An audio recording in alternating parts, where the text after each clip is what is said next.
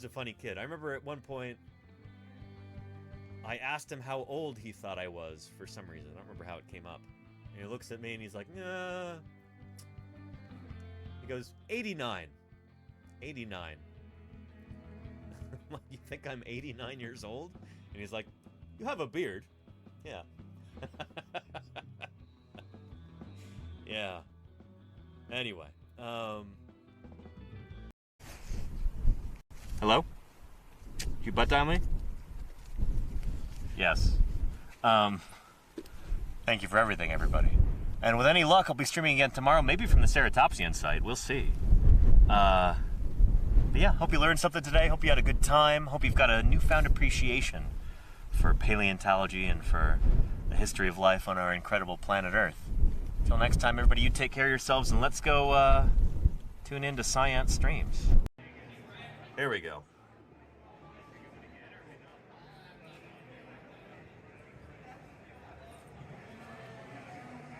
This is at the reception at the Minnesota Science Center on Wednesday night.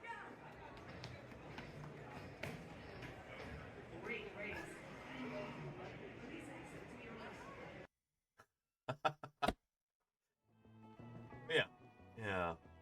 That's not even the animal moving that fast. It's not sprinting at 40 miles an hour or anything.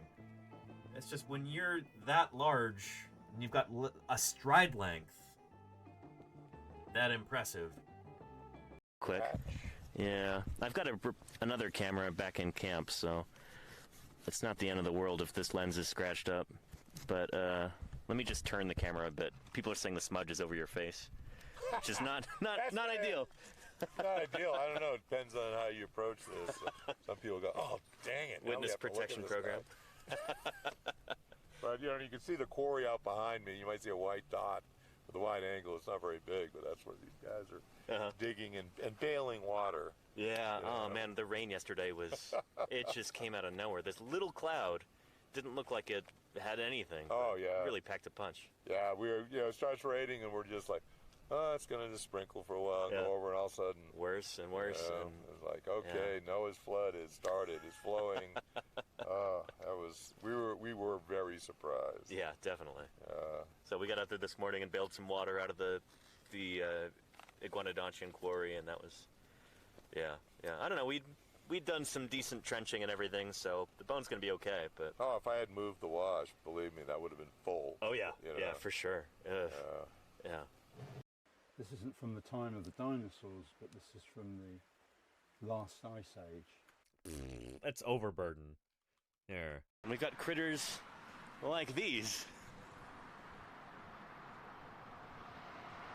We've got, maybe that's supposed to be a young Camarasaurus or Haplocanthosaurus. I'm not sure who that's supposed to be. Maybe it was supposed to be Brontosaurus back in the day with that boxy Camarasaur type skull. Really spectacular. We've got Ceratosaurus up there. The Lenina and gifted Stegosaurus down here. Subscription.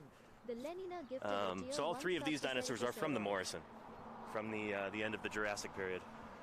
So this is a pretty famous sculpture. I remember seeing pictures of this in books when I was a kid. I had a United States Dinosaur Travel Guide book that I think may have been put together in association with the Travel Channel. But I read that book cover to cover I don't know how many times when I was a kid. And this is one of the really prominent pictures in it. Okay, let's go stand over on the side somewhere so we're not blocking traffic as much. Oh, I know exactly who you are. Oh, yeah? Hold on, the paleontology guy. That's me? Yeah, I follow you. You do? I really do. I swear to God, bro. No. Let's look at the followage. I was trying to stream snipe somebody else, but since you're here, hold on. No, paleontology guy, right? Yeah. Just search paleo and I come right up. That's me at the top. Yes, bro. Watch. I'm not. No cap. No. I'm sorry to. No, you're great. I'm sorry to distract. We're streaming right now. This is Oh my God, bro. No way, bro. I got to do the followage. I just want to see. And I'm riding on a dinosaur right now, Trek Nerd. This is the only dinosaur they had available, you know? When life gives you chickens, you ride a chicken, even if it's a male one.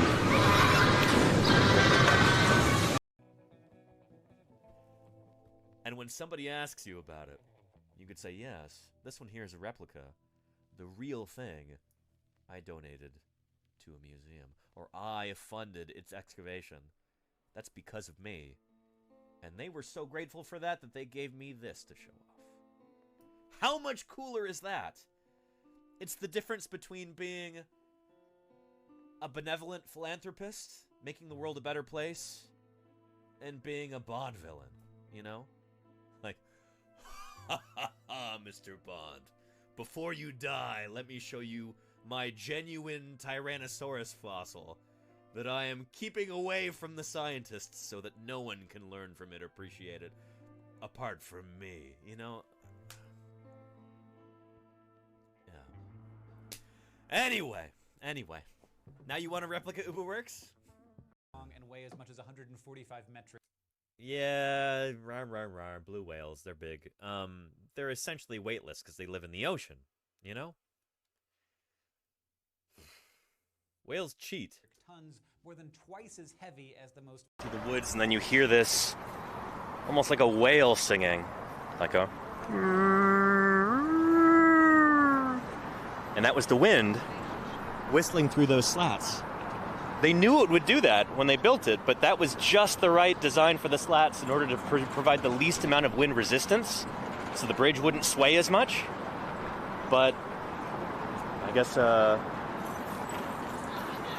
know, kind of a side effect of that is you get the sound. Fascinating stuff. But yeah, and Grammar Nerd says, thoughts on geology in relation to dinosaurs. It's offered as a course at a university I might switch to. Geology is maybe the most important thing that you can study if you want to get into fossil science. Paleontology itself is kind of a weird amalgam of biology and geology. I'm a little bit more on the biological side of things, but many of the best paleontologists I know started off as geologists, started off in geology, and geology is extraordinarily important to fossil science.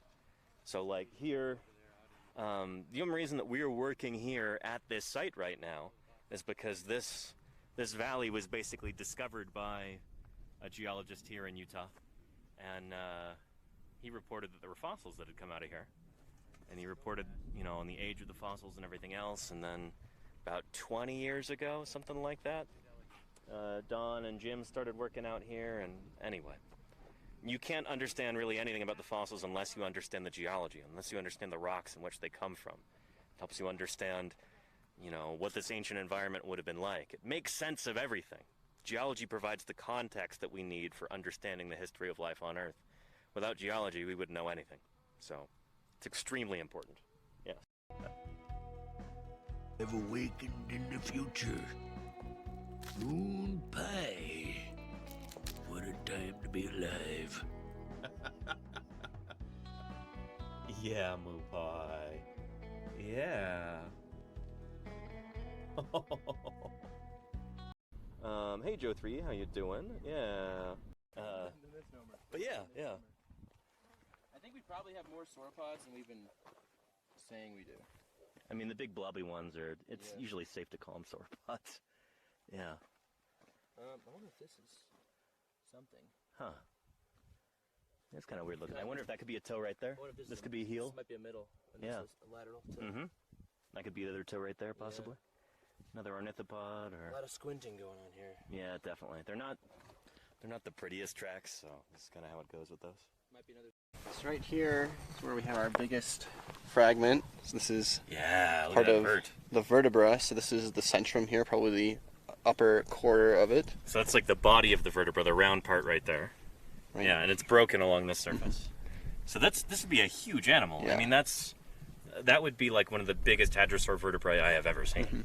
This animal would be huge, like maybe T-Rex sized, like approaching like maybe 13 meters, like 40 feet long.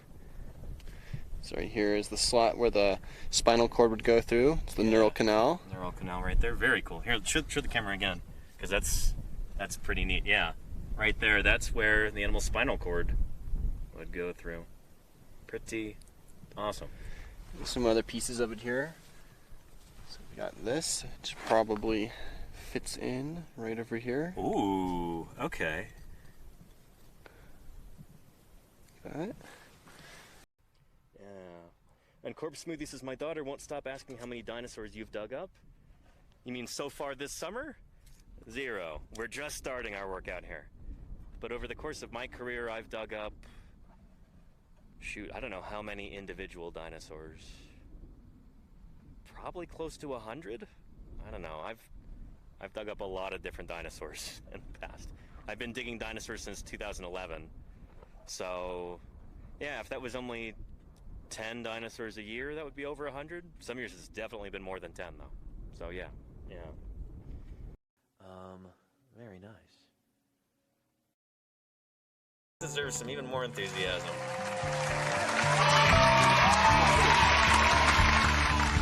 That's so neat. Wow, let me see if I can match the pose. Dino news. Somebody clip that. Dino news. Dino news. That is so cool. I don't even know what to say. So imagine a world without grasses, basically. And prior to the early Cretaceous, you go back to the Jurassic period, no flowers. A world without flowers and without grasses.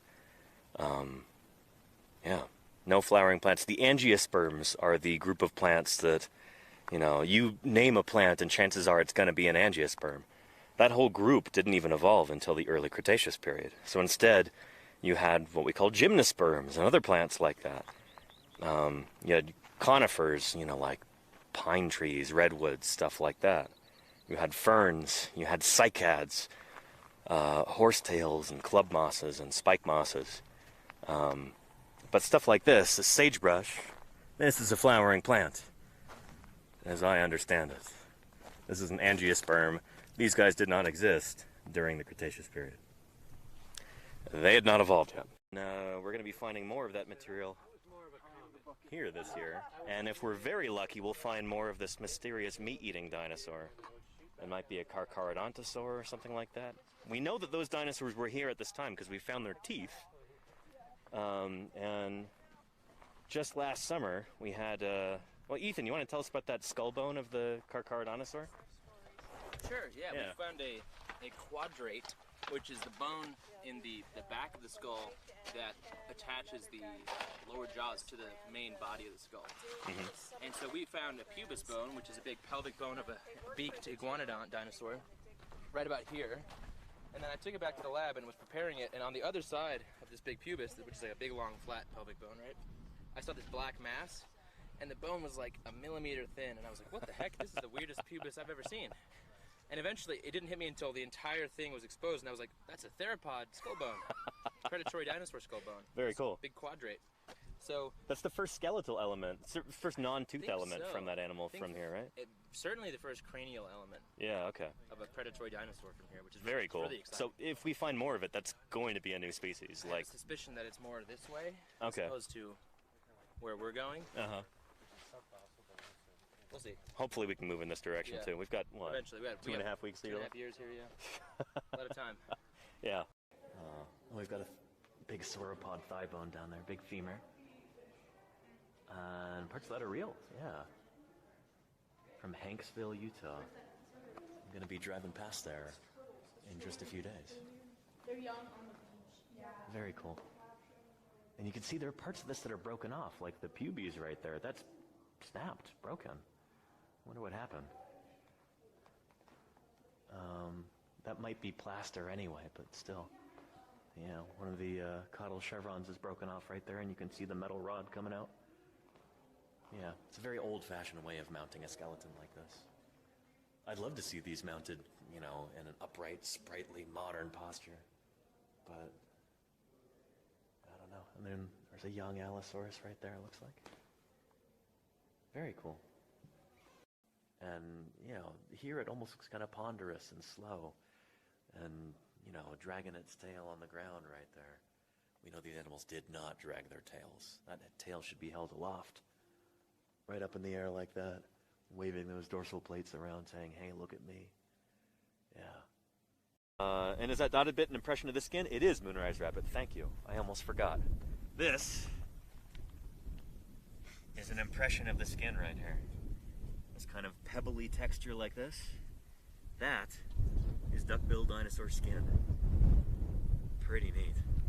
These guys must have had such tough skin in order to have it be preserved like this.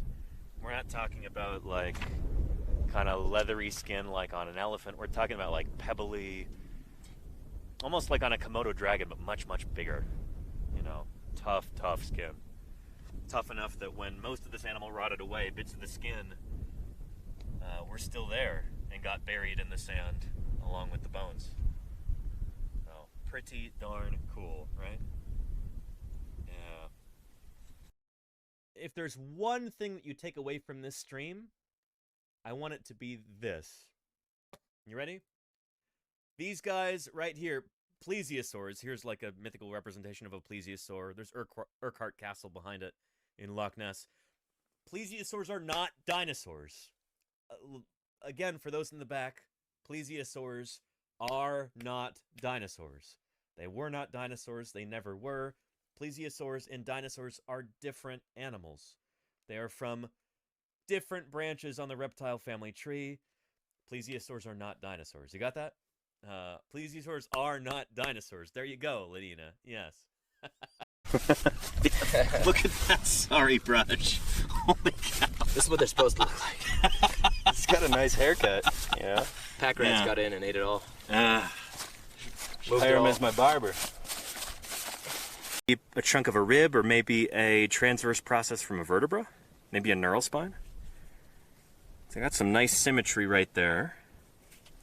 But yeah, very nice. Exactly where we'd expect to find it coming down from up there. Yeah, nice. Wow. Finding dinosaur bones live on stream. Yeah. Beautiful. Fossil hunting looks chill, says my shout. I don't know if that's quite the right adjective to use. So chill. I just like dig rocks all day in the heat, dude. It's just like chill. It's only like 106 degrees out right now. Yeah, dude. I mean, just come out here, dude, and just like put your feet up, just chill out, and just get bones all day, dude. It's just like not that bad, dude. They look like right at the beginning. Might be kind of tough to pry here.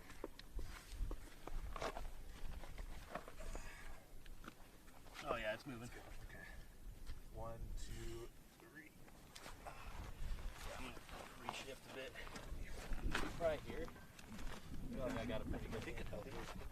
We could probably just put it in hands. All right, ready? Yeah. 1, 2, 3. Watch your foot, Spencer.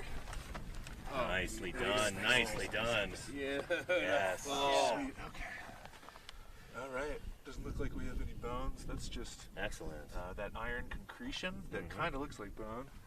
That. I'm not sure what that is. That looks like plant material, I think. So yes, a successful flip there. Very nice, guys. Very nice. I think this is appropriate. Yeah. Yeah.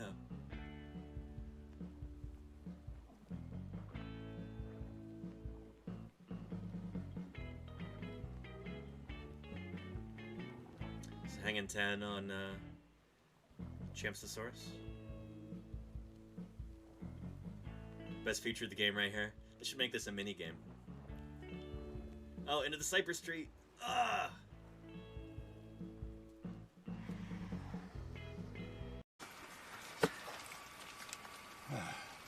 Okay. Ready, and go. Nice. Very nice. Textbook. Yeah. There was a partial skull, I think, from the 1970s and 1940, but it wasn't very good. And then in the 2000s, they started to find one or two nice, complete skulls of Thescelosaurus. And they found that it looked really quite different from Hypsilophodon. It had like a long, pointy snout and various other features that mark it out as being quite distinct. So a number of years ago, let's say 3 years ago, actually, no, it was pre-COVID, so it would have been about 2019 probably. We climbed into the pit and we got out our saw and we sawed the head off the Thescelosaurus. And I tell the kids, as is traditional in Britain, I put it on public display. On a pike, yeah.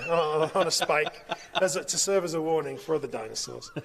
And we got a cast from a tree mold of a nice reconstruction of the real skull and stuck it on there.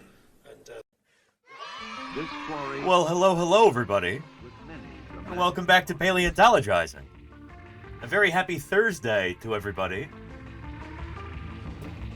It's Thursday birthday today, and I completely forgot. We may or may not be holding Thursday birthday because we've got some more pressing matters to attend to today.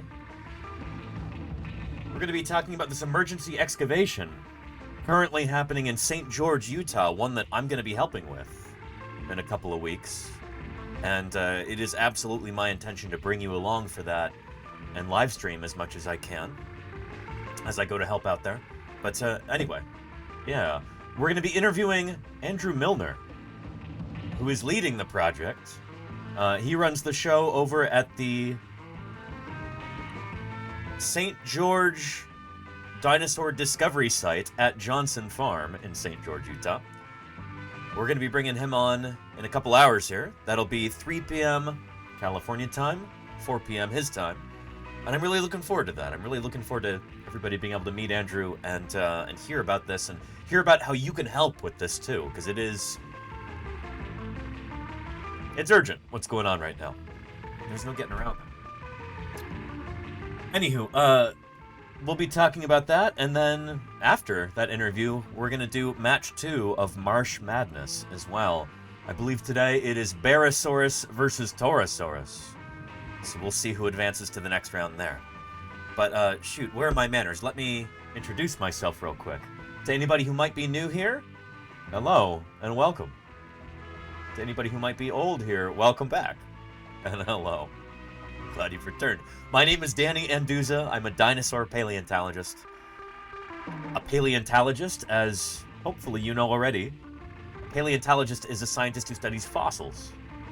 That's the preserved remains of ancient living things in the rock record. Fossils go back over 3 billion years into Earth history. Well, actually, yeah, something like that. Multiple billions of years. I'm not sure how old the oldest incontrovertible fossils are right now. It's sort of in dispute. Anyway, the point is, fossils are all kinds of different critters, different organisms.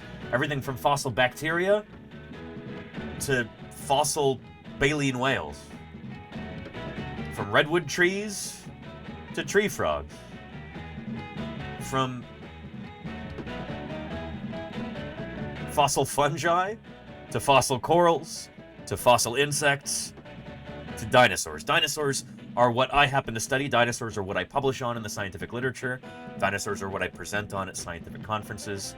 Dinosaurs are what I talk about 4 days a week, usually here on Twitch. And dinosaurs are what I dig up during the summers. You probably saw some clips already in that kind of cold open dealy. Some clips from previous streams of me digging up dinosaurs live in the field, and really looking forward to doing that again this summer, and also in just a couple weeks in St. George, Utah. I'm going to be going out there. I've got to figure out the exact timing of this. Might even be talking with Andrew a little bit about that today during the interview. We'll see. As a live broadcast, anything can happen here. And you can ask whatever questions you would like. That's the whole point of these streams, is to do science outreach. To be able to give you an inside peek into how paleontology works. These streams are customized, rather, to your interests, to what you're curious about, to what you might be confused about, to what you want to hear about. There's an aspect of live interaction here that makes Twitch really special, and it's something that I'm currently neglecting. Let me catch up to the chat. But hello, everybody. It's wonderful to have you here. Let me scroll up to the top. I believe Matt M33 and Kodali were very early today. So were Claire Burr and Fall Machine, I think, and the Lenina. I apologize for being a little bit late today. I was, partly getting this background ready, and then also setting up the interview with Andrew, and just trying to work on some kind of background stuff about,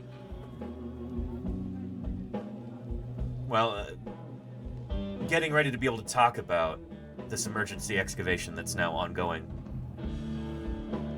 There's a lot of logistical stuff I got to figure out there. But we're working on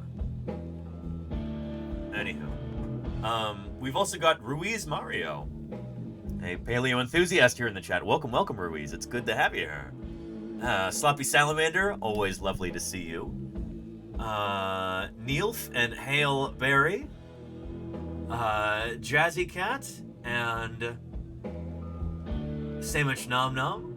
Charlie's Dragon, Swims with Whales, Pothok, Xeno Bambino, Hogan, Golganek. Always wonderful to see you, Golganek. I hope you're having a lovely day.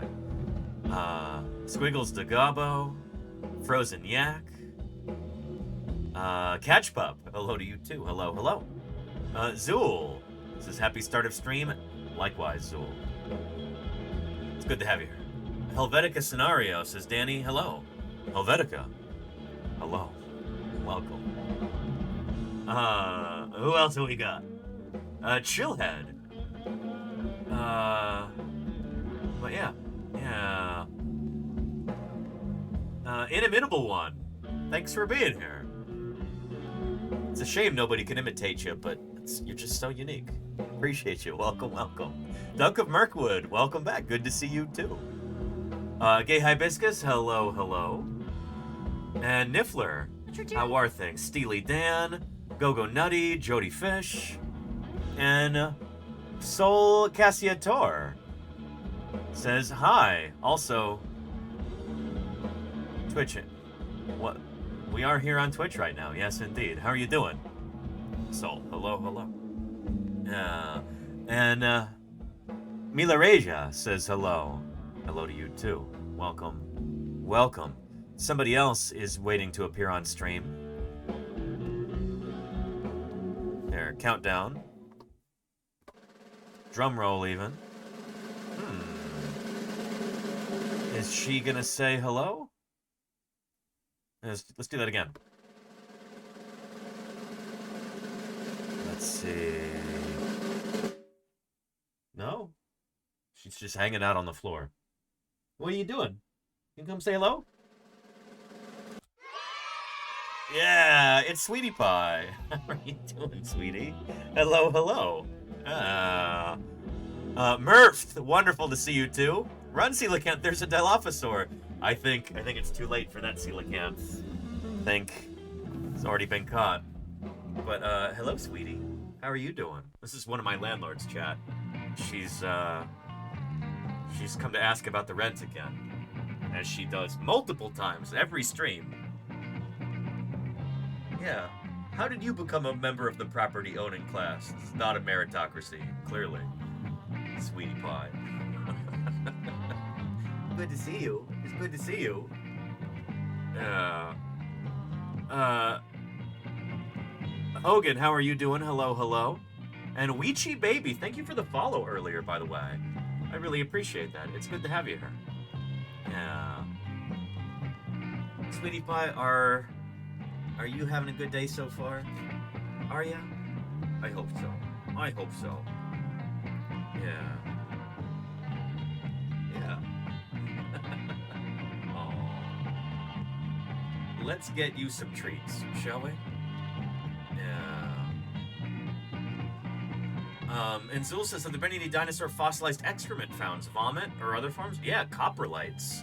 Fossil dung is, can be remarkably informative. We can talk about that for a little bit if you'd like to. And that even ties in with our interviewee today. He's co-authored some papers with one of the world's most famous researchers on fossil dung, coprolites. So yeah. Salamander says, can't believe you live with members of the landed gentry, Danny. Well, you know.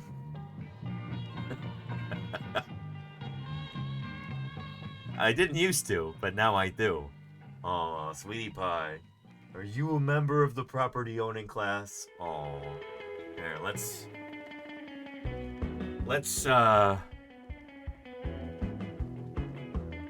I guess let's reward some rent-seeking behavior here.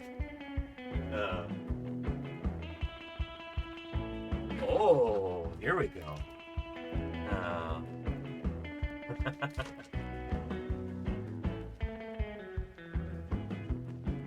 There we go. Look at all those. My goodness. Yeah.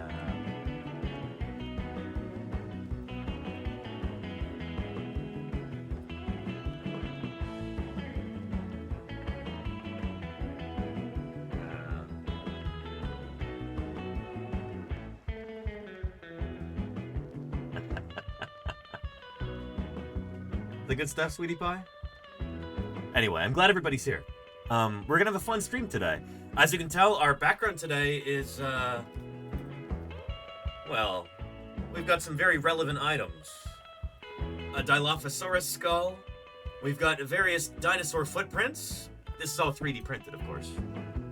Dinosaur footprints. I think we've got some, Gralator and...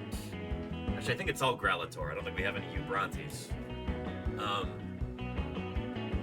A coelacanth. We'll be talking about coelacanths too, including with Andrew Milner when we bring him on.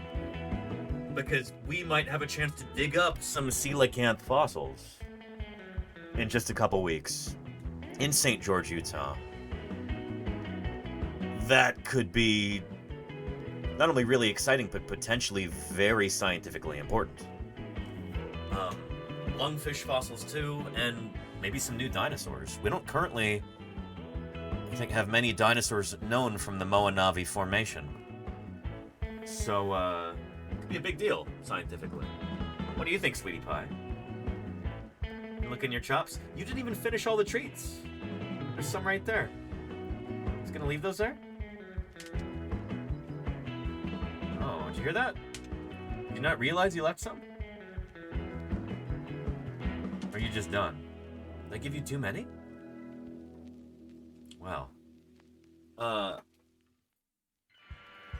It's good to have everybody here.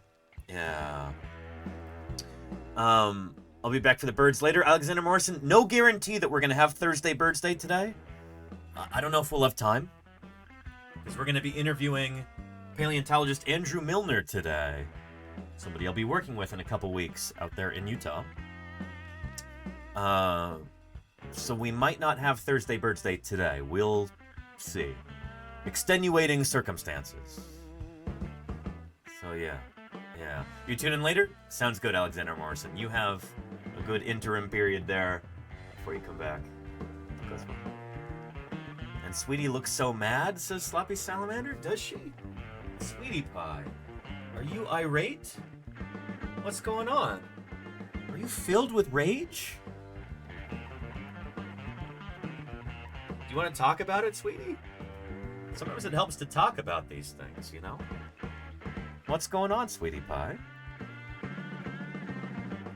What is it? She might be upset about the state of science funding in this country, which has certainly got me worked up lately. I appreciate everybody talking with me about that on Tuesday. I'm glad we finally got to discuss that. I know I'd been putting it off for a while, and, yeah. Anywho, the disdain is real, says Mustache Mike. Yeah. Yeah, oh, sweetie pie, it's okay. I'm here for you, okay? Yeah.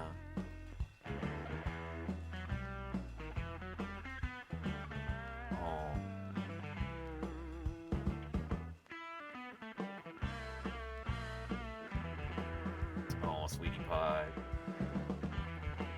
What's going on? And what happened with Utah Paleontology? Oh, yeah. So, Dino Wolf, there's a... Dinosaurs are kind of funny, I mean, you know. Oh, hang on. Soul Cassiator, thank you for the follow. Sorry, we don't have the alerts on in this scene. Let me turn it back on. There we go.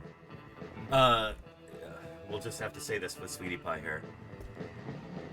You know what, Sweetie Pie, I'm gonna ask you to move. Is that okay? Mind scooting? Thank you. This is serious. right now, there's an emergency excavation going on in St. George, Utah, at a really, really important fossil site. So at the St. George Dinosaur Discovery Site in St. George, Utah, there's an incredible assemblage of different kinds of fossils. Trace fossils, like footprints of dinosaurs. The swim traces of dinosaurs swimming in an ancient lake and leaving kind of scour marks on the bottom of the lake with their pedal claws, their toe claws. There's resting traces of dinosaurs sitting down on the banks of this lake on the shore. And then there's traces of all kinds of other organisms living their lives there too. And nearby there's also, at the same site basically, lots of body fossils of different organisms. Bones of dinosaurs, bones of fishes, whole skeletons of fishes. The remains of all kinds of ancient invertebrates. So things like crustaceans, things like mollusks. It's this wonderful snapshot of what this environment looked like about 200 million years ago at the beginning of the Jurassic period.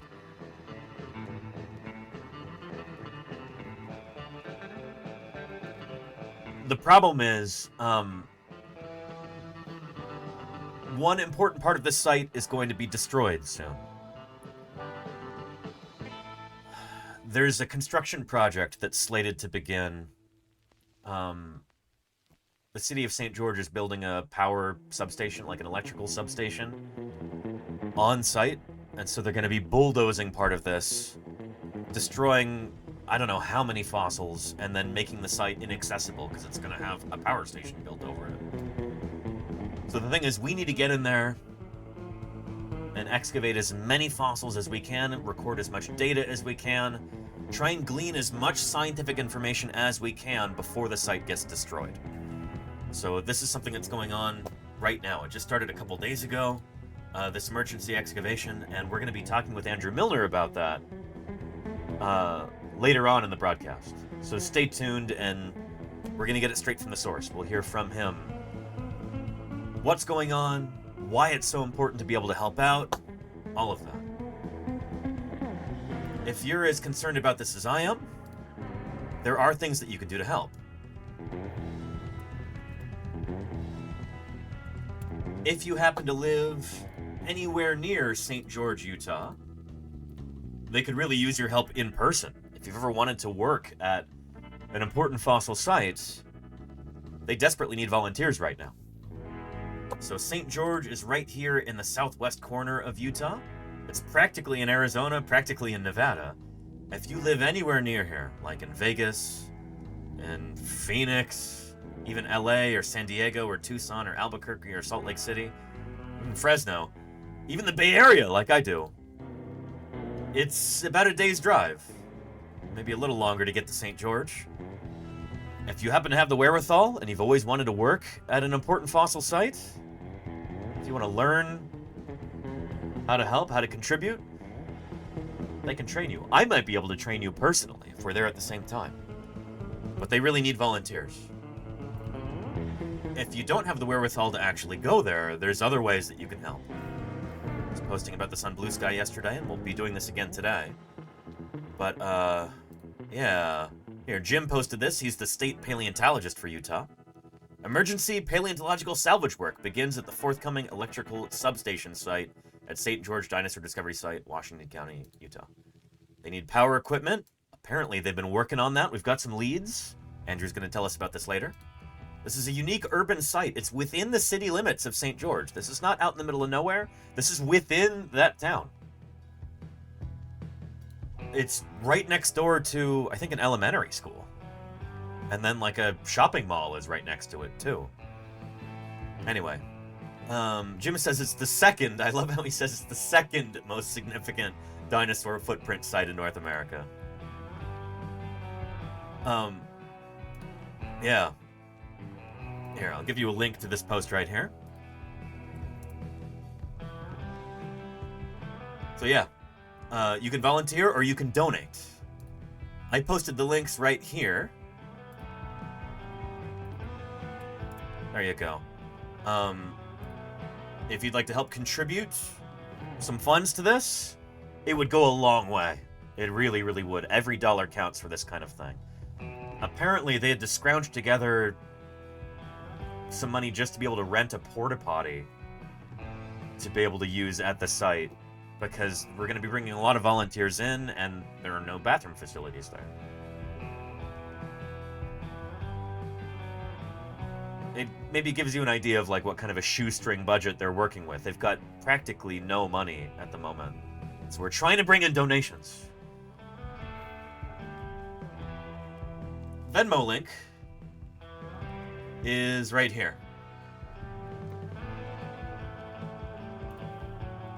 There it is right there. If you have Venmo, and Andrew Milner is leading it. Yes, Vanpax. Yeah. So anyway, how much would be ideal? I mean, we're looking to get, I don't know, $5,000 or $10,000 or something total. That would make our lives so much easier. But every little bit leading up to that helps. They're also working on getting an Amazon wish list together. Here we go, and it looks like we might have that now. Excellent. Yes. Here we go. This is just within the last few minutes. We've got an Amazon wish list right here. Just shared it in the chat for you. There we are. Here are some different supplies that they really need for excavation here. If you'd like to, if you want to help out in a direct material way, here are supplies that they need right now. These will be shipped directly to the museum, as I understand it. Things like plaster bandages for being able to jacket important fossil specimens. You know, the gypsonas that we use in the field. If you're a long-term viewer of this this channel, you'll remember those gypsonas that we use in the field for making those protective plaster cocoons, what we call field jackets, for safely getting the fossils out of the ground without crumbling into a zillion pieces. It's an essential tool, and they don't have that right now. You can help them by purchasing them. Chisels, picks, hammers, mallets. We were talking about this yesterday. Scratch-alls like this. Rock hammers. They're going to be adding some more items here too, but these are the highest priority right now at the moment. So, again, and there you go. Thank you, Claire Burr. Claire Burr, you are fast. Holy cow. Putting together that that command. I really appreciate it, Claire. Holy cow. Yeah. It's what I do. I appreciate you for it, Claire. Thank you. So yeah, this is excellent. Here, let me reply all right there.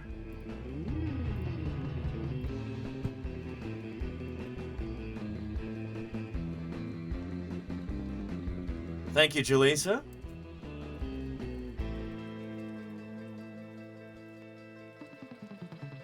I've just shared the link with my audience.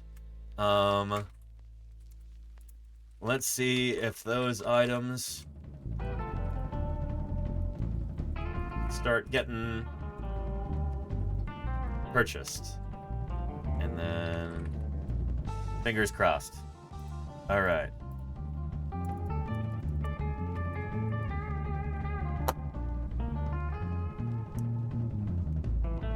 Excellent. Yeah. Tried to click on the Venmo, but it didn't work, says Dino Wolf. Interesting.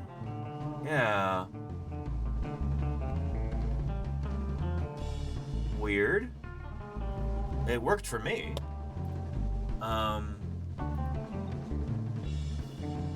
Yeah. I don't know why it wouldn't work. Where's the email to contact them? Contact who, Claire? What do you mean? And Azul says, can volunteers show up for just a day of digging? Or do you need advanced knowledge of volunteers? A day is not ideal, but it's probably better than nothing. Yeah. It might take a few hours to actually, like, kind of train you in how things work, but that's my assumption. This is me speaking without a ton of information right now. Yeah, stay tuned there,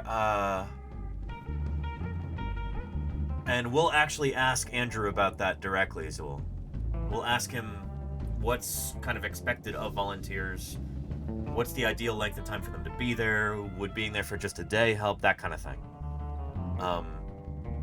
We'll ask him directly. Yeah. And the folks to volunteer for, says Claire. I'll give you that link. Yeah, or that email address.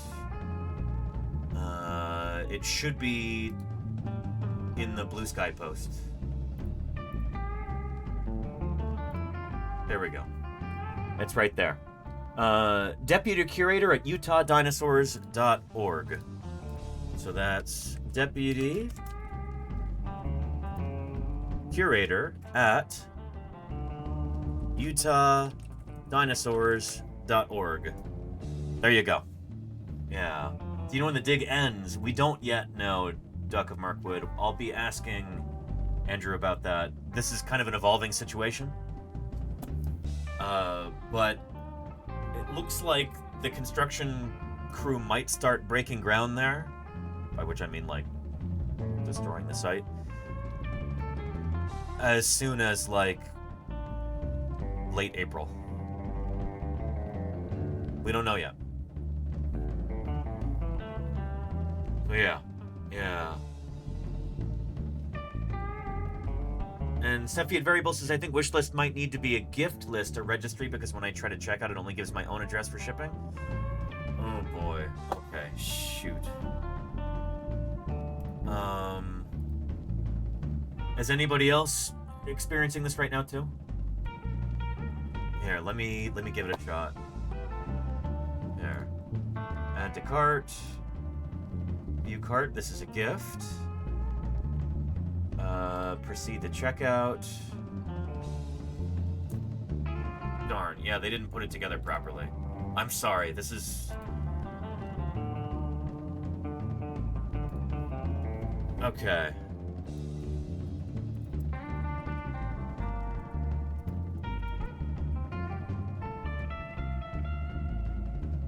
Looks like the settings for the wish list aren't correct. Can you change... Oop. Message from Danny. Okay, ignore. Gmail. And notifying me of emails that I've just sent. Like, oh, you just sent an email. Thank you. I don't need to know that.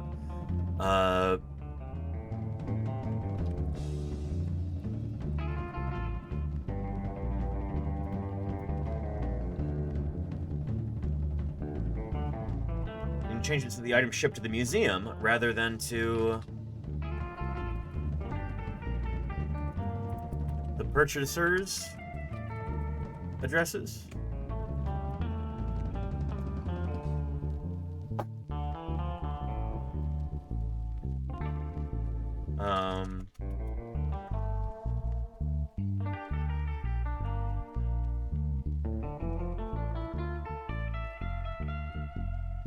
My audience is trying to buy stuff, but the...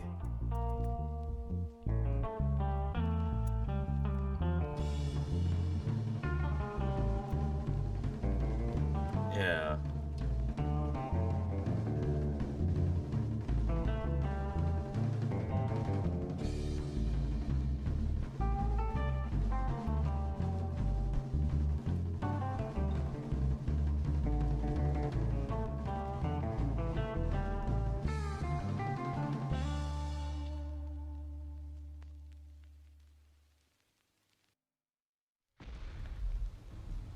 Sense. Okay.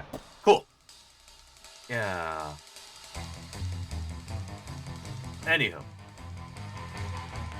And Duck of Mercury says, I'm literally going to try to request time off. I want to help. Really appreciate that, Duck of Mercury. I really, really do. Thank you.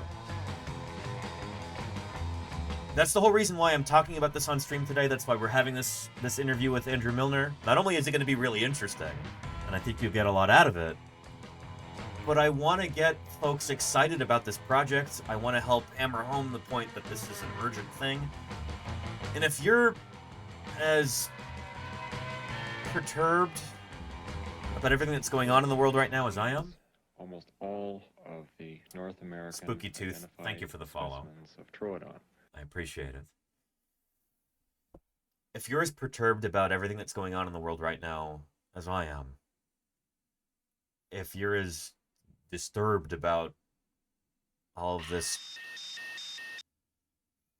cutting of science funding and the dismantling of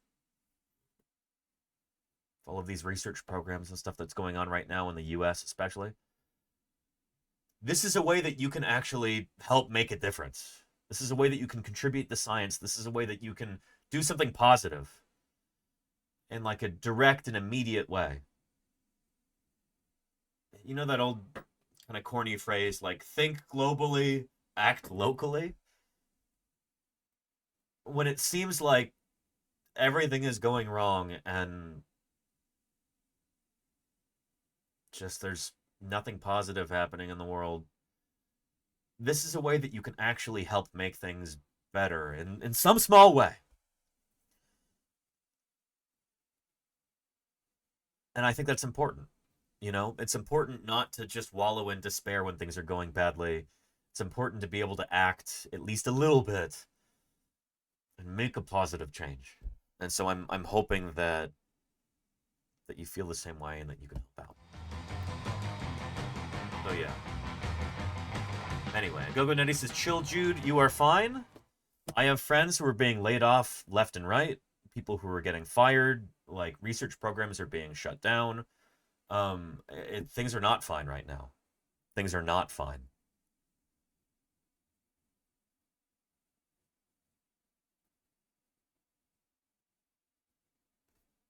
They're not. I'd be lying to you if I said that they were, you know? This is not me being frantic or hysterical.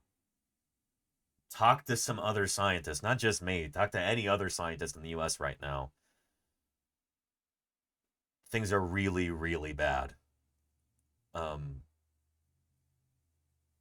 Yeah. Yoganetti says, sometimes it's comes. You're our good dude. No. Things are not okay. If you think they are, I'm sorry, you're incredibly naive. Wake up.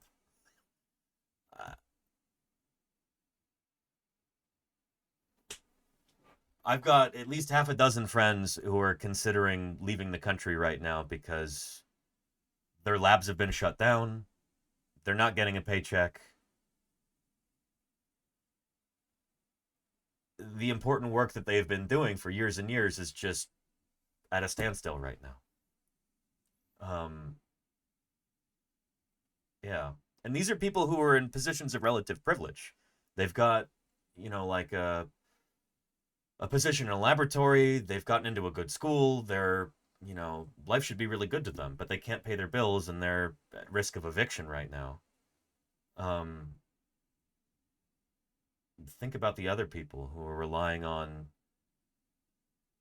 public programs to be able to feed their children, and those things are being cut. Think about the people who they're worried that they're going to lose their health care. Think about the people who are worried that they, as human beings, are about to be outlawed and thrown in prison. Like, this is serious right now. And if you don't get that, I don't know what to tell you, you know? Look at the news. Talk to folks in real life. Go touch some grass, you know? Oh, yeah. Anywho, I'm in a position of tremendous privilege here, being able to... I do this full-time. You know, I stream full-time. I'm able to do science outreach full-time and make my living doing this. I can speak out and not be worried about a boss firing me or something. if you're getting all of your news from Twitch and from people playing video games on Twitch, you're not getting the full picture. You know? Anyhow. Yeah. Anywho. Yeah.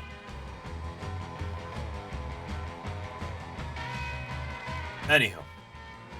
Displacer. In the world looks like a half-plucked turkey and walks like a pot-bellied bear. Thank you, Displacer. For the tier 2 sub, 19 months now. Really appreciate that Displacer. Thanks for keeping me here on the air with your support. It makes big difference. I appreciate it. Anywho, let me check my email. I'm gonna have to keep checking my email like this again and again.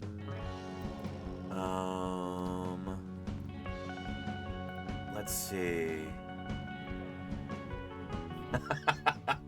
We do have some good news here. And, so let me share that real quick. There's a business that's actually stepped in to help donate some funds. I've never heard of this before, but Andrew sent this to me. Tag and Go. Does anybody have this near where they live? Have you heard of this before? They're like a car wash chain, I guess? They have contributed some funds to this project. This looks like it's probably in St. George, Utah. Look at those red rocks behind it right there. Yeah. So Andrew, when I talked to him on the phone earlier today, he said, is it okay if we mention their name on stream? And I said, yes, certainly. Shoot.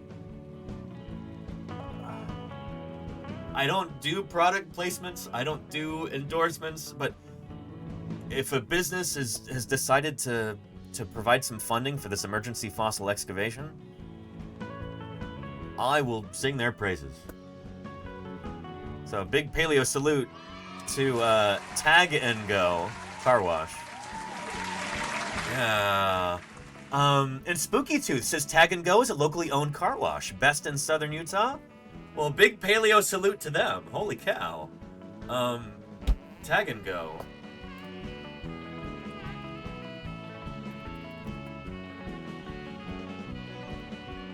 Yeah.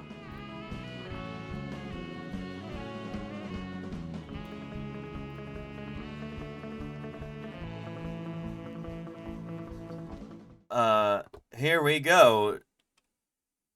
Tag and Go. Thank you. Thank you.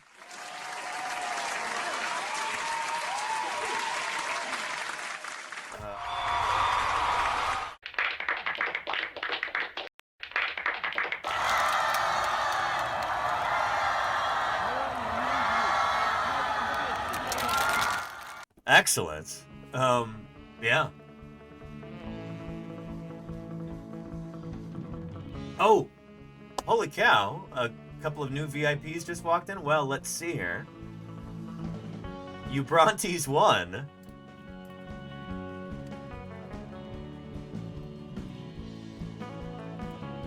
VIP right there. And Spooky Tooth says, we are really proud to help the museum. All right. Phenomenal. It's wonderful to have you here. Holy cow. I'm glad to make your acquaintance. Is that perhaps Hunter and Jaleesa?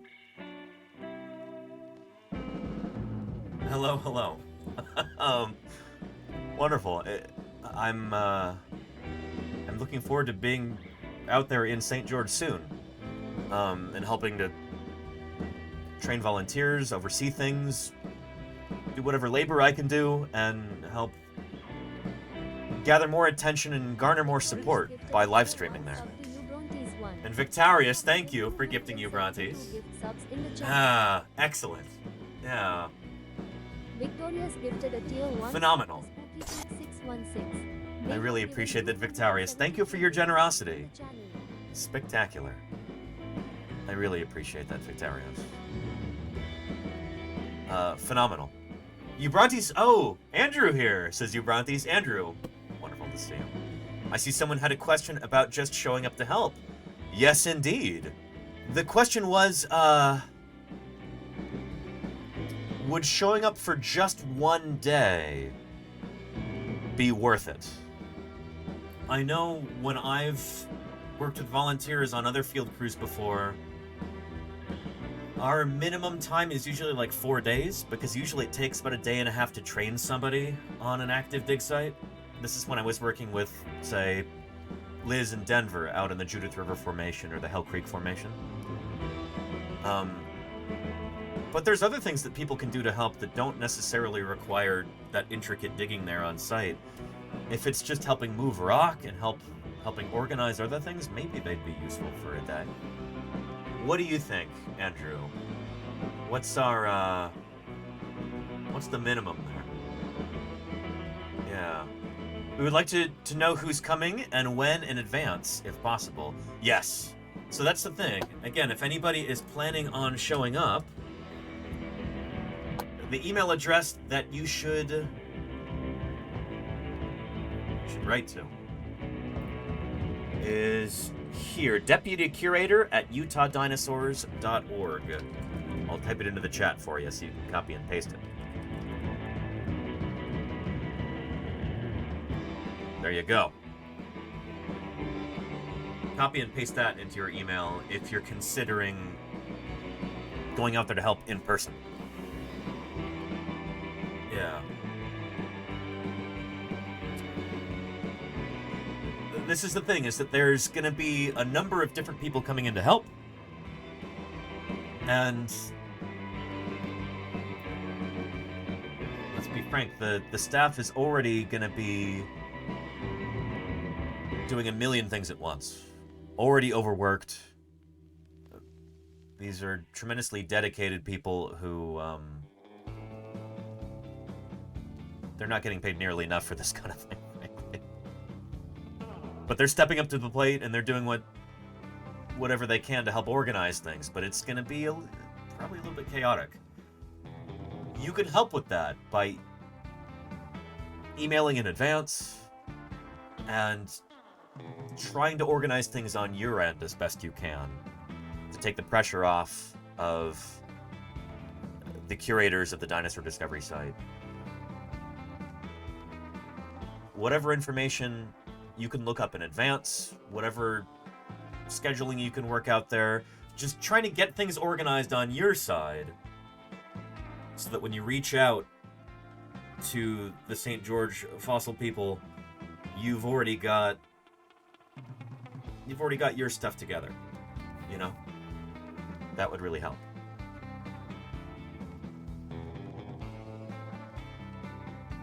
Anyhow, yeah.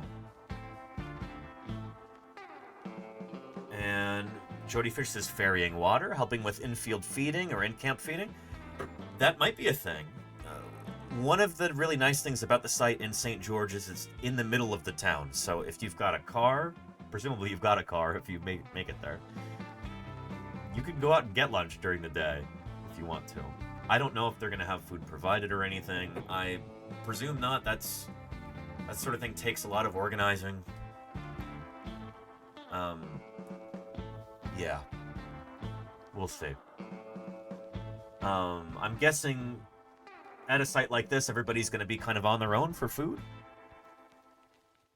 And I don't want to make any promises on behalf of the museum or anything. That's not my place to do.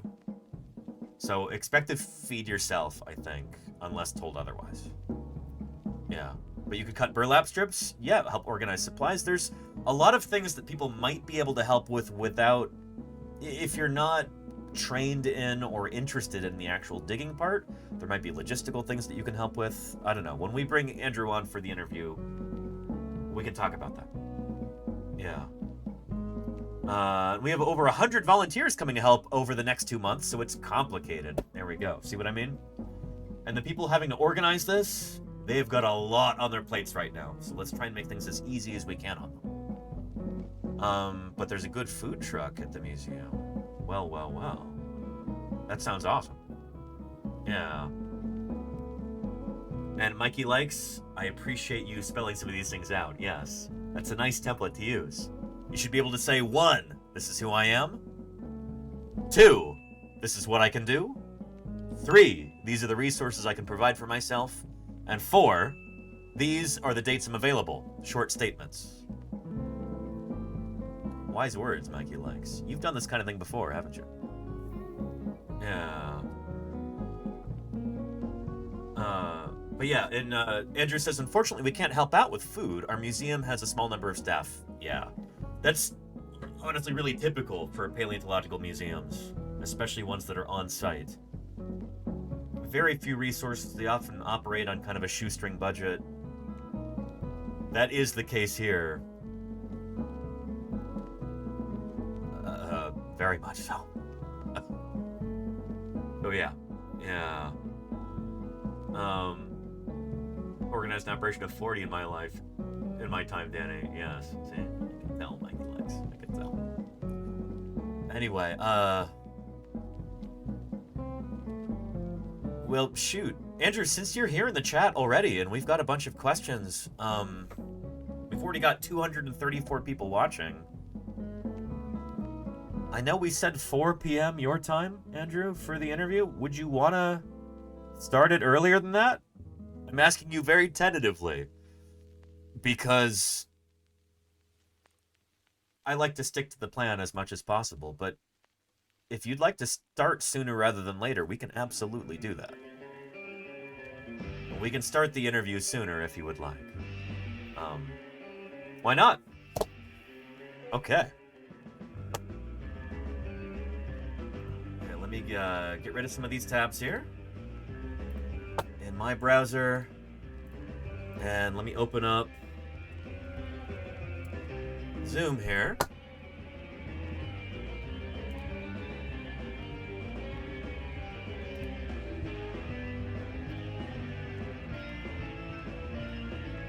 And let me email you a link to this real quick, Andrew. Maybe I could just modify the existing one, actually. Edit. So that the same link will apply.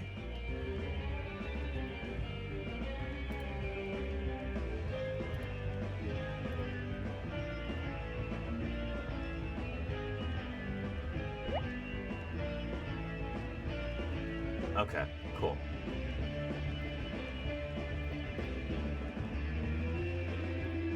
So that same link should work right now, Andrew. I've just adjusted the time on it.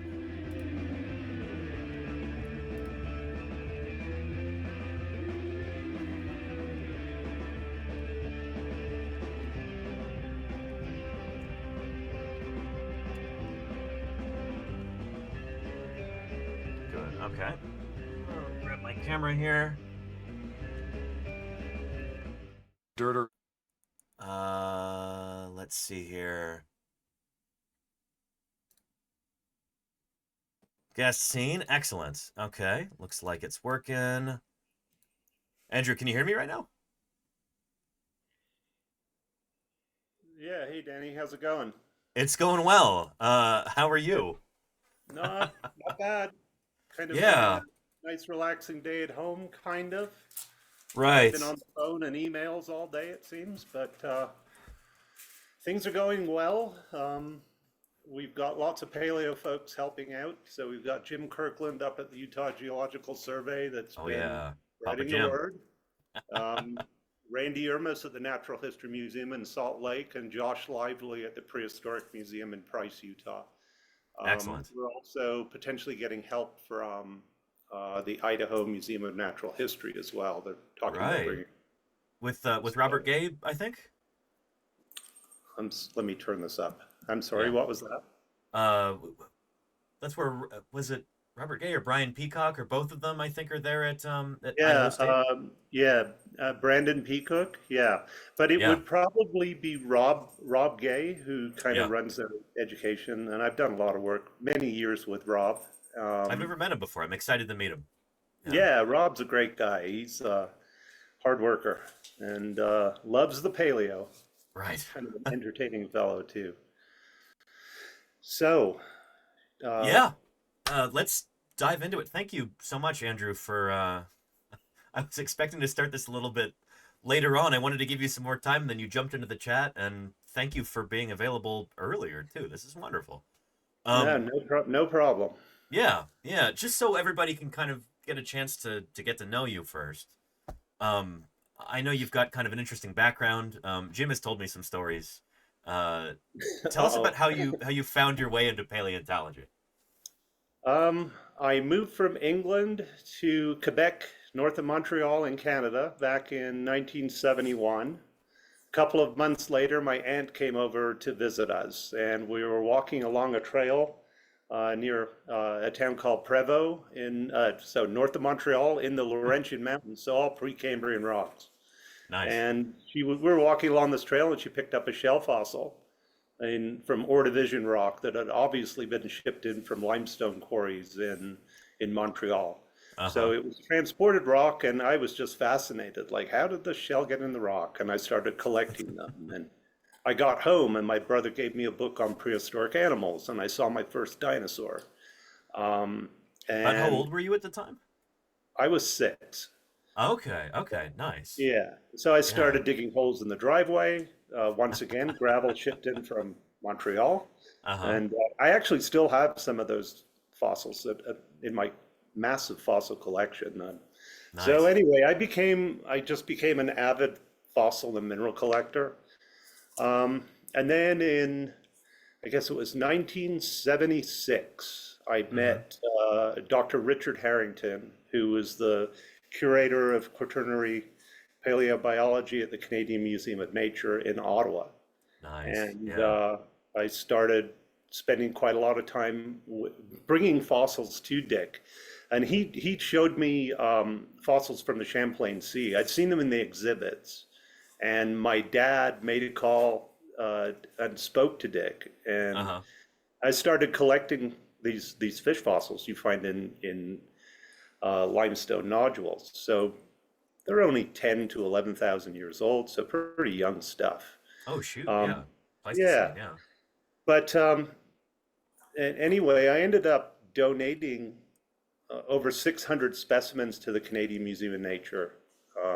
And they included a complete leopard frog skeleton with bug and with beetle and fly parts in the gut, a seal skull. Very cool. The furthest inland an Atlantic cod has ever been found in North America, which was found west of Ottawa on the Quebec side of the Ottawa River. So I'm still fascinated with the Champlain Sea. I have thousands of specimens. I've since made bigger donations. Anyway, so in 1988, Dick hired me on after this donation to start processing the collections, processing their historic collections that were collected in the late 1800s and early 1900s. So that was pretty cool. And also processing their collections and looking for new sites. And I ended up finding a whole bunch of new localities. Then I got a phone call in '89 from Dr. Desmond Collins at the Royal Ontario Museum asking me if I wanted to go and dig at the Burgess Shale. So I said, hold on a second, I'll call you back. So I went and spoke to Dick, and he's like, you can't pass up an opportunity like that. No, so shoot. So within a month, I was on my way to Calgary to go dig the Burgess Shale for my first season. I ended up working there. Right? I ended up working there. Sorry, what's that? Yoho National Park up in British Columbia, right? That's where the Burgess Shale is. Yeah. For anybody, so a lot of our audience here is not necessarily super well acquainted with paleo. That's one of the reasons why Twitch is such a cool medium for science outreach. Is like we're reaching new audiences who they're not necessarily super well versed in fossils. So for anybody who's unfamiliar with the Burgess Shale, who's watching right now, this is this incredibly important assemblage of fossils that kind of represents like the Cambrian explosion, when you get all of this incredible menagerie of different animals that are first appearing in the fossil record, and it's one of the world's most famous and frankly scientifically important fossil sites. So getting a chance to work there is, I mean, how did that feel? Very special. Yeah. This is also the reason why at the age of 21 I have a very bad had a very bad back, and I still do. Yeah. They call it shale, but it's more like slate, and it pops out in massive blocks. So it's really hard work. But the fossils are spectacular. You know, you usually don't find sites with soft parts preserved and things like this. And the Burgess Shale is famous for that. I'd say every year we probably, you know, anywhere between 5 to 15 totally unknown animals would turn up while we're quarrying. New to science. That's so cool. Yeah. So there's a lot of critters that are sitting in drawers at the Royal Ontario Museum still waiting description. Anyway, these fossils are around 520 million years old. I worked there in '89, which was a lot of fun because it was searching for new localities. So a lot of hiking around in the mountains, helicopter flights, sleeping in some of the craziest places you've ever seen. There's one locality called S7 on the side of Mount Stephen. We were camped on a tiny knoll about the size of my house. You know, you could fit a cook tent and 3 sleeping tents. And of course, you don't want to get too close to the edge. Actually, one of the first questions Des asked me is, "Do you sleepwalk?" And you can see why. I mean, 800 Might be a death sentence, yeah. Yeah, and we can hear rock falls all the time coming off the mountain. It's spectacular. Anyway, my final season was in 1995. We reopened Walcott's Quarry, which was the original quarry. So it was discovered by the former director of the Smithsonian, Charles Doolittle Walcott. I've kind of been following him around. Actually, Walcott worked for John Wesley Powell when he was traveling the Colorado River, and Walcott measured a stratigraphic section up a gully called Kanab Wash, and he followed it up from the base of the Grand Canyon, and he measured a section all the way up through Kanab, further north to a town called Alton, which is in the Cretaceous. So he measured from the Precambrian all the way up to the Cretaceous. It took him a couple of years.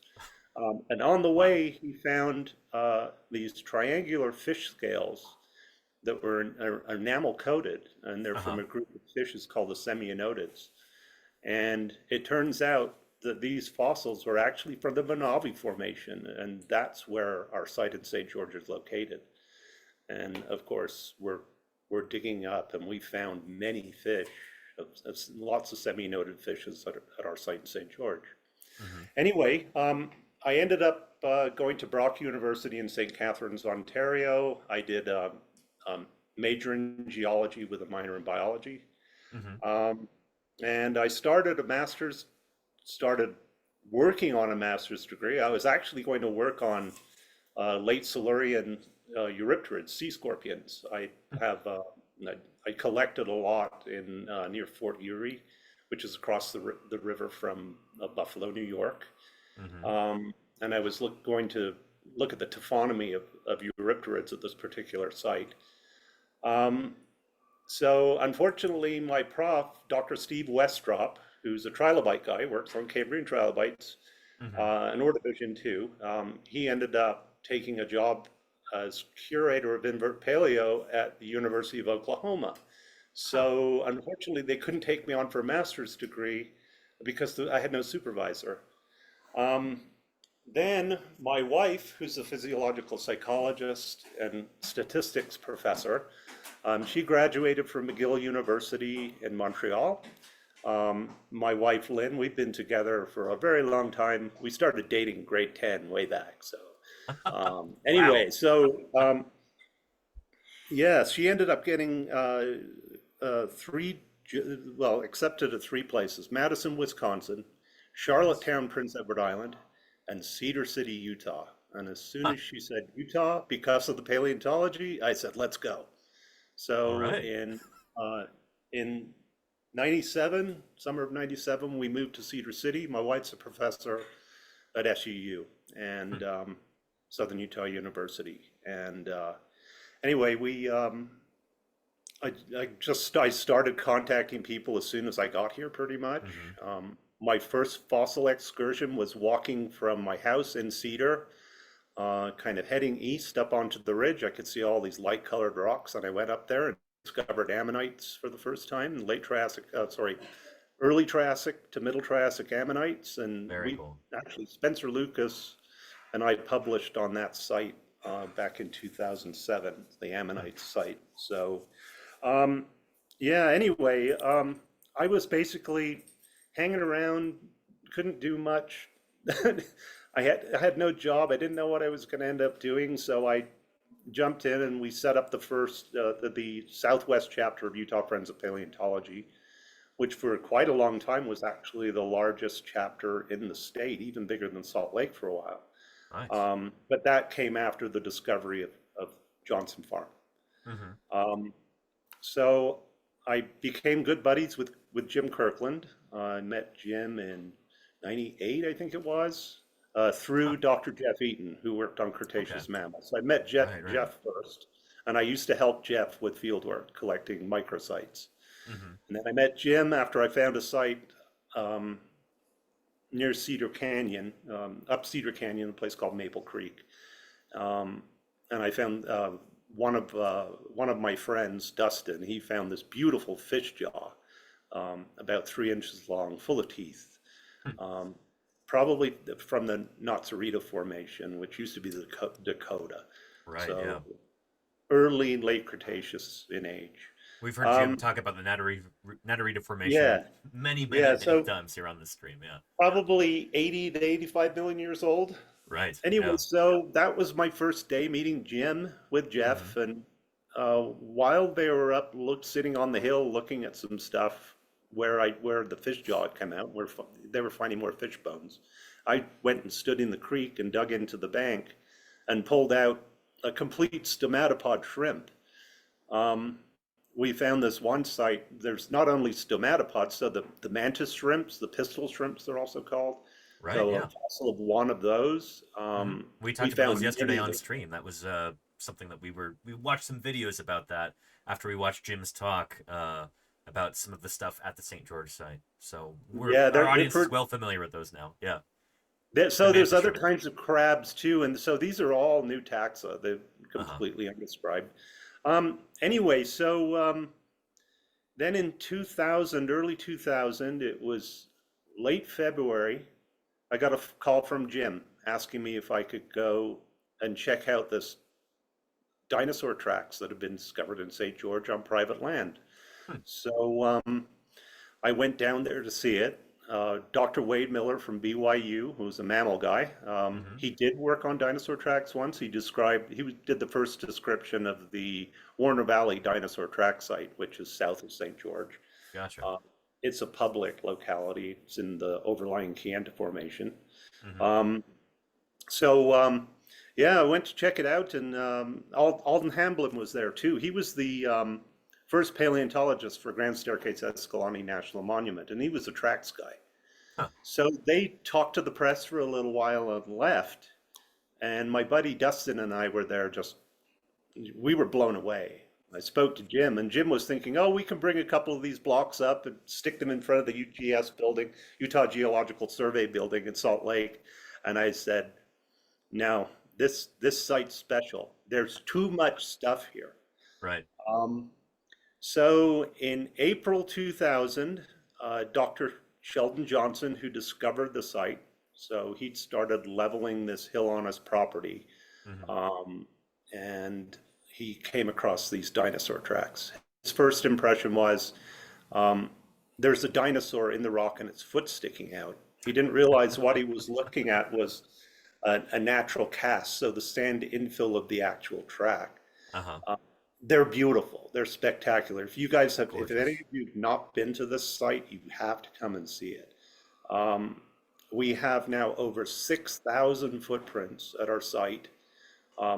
Over 1,200 of them 1,200 are preserved in the in-place track site that the museum's constructed over, which we call the top surface track site. So again, jumping back in time here, April 2000, Dr. Martin Lockley, Jim Kirkland, lots of volunteers came to the sites to start excavating. And what we started doing was flipping over these giant sandstone blocks. The largest ones are up to 12 tons, so really big pieces of rock. Sheldon was using his own track hoe to flip the stuff over. So we were mapping the position of footprints on the underside of the blocks. And then we realized, okay, there's footprints all over the top as well, over the top surface of this sandstone bed. And like I said, we mapped over 1,200 footprints on that one surface now. On the south side of Riverside Drive. The sites, of course, continue across the street to property that used to belong to a man named Darcy Stewart. Anyway, so yeah, it was just such a big site. We're talking 2 acres on the south side of the road originally, and rock spread all over the place. And then across the street, it was, at the time, it was all just natural badlands, totally undisturbed. Since then, they've started ripping down the hill. So late 2000, early 2001, they started removing rock from across the street for landfill underneath the Washington City Costco and Walmart. So they were using it for fill, and somebody reported that they saw fish fossils there. So I went down to check it out. I came across a rock lower down in the hill, so very close to the road, and it had these 3 parallel scratch marks across it. And I knew right away that that was made by an animal, so I picked it up and I took it over to the museum, which was just a small roof constructed by Sheldon Johnson without a permit, just to try and protect the rocks. The city then put up a fence around the site, realizing that it needed some protection because visitors were just showing up in droves. Just walking away with things, right? Too. Yeah. I mean, that's something that Jim was talking about in the talk that we looked at yesterday. Yeah. So, and anyway, so we did find lots of fish fossils and fish remains across the street, including these structures we called fish sticks.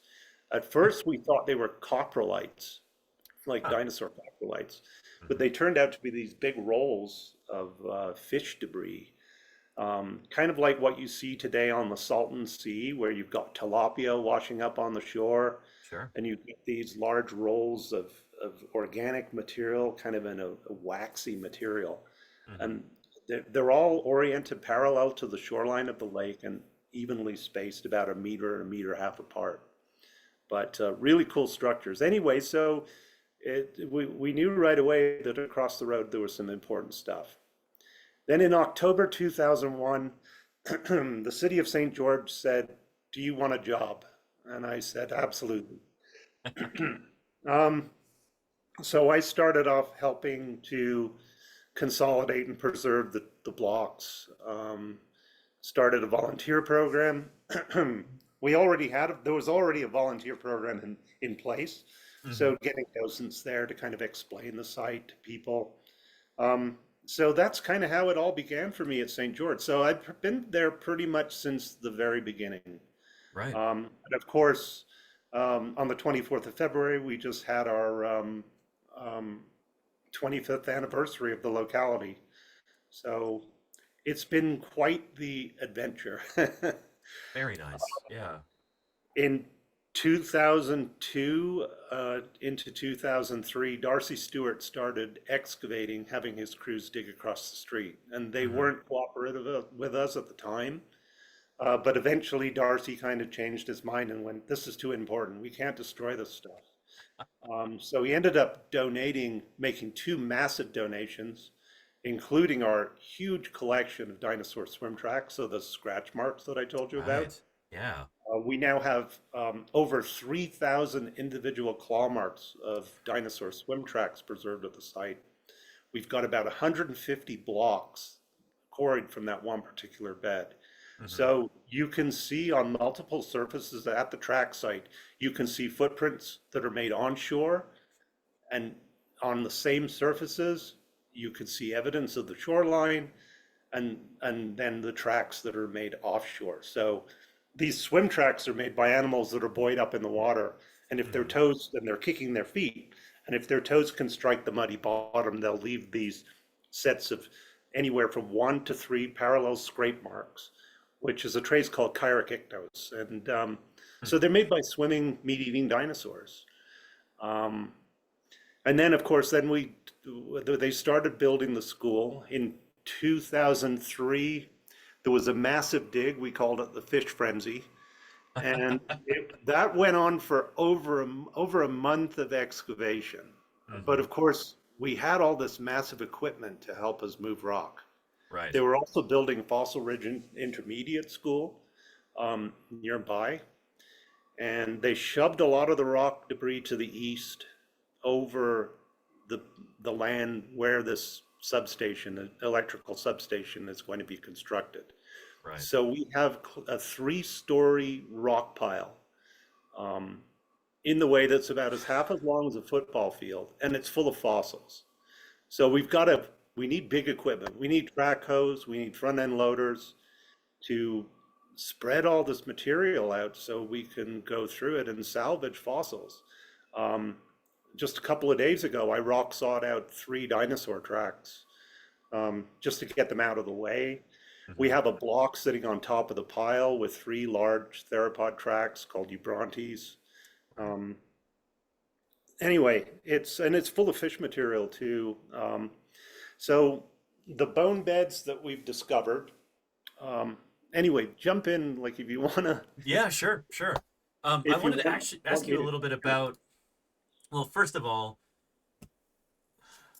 I don't know. I may have said this before to you, but one of my favorite papers of all time is the paper that you were an author on with Jim and a few other people, The Case for Fishing Dinosaurs at the St. George Dinosaur Discovery Site. This is something that I'm citing in an upcoming paper of mine, too, on piscivorous and spinosaurs. I was wondering if you could talk a little bit about that, and what was the impetus for this paper? What were your favorite parts about the project? Because what I really like about it is it's not just morphological evidence for fish-eating behavior in dinosaurs, it's actual behavioral evidence. Like, we've got footprints from this site that imply that these dinosaurs are running around in shallow water trying to catch fishes. So yeah, tell us a little bit about that. How did that whole project start? So probably a little bit of geologic history about the site. So our locality is located right after the end Triassic mass extinction. Right. So around really 201.3 million years ago is the estimated date for that mass extinction, and it's considered one of the 5th largest mass extinctions on the planet, and that we know of. And anyway, so we're seeing all of these beautifully preserved footprints, and of course, bones and stuff like this, they give you an idea of what the animals look like, but tracks and traces show you what the animals were doing while they were alive. So they're really great at showing us, telling us about animal behavior. So the swim tracks, for example, we've got thousands of these swim tracks, and we can see animals that are swimming against a current, swimming with a current, swimming cross current, and they all show variation in the track morphologies based on what they're doing. So is that actually how you can tell whether they're swimming against the current or with the current? How do you determine that? So we have, so an understanding of sedimentology is very important. So sedimentary structures like ripple marks and flute casts and tool marks and these different kinds of sedimentary structures which tell you current flow direction. Also, the invertebrate traces also give you an idea of what kind of an environment you're in. So whether you're, you're underwater or on land, there's a variety of invertebrate traces. So again, we found these upper bone beds across the street loaded with fish. We have freshwater sharks. We have large coelacanths, which Jim and I named the shark Losotus johnsonorum after Sheldon Johnson and his family. We named them that in 2006. We also have a lungfish called Ceratida stewarti, named after Darcy Stewart, who donated millions and millions of dollars worth of specimens to the museum, as well as 5.5 acres of property across the street, which will eventually become our main museum. And then mixed in with all of this abundance of fish material, we're finding dinosaur remains too. With Adam Marsh, paleontologist at Petrified Forest National Park, we published, and Adam, you may know him from a recent redescription of the dinosaur Dilophosaurus. I do, yeah. Famous from, killed Nedry, that one. Of Jurassic Park fame, yes indeed. Yeah. I've got a Dilophosaurus skull on the wall right here, actually. 3D printed. That's cool. So, nice. Along with a bunch of Growlithe tracks. Of course, 3D printed coelacanth as well. So, tried to keep things on theme for today's stream. Yeah. So anyway, we found a whole bunch of theropod teeth as well. And what these teeth have, they're kind of conical in shape. They're not flat and strongly serrated like you would think of in a lot of meat-eating dinosaurs. But what we see, the tips of the teeth, they're worn down and rounded. And then the serrations, where the serrations used to be, they're completely worn down too.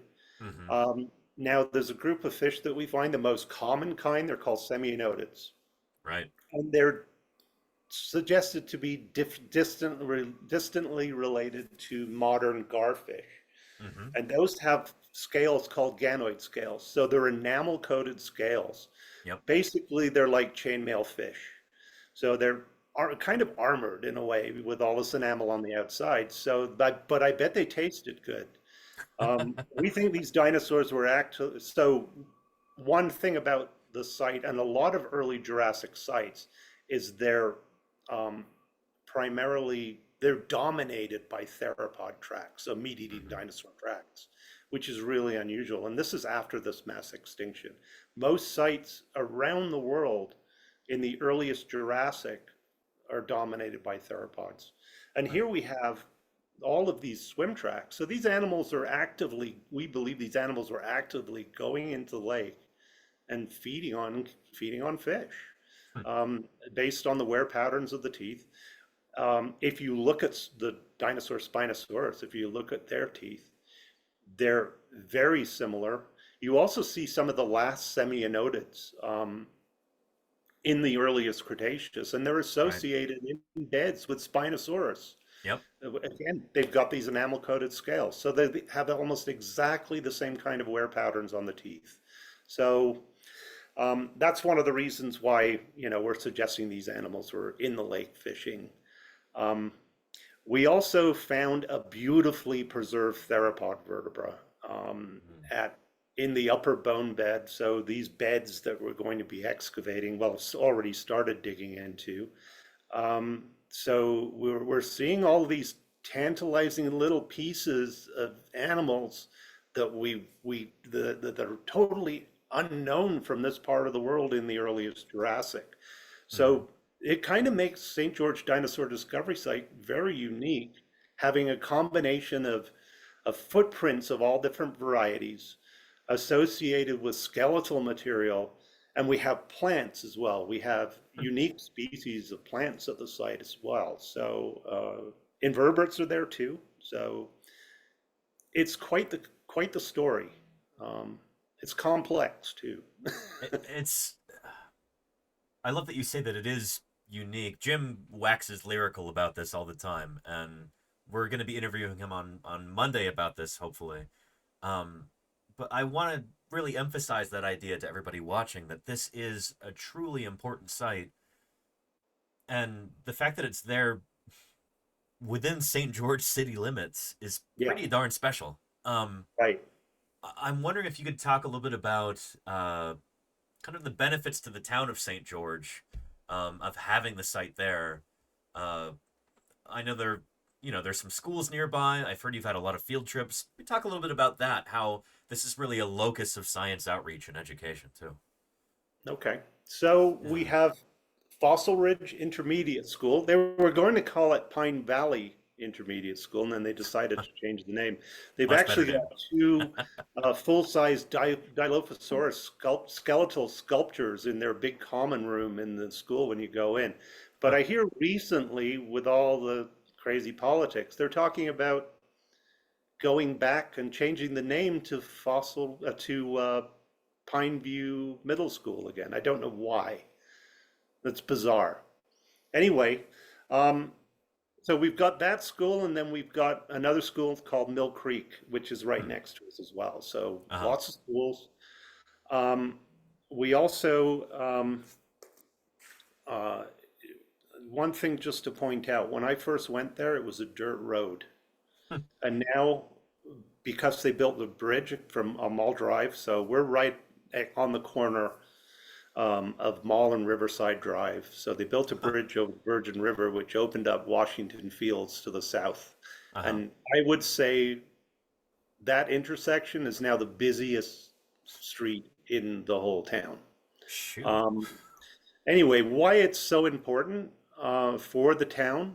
How many towns have a major paleo site in the middle of town? In the middle of it, that's nuts. Yeah. I mean, you know, Jim brings up, and I agree, I've been there, La Brea Tar Pits is spectacular. And it's such a fantastic, you know, thing to have. And it brings in millions and millions of people. It sounds like the site you're working on, trying to establish is down in Fremont, something We're similar. hoping that it will be on the order of same order of importance as St. George or La Brea. But that's kind of the dream. Like, that's something to aspire to, what you've been working on there. Yeah. Exactly. So there have been rankings done, a publication by Dr. Martin Lockley. We miss Martin a lot. Martin passed away in late 2023, and he was a massive contributor and a good friend. He and Bruce Schumacher in 2021 published a paper ranking dinosaur track sites based on their importance in North America. Dinosaur Ridge was number one, also very close to Denver, and of course one of Martin's babies. It does get a lot of visitors. You know, very important site. High diversity of different types of tracks. And a massive site too. And just it's mega track site. You know. It's a really, really big site. Hard to beat. And then he ranked St. George number 2, which was cool. Then Alcala and Company in a book, and I got a copy right here. This guy. Dinosaur Tracks, The Next Step, which was published in 2016. Martin and I have a chapter in this book on swimming behaviors in dinosaurs and other animals. Alcala and Company published on a ranking of tracks worldwide, and they placed St. George Dinosaur Discovery Site as number 18.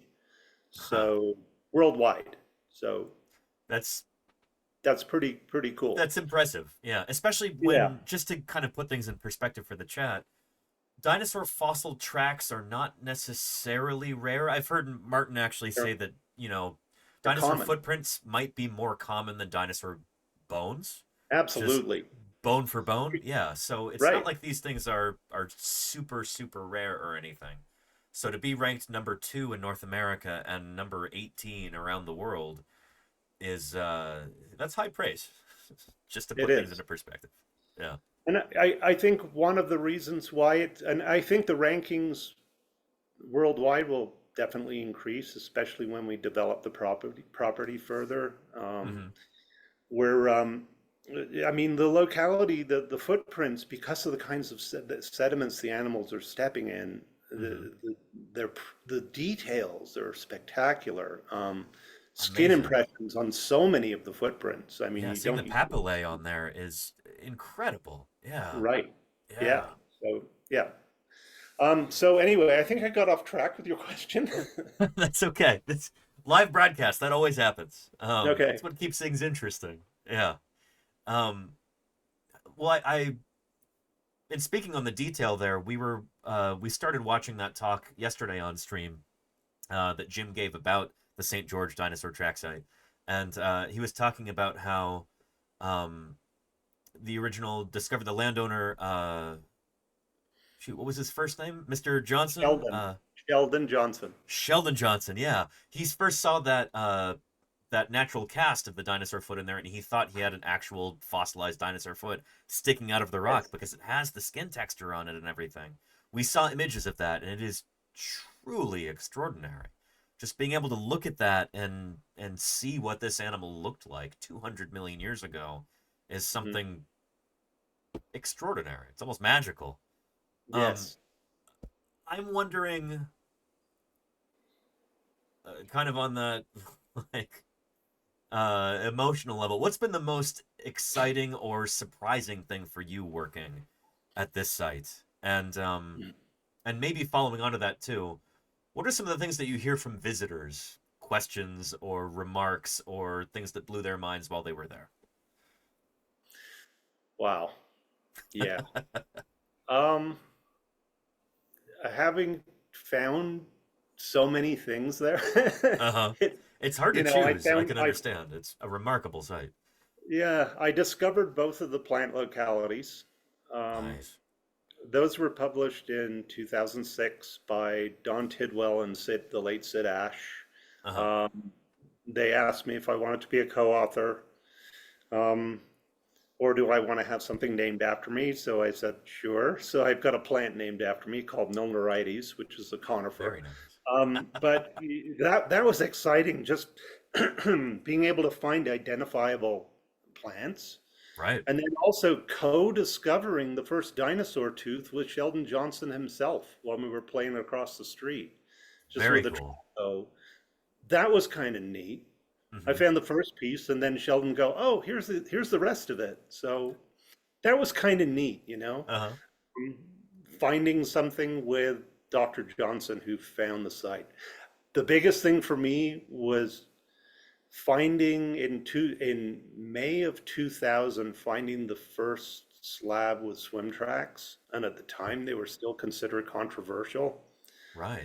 Yeah. And then when they started developing the property across the street, and they were churning rock up, and I noticed this big rock that had been pulled up out of the hole, and I could see it had been bashed with a digger, and you could see all these scrape lines across it, and I'm like, okay, volunteers, get in that hole, clear out the dirt, let's see what's going on. And sure enough, that was discovering exactly where the swim tracks came from. That's so like cool. I said, we ended up excavating over 150 blocks, and there's just so much information, not just these cool swim tracks, but all of the invertebrate traces, interesting sedimentary structures that are associated. We've got things that we would call kind of a scratch circle. They're more like semicircles. Basically, you've got plant material that's sticking up off the muddy bottom. The current pushes it down, and then it oscillates back and forth in the direction of the current. We have thousands of those preserved at the site. Prior to this, there were only 2 or 3 localities in much older rocks describing these fluvial scratch semicircles, and we have thousands of them at this site. Not to mention the swim tracks themselves. So we also have footprints of larger animals that are, were able to touch bottom when all these other critters or smaller dinosaurs were swimming around. And we have one that we found, which is actually part of the map quarry. And it shows an animal that had it's a Eubrontes size animal, put the foot down, put the metatarsal down. Of course, these animals are walking on their tiptoes. So they're what we call digitigrade tracks. Right. But so they would put down the metatarsal, which is basically the rest of the foot. And you can see the animal was probably pushed sideways, probably by a current. And you can see the leg had slid across the surface and then left a second impression. That's so cool. A dinosaur skid mark there on the bottom of the river. Wow. That was pretty exciting. And then discovering the fish beds across the road, just realizing how many fish we have. I always thought dinosaurs were kind of cool, but that's not what I wanted to do. I wanted to work on fossil fishes. I found them more interesting. I don't know. I've always been into fishing, and I have tons of fish books, modern and old, fossils. But do you have a favorite for any fish people in the chat? Do you have a favorite kind of extant fish? Oh, it's a tough question. Personally fishing, we got to love catching a big northern pike. It's okay. Yeah. Yeah, very toothy. Yeah. Yeah, I love cool. pike. Yeah, they're pretty cool fish. I'm a big fan of gar and coelacanth. It's probably pretty predictable coming from a vertebrate paleontologist. Yeah, those are cool cliche fish fishes to be interested in. But yeah. And because of the coelacanths we found at the site and will continue to find, I've become a fan of those too. Anyway, so I'm kind of stoked because we have not only dinosaurs, but here we've got all this big collection of fish, so to keep me happy. Right. So, yeah. I never thought I would ever be working on dinosaur tracks for a living, Another big thing was the crouching theropod trace, the Eubrontes crouch. At the time, it was the fourth known sitting trace of a meat-eating dinosaur known worldwide. We just published another paper for the Martin Lockley dedication volume. I've been doing a lot of work with the National Park Service. And working on Lake Powell, and just making some pretty cool finds there too, which is probably another story. But we just described the 14th crouching trace in the world from Lake Powell. But what's really cool about the one at St. George, back in April of 2000, during the original dig, on that upper surface where we didn't realize there were footprints, there was Eubrontes trackway with big long tail drags associated with it. And that alone is an extremely rare discovery. Right. Tail drags are not common on dinosaur trackways. These animals did not drag their tails. Yeah. Yeah, of course. Yeah. Like theropods usually keep their tails elevated, so you rarely see them in theropods. Anyways, preparing the site for construction of the museum led to a big little bit of a stir with the city, because the position of the wall would have eliminated this crouching trace. So one of our longtime dedicated prep lab field volunteers for a long time as well, Sally Stevenson, working on the top surface track site, detailing it, and we, tons of people working on the surface. She came across the crouching trace first, and sure enough, it was in the same trackway with the tail drag mark. It's a trackway with 31 footprints in it. What's really cool, almost every footprint in the left track has a digit 1 trace, which you rarely see. You rarely see that. That's also rare in footprints, but we only see it on the left foot and rarely on the right foot. Really? It's also dragging its tail, and it crouched. So the first time it crouched, it puts the hands down. Because it was sitting on a slight slope. So when it puts the hands down, what it shows is that the hands were turned inward. Right. Not like this. Not pronated, they're supinated. Yeah. Also, the way the animal crouched, very bird-like. the setup in the arms, you know, the morphology of the arms and the way the animal crouches are very bird-like, way before birds. Yeah. So anyway, these Eubrontes track makers could carry a basketball, but they couldn't dribble one. Yeah. I like that. Yeah. Yeah. So we were talking about this yesterday on stream. You know, it's one of the things that Jurassic Park, despite being ahead of its time in a lot of ways, that's one of the things they got wrong with those pronated wrists on all of the dinosaurs. It's so cool that you've got direct evidence, not just morphological evidence, not just this is how the bones articulate that shows how these animals actually oriented their limbs, but you've got a trace of this animal resting there on the mud and then showing the morphology of this is how it carried its limbs. Right. Incredibly cool. Yeah, one of the crazy things is, though, Dr. Ken Carpenter back in 1995 published on the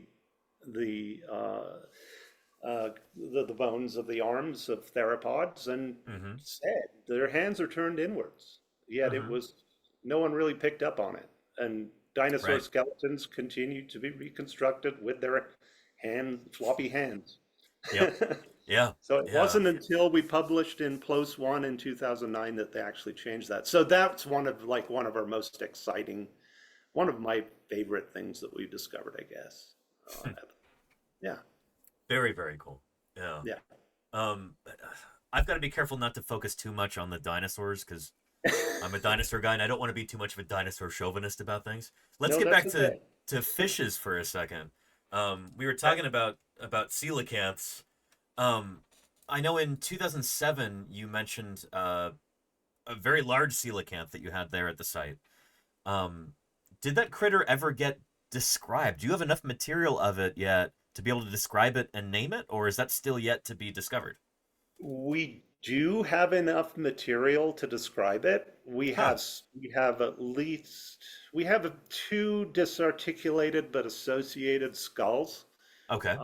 They're not complete.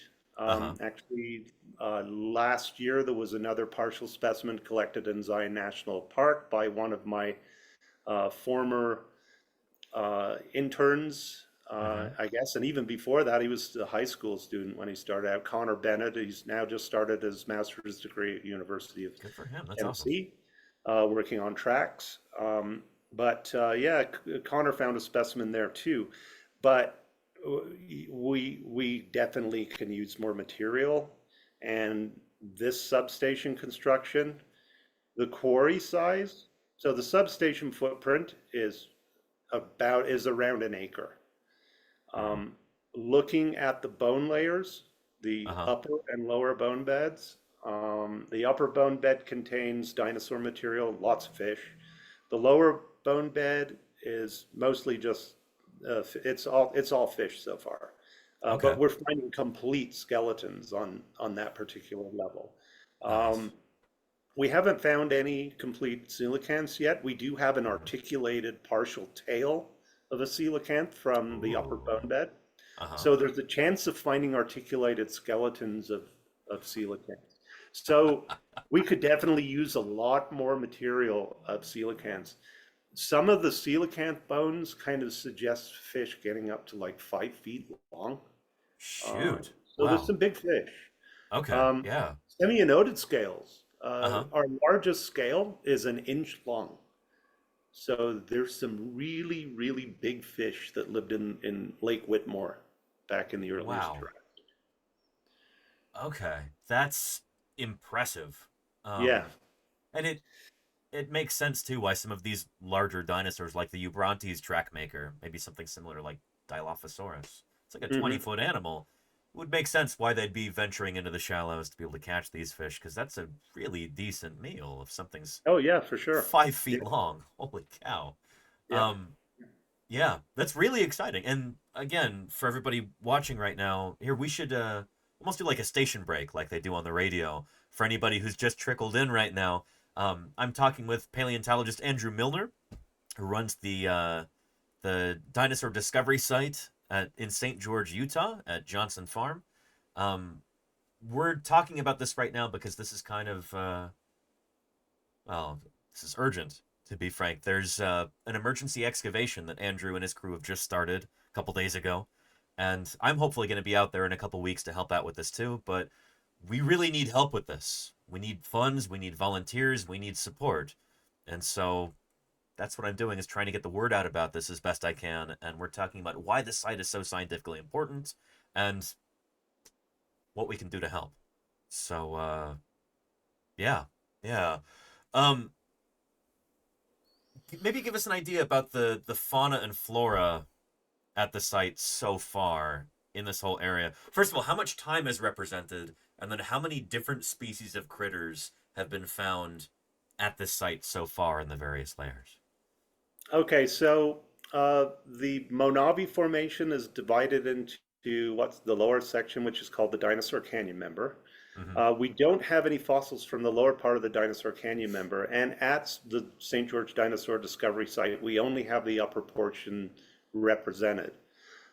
In the upper Dinosaur Canyon member, we have lots of grallator footprints, so made by small coelophysid type dinosaurs. We have some spectacular specimens. We have a 25.5-ton block with 47 footprints on it in 14 trackways. We have another giant wall with 160 footprints made up of, I think it's 8 or 9 blocks. The largest one is 12 tons. We also have the plant localities. All of those, most of the plants were found in the upper part of the Dinosaur Canyon member. They include plants called Araucarides, which is conifer, and we have a species called Araucarides stockii, which is unique to the Mojave Formation.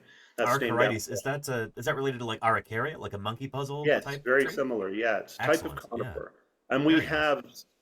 we have cone scales and we have complete cones as well. So. We also have another unique conifer called St. Georgia jensenii, named after what used to be Jensen Ridge, which we couldn't see Washington Fields from the museum. It's amazing. I mean, like I said, it was a barren area, and now it's just, we're totally surrounded in the city. It's bizarre, the name, Johnson Farm. People come expecting to see animals on a farm, and it doesn't exist anymore.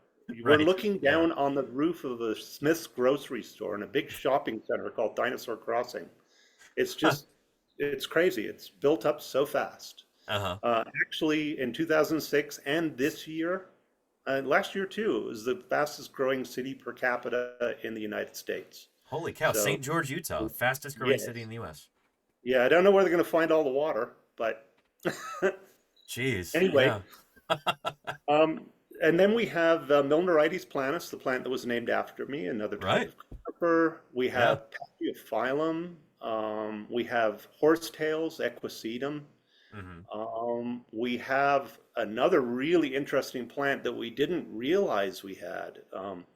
We were thinking it was some kind of a lily pad-like impression. This came from the lower part of the Whitmore Point member. So the Whitmore Point member represents lake deposits and marginal shorelines of a lake, an early Jurassic lake. So we call it Lake Whitmore. But in a Eubrontes track back in 2001, I flipped over this piece of rock to discover the footprint, but laying in the infill sediment was this kind of circular structure with these radiating ridges and like a stalk that came down the bottom. We saw an image of it yesterday. What's that? We saw an image of it yesterday in Jim's talk, where he said that originally he thought it looked like a stingray fossil or something like that. That's what I thought it was when I saw it. And then I sent photos to Jim, and Jim's like, "That's a plant." Sid Ash is like, "That's an animal." And then we made then there was a discovery made in the uppermost part of the Whitmore Point in Zion National Park. And I was involved with that publication in 2014 with Sid Ash. And it's describing the first specimens of Jurassic San Miguelia plants. So they were thought to be, they're bizarre looking large leaves with a central stalk. And they were thought to be exclusively Triassic and going extinct at the end of the Triassic. But here we have them in the early Jurassic too. So we put 2 and 2 together, and sure enough, this impression is the San Miguelia. San Miguelia is still a problematic plant. It was thought to be the first angiosperm, so one of the first flowering plants by earlier researchers. Of course, that's been shot down, but we're still not sure what group this plant belongs to. So that kind of runs you through the plants. We also have these large stump and root-like structures. That we have one of them preserved in the museum on the top surface track site. They're probably sections of trees with stromatolites that have built up around the branches. Interesting. And we found our oldest vertebrate body fossils on the top surface track site, so semi-noded fish scales and bones mixed in with these structures. So these structures have been modified and altered to microcrystalline quartz, so a chert. Anyway, then the body fossils, as we move up towards the upper part of the Whitmore Point, we have all the fishes. We have at least four, we think probably around 4 species so far. It's just a hunch based on lower jaws that we're finding. We have at least 4 morphotypes of semi-noded fishes. These are the ones with the enamel-coated scales. We have one big coelacanth, well, multiple specimens. We think only 1 species so far.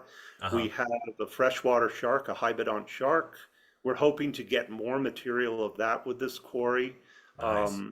Because Jim and I are in the process of doing a redescription of the hybodont shark based on new material. And now we're going to get this whole pile of new material, which is very exciting. And we also have paleoniscoid fishes, maybe 1 to 2 species of these possibly red-fielded type fishes. We have the dinosaur teeth. We have the dinosaur vert. We have a small theropod tooth, probably a coelophysid-like tooth, and then these larger theropod teeth.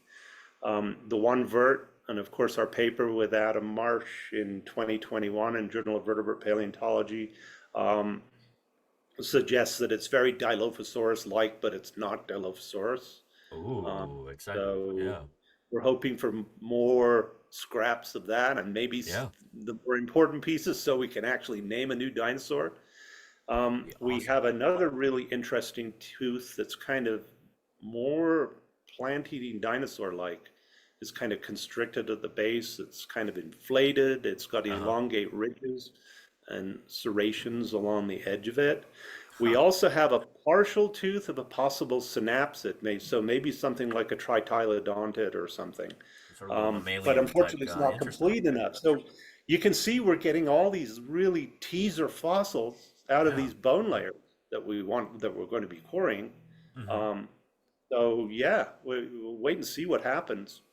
As far as tracks, we have very small graulator footprints. So graulator ranging in size from like the smallest one we have, you can hide under a dime, and it's got all the toe pads. Shoot, wow. Hatchling. Yeah, that's the smallest theropod we have. Up to kind of a track type called Anchisoripus. So we're talking, maybe 6-7 inches long. And they have the same kind of toe pad arrangement as a smaller graulator. Those are probably produced by coelophysid type dinosaurs.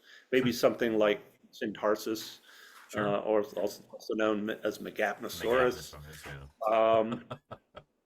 And then we have we won't get into that one. And then we have the larger Eubrontes tracks. We have larger Eubrontes tracks. We also have another track type called Gigandipus, which has a big hallux on it, and we think that's probably an extra morphological variation on Eubrontes, because we're finding Eubrontes with tail drags as well. So Gigandipus was described as having tail drags. So we've got large theropods too. We also have another track type called Chientipus, which is slightly wider than long, and they've got very narrow toes with big wide angles between the digits, so they're spread way wide. We also have some of the oldest records of footprints called Anomepus at our site. We've recently found even older ones to the south of us in a place called Warner Valley. so lower down in the Dinosaur Canyon member. And I'm working on that with Dr. Selena Suarez from University of Arkansas. Nice. Selena will be joining us hopefully later in April to collect more samples from the bone beds for isotope studies, etc. Very nice. Yeah. So we've got small plant-eating dinosaurs that we're moving around as well. One of the more common kinds of footprints that we have is a track type called Batrachopus. Batrachopus are produced by Protosuchus type animals, so long-legged terrestrial crocodilians. We also have Batrachopus tracks that on the top surface track site that transition from walk to swim and swim to walk. It's so cool. So we've got them in the same trackway, so that's pretty rare. Yeah. We have possible Eucynodont footprints, so maybe produced by Tritylodontids at the site. We just published, Holly Hurtado, Jerry Harrison, myself published on those in just late last year. What else? We've got a track type that it looks something that, it's one that Hitchcock, Reverend Edward Hitchcock, named from Connecticut.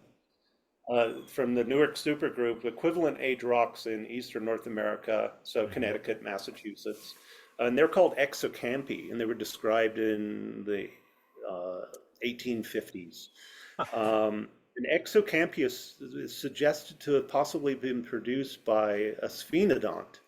So, and the sphenodonts still live today in New Zealand. They're called tuatara. And of course, in the late Triassic and the early Jurassic, far more common and diverse. They're all over the place. There's all different kinds of species. Yeah. We have also lots of other kinds of smaller footprints that need to be sorted out. So there's so much work to do at our site. You know, anyone out there looking for graduate research projects? I'm realizing that I can't do all of this in my lifetime. So we need help. I'm handing away projects. It turns out, one of the really cool things about the St. George area is that paleontologists pretty much avoided it. Peabody came here, you know, did some work in rocks, older rocks called the Moncopi Formation, and some footprints were described from the St. George area, but no one explored it like we've been doing. Was it just too hot? What was the deal? What's that? Was it just too hot there? Oh yeah, that's probably one of the reasons. The winter's the best time to work down here for sure. Right. Yeah. When I came here, so in 2001, there were about 150 paleo sites known in all of Washington County. We're now over 700 paleontological localities. So pretty cool. Yeah. Yeah. Dinosaur tracks all over the place. Most of them are dinosaur tracks, but we're finding bone sites too. So incredibly important stuff, and just the diversity of different taxa, and not just body fossils, but trace fossils and plant fossils, and I mean, you've really got it all there. It's kind of everything you could ask for. Yeah, we have fish swim trails too, called Undicna, on some of the track surfaces. Where are the pterosaurs, the flying reptiles? Where are the turtles? I have a feeling there's a chance we could turn them up in this bone bed. That would be incredibly exciting if we found body fossils with them. Yeah, shoot. And maybe, what evidence do we have about what kind of environment this was? Is it brackish? Is it freshwater? Is it saltwater? What's going on here, and what impact would that have on what kind of critters we see in this environment, what we can expect? So the Dinosaur Canyon member, the upper part, lots of kind of river systems and actually playas to some degree. And then this transitions as the climate becomes more arid, but there's still a lot of moisture. And it forms this lake we call Lake Whitmore, which was pretty large. The eastern edge of Lake Whitmore would have been, there would have been the Wingate Desert in part. So it's correlated in part with the Wingate sandstone that you see to the east. So very arid. it would have been a relatively shallow lake. We think, based on what the rocks we're seeing, based on studies that Jim and I have done, the lake probably deepened towards the south of where we are. But unfortunately, with the Grand Canyon, that's all eroded away now. So, anyway, so it was a freshwater lake most of the time, and we think it did get briny at times. So Interesting. yeah. Close enough to the coast that you'd have salt water coming in at times. Yeah, and we're not sure if there was any connection with the ocean to the east, because when you get into Nevada, everything's chopped up. Right. It's pretty Difficult to complex tell. geology. We've gone and looked, kind of like the Valley of Fire area with Dr. Josh Bondi. We Right. started looking at stuff there, trying to see if we could identify any Monavi Formation type rocks. Of course, in that area, the rocks we're looking at are kind of undifferentiated Monavi Chienta, so no one's figured it out yet. So anyway, hopefully that gives you an idea. Really appreciate it. Yeah, this is you're a fount of knowledge here, and it's wonderful to get things straight from the source too. Maybe let's talk about this urgent situation right now. What's going on right now? Why have we got to work as quickly as we can here? What's the current situation going on in St. George to, create this emergency excavation kind of scenario? So, like I said, the footprint for this electrical substation, the city was trying to get land down the road so they could construct it somewhere else, but that wasn't possible. Right. So and St. George is one of the unfortunately, fastest growing cities in the U.S., as you've been saying. Yeah. So So they're there's just a need for trying to power. expand like crazy. Yeah, yeah. So the plan was to build it down the road, and kind of that piece of property would have become part of a future, kind of an extension of a park that's already there called Slick Rock Park.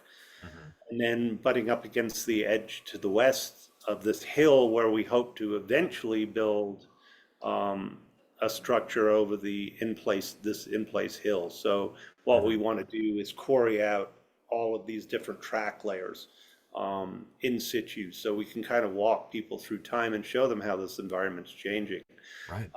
And also a repository, a federal and state repository for collections.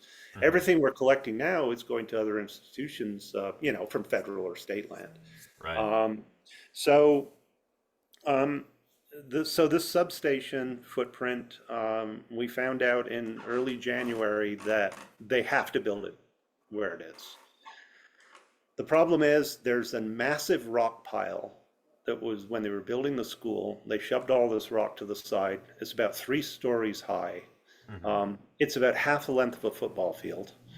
And this is full of fossils too, so it has to be pushed aside, and we have to sort through it to collect stuff out of the rock pile. There's some good stuff.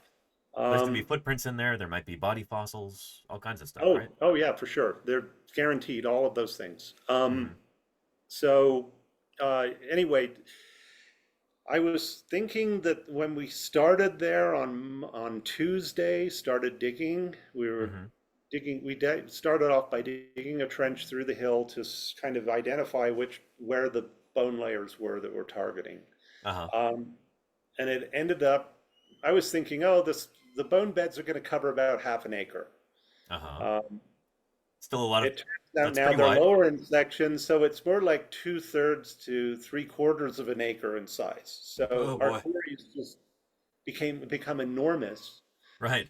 The majority of it is covered by this enormous rock pile. But what we have right now in the natural outcrop is also just massive.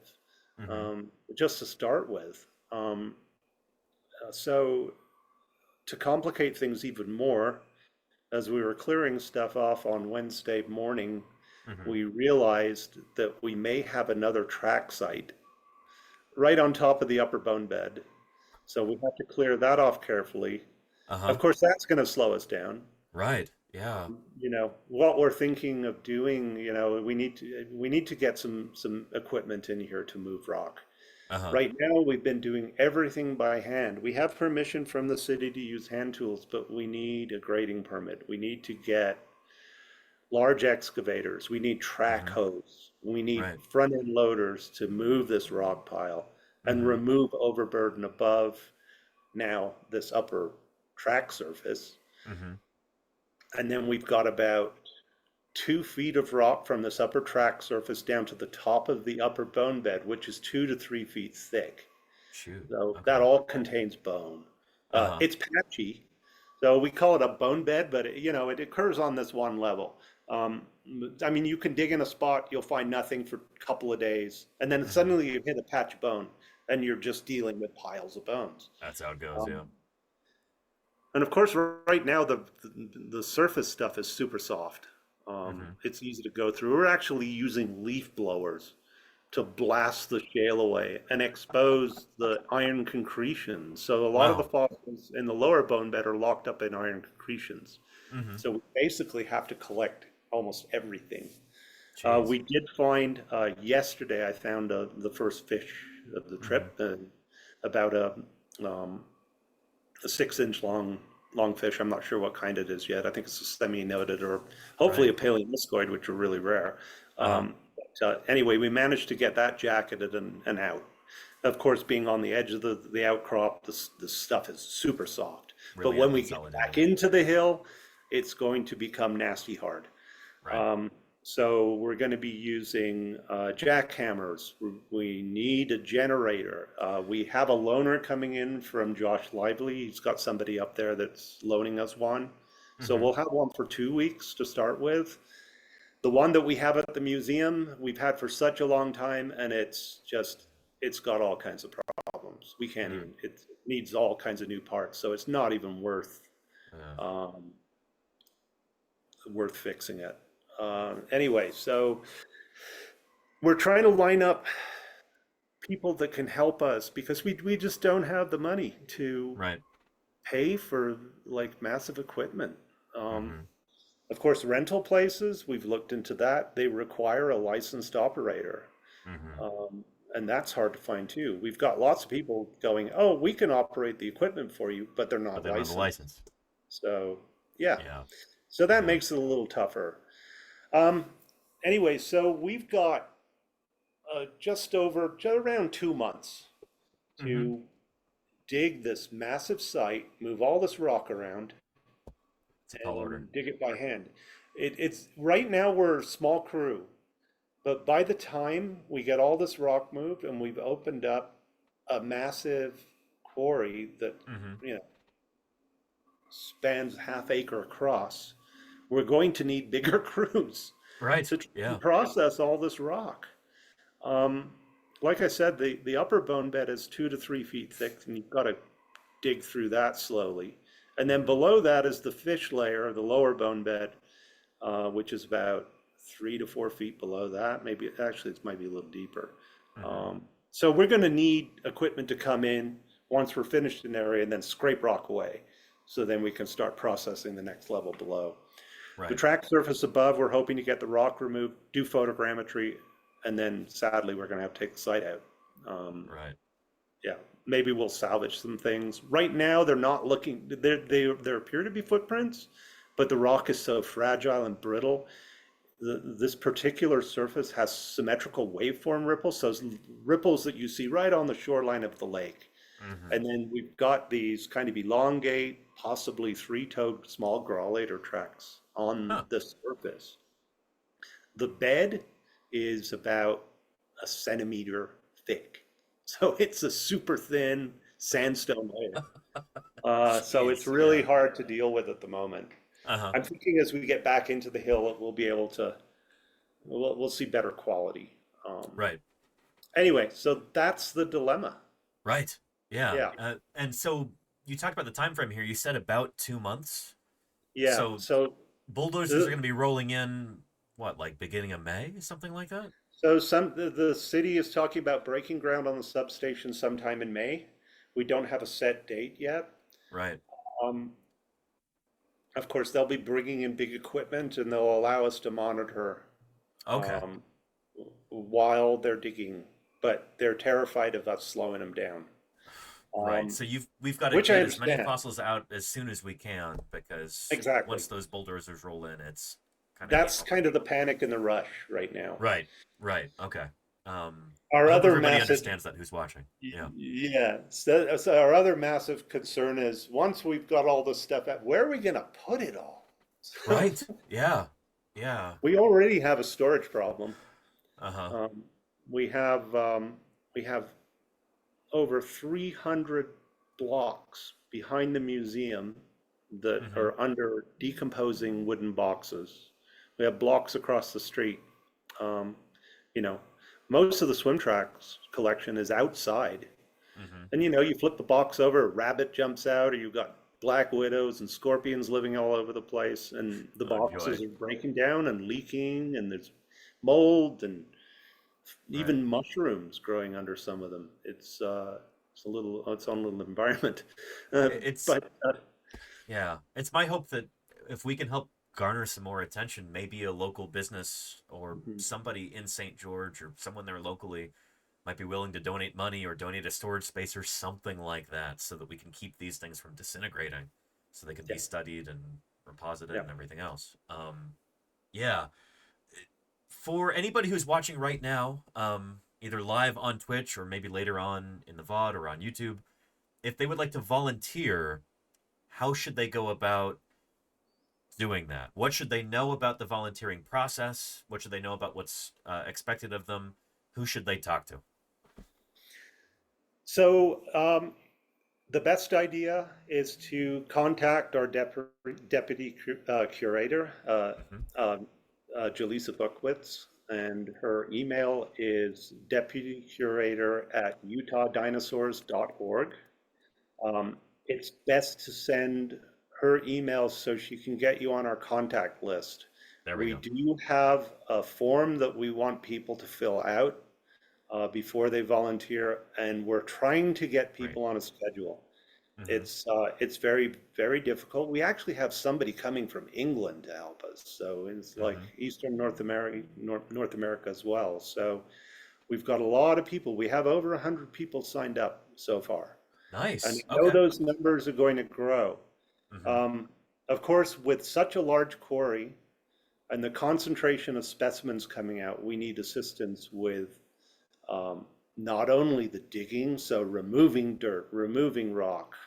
You can see there are lots of overburden to dig. And then jacketing specimens as we go. I heard you talking to people earlier about using gypsonas. We do have plaster as well and burlap for doing larger jackets, but a lot of the specimens, we can kind of trench around them, even rock saw around them. Some of them, when we get back into the solid rock, we can just rock saw them out, put a number on them, and take them over to the museum without a jacket, because they're that solid. A lot of it, though, in the upper bone bed is basically sitting there and just processing kind of with a screwdriver through the rock. It's that soft, a lot of it. You can actually dig it with a screwdriver or something like that. I hear you like oyster shucker. Oyster knives, yeah. Did Don tell you that? So, he hates those. That's how I was trained at Museum of the Rockies. That was our tool of choice there. So that's where all my muscle memory is. But I've learned to use scratch awls and chisels and stuff too. That's yeah. So so we have quite a lot of gypsonas, but we're going to go through gypsona bandages. So the medical bandage, like crazy for a lot of these smaller, fragile specimens. Right. So one of the things in the upper bone bed, particularly, the bone is actually softer than the surrounding rock. So that's pretty soft because the rock's pretty soft. Yeah. So, it looks like Jaleesa has gotten the Amazon wish list to work now, I hope.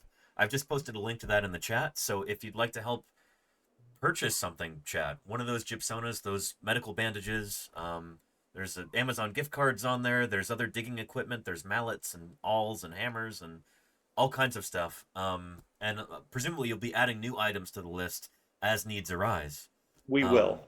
Yeah. So anyway, bookmark that that link, chat, and yeah, every little bit helps. It really does. This is we're It's working on exciting.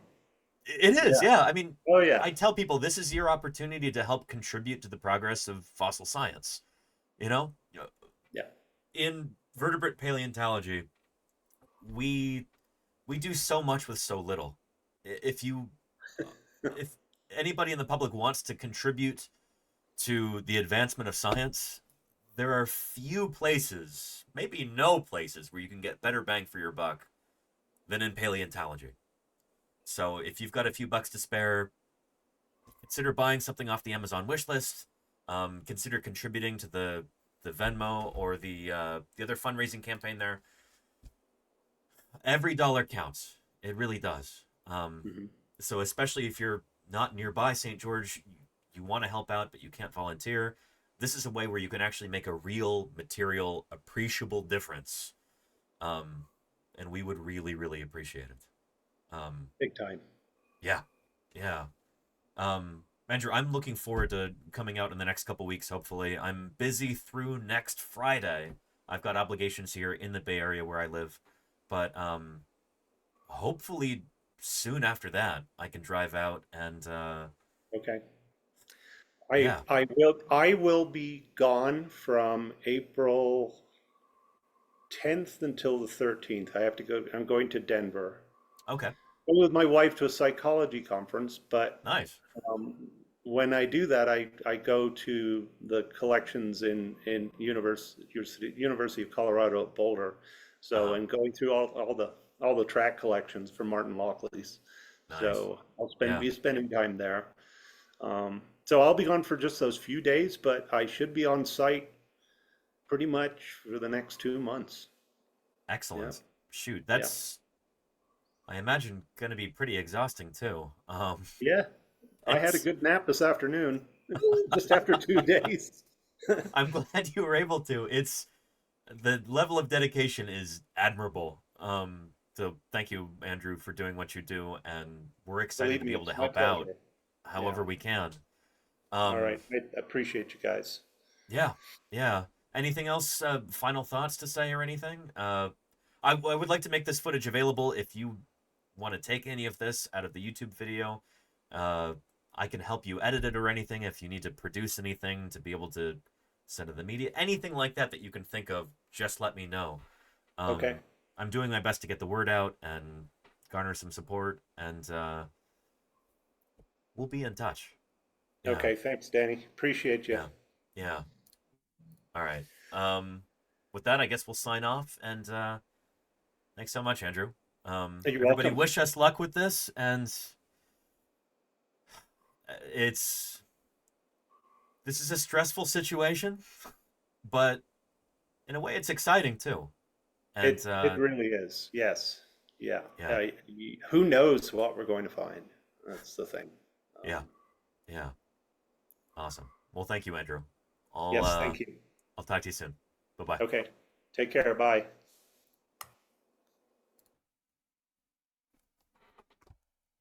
All right. All those questions will be answered. Well, here's our alerts coming through. CosmoQuest, thank you so much for the raid. Hello, CosmoQuest and Raiders. Thank you for the follows there, Krampus and Immediata, Great White Buffalo and Taika Jim, Hinarcia, thank you for the follows. Hold on, something's coming out of here. Welcome, everybody. Dude, it knows what's good. We're cycling through our alerts here that have been stuck in the hopper for the past few minutes. But I hope, chat, you've now got an understanding of why this is so important, why we're so concerned about this. There are all these incredibly scientifically important fossils that will be destroyed unless we can get in there and collect them, gather these data, help preserve this information so that it can help contribute to the advancement of our understanding of this early Jurassic ecosystem in St. George, Utah. Good stuff.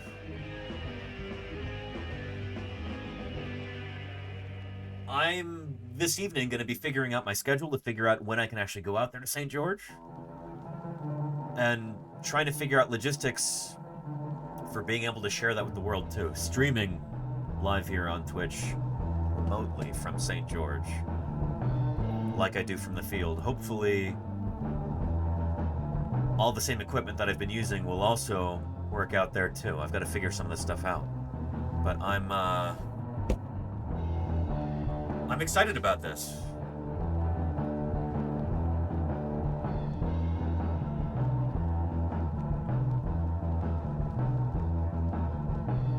It's not an ideal situation, having to excavate these things so quickly, and knowing that acre of land or whatever it is will be inaccessible in the future. So whatever we can get out of there,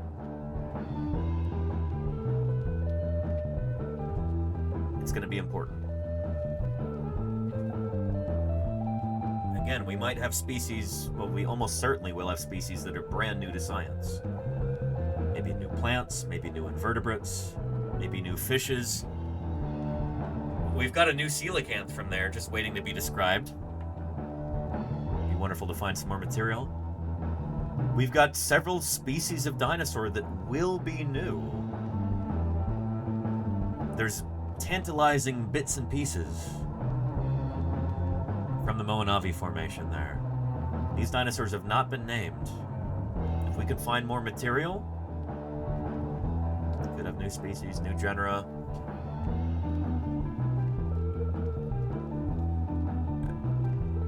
I'm talking about new species in genera because I feel like people relate to that easily. Am I doing it right? Terrible lizards, don't you know? And Lilith Hobo, thank you for the 1,000 bits.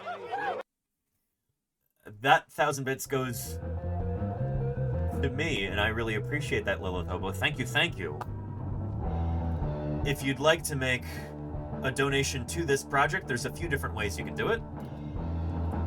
One of them is on the Amazon wish list right here. Hopefully this has been sorted out so that they actually, all these items actually get shipped to the museum afterward.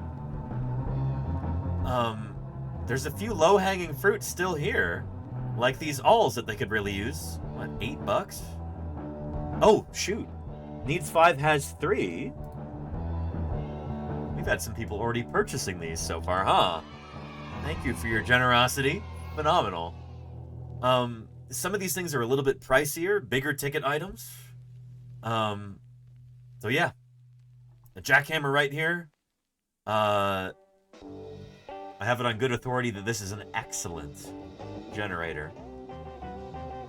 So you'd really be getting your money's worth with this. Westinghouse. Good construction there. Yeah, and these medical bandages too, these gypsonas, like we often use in the field. You've seen us use these if you're a long-term viewer of this this channel. We go through a ton of these with the Utah crew in Doling's Bowl, in those Cretaceous rocks. We're gonna go through, I don't know how many of these, digging up fish fossils and other small critters there at St. George. So yeah. If you'd like to make a direct contribution to helping preserve these fossils, this is one way to do it. Another way is via the Venmo there. So here's a link right here to the Venmo.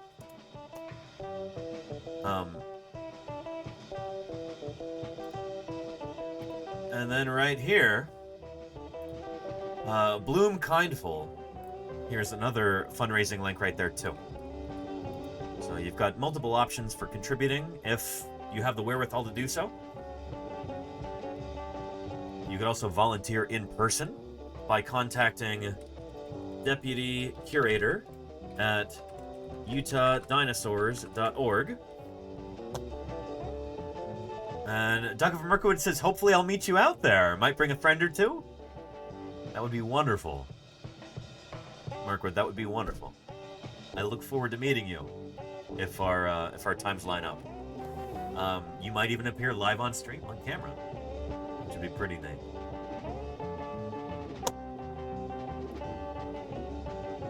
If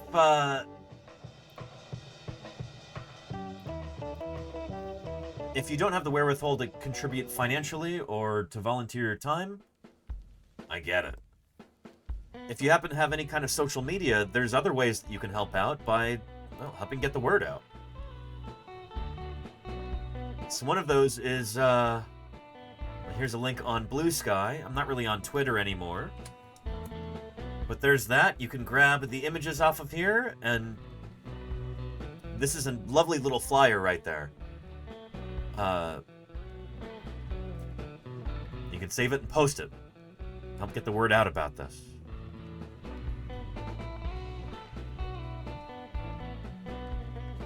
And hang on, did...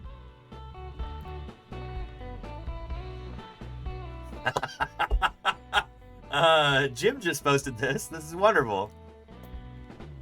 Paleo Jim. This is Jim Kirkland, Utah State paleontologist. Says Andrew R.C. Milner is live right now on Twitch talking about St. George Paleo Salvage Project. Only 250 watching at the moment. Only, Jim! Only 250 watching? Excuse me. That's pretty darn good for the science and technology category.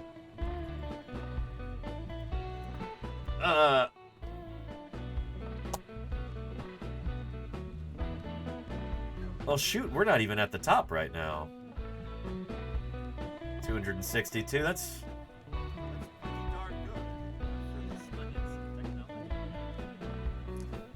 we could do better.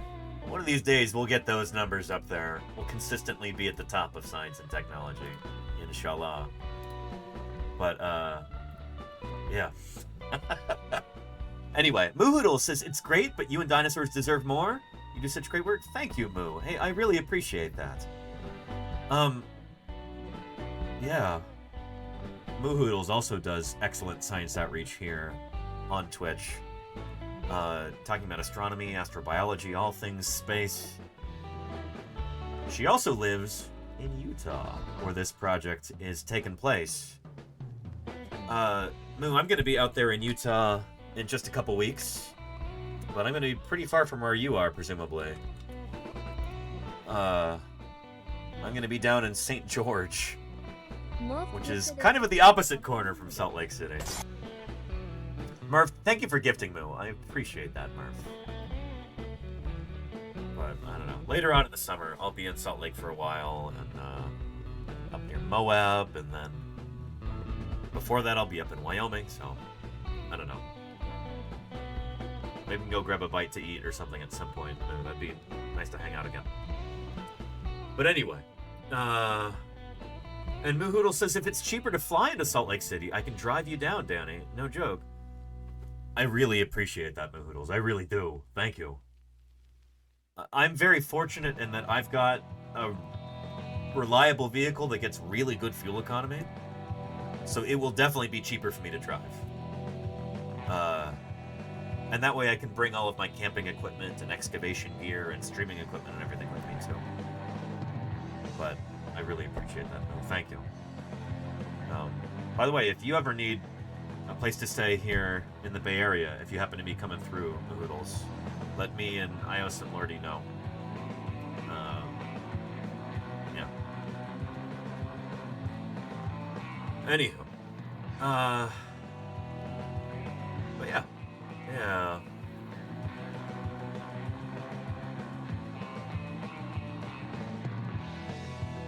Really glad we were able to interview Andrew Milner about this really important project. We'll be talking to Jim Kirkland about it on Monday. And it's always a treat talking to Jim. So that's going to be excellent. If we have any questions in the chat, things you've been wondering about, things that I wasn't able to get to, queries I couldn't address while I was talking to Andrew, I apologize.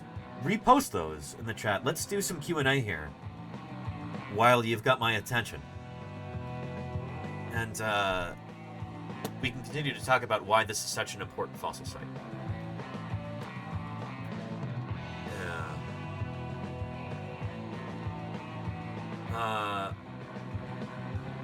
In Spooky Tooth, I want to highlight this comment. Speaking to says, in an example to local leadership, to the community, Quinn Allgood and Connor Atkin, the owners of Tag and Go Car Wash, wanted to be the first local businesses to make a handsome donation to this effort. We're super grateful for their Keep It Local and their Look Good, Feel Good campaign.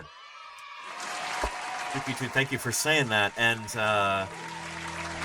it could be so frustrating when a really important project like this, you know, they're working with basically a budget of $0. So when folks from the local business community decide to make a contribution and set a good example, really got to point to that and say thank you very much for doing this. So thank you very, very much to Tag and Go Car Wash.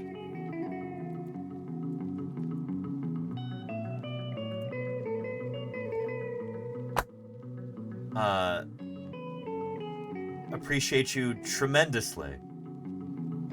And that looks like a spiffy facility. Holy cow. I don't know. One of the things that I really appreciate whenever I'm in this part of the world is, I don't know, when I'm road tripping out to Utah and Wyoming and places like that, there are certain businesses that I look for, and I know when I stop there, I know things are going to be good. I know they're going to have what I need. I know that they're going to treat me right.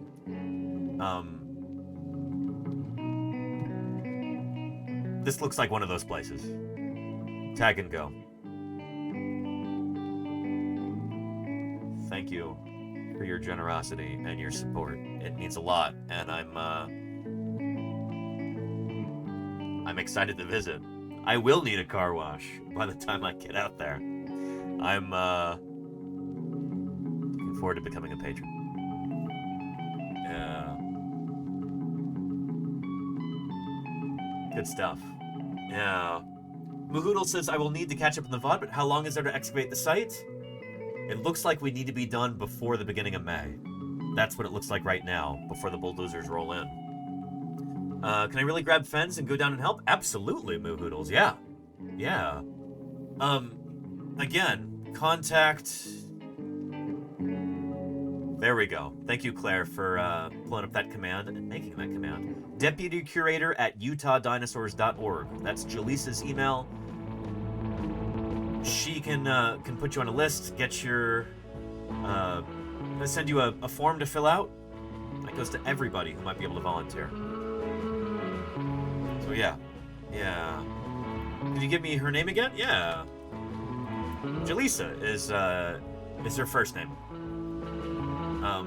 She is... she's working hard to make all this stuff work. Yeah. And Yastafastus says, for heavy machinery or PR opportunities, is the Deputy Curator the right address? Yes. Get in contact with her, and she can forward your email to whoever needs to get it. I think she is kind of the point person for this. That's my understanding right now. Yeah. Thank you, Zaz. Thanks for asking. Again, if I can help be, if I can help get the word out about this, if I can help garner whatever kind of support we can get, that makes me happy. That's what I'm trying to do here, you know? This isn't about me. This is about making this project work. This is about getting those fossils out of the ground, salvaging them before they get destroyed. Whatever I can do there, getting more attention for this project, soliciting donations, providing a conduit to get people in contact with one another, I'm here to do it. Might Shiny says, just sent a Venmo donation. Wish I could do more. Thank you, Might Shiny, for your contribution there. I really appreciate it. And Salamander says, Danny, this community you have built is truly something special. Not that I'm biased or anything, as a member of said community. Oh, certainly not, Salamander. Thank you for your kind words, and thank you for helping make this community what it is, Salamander. You know you're a key part of this group. Thank you for being you. I don't mean that facetiously. I mean that with the utmost genuine. And there's a Ko-Fi from Nicholas. Thank you, Claire. What's going on?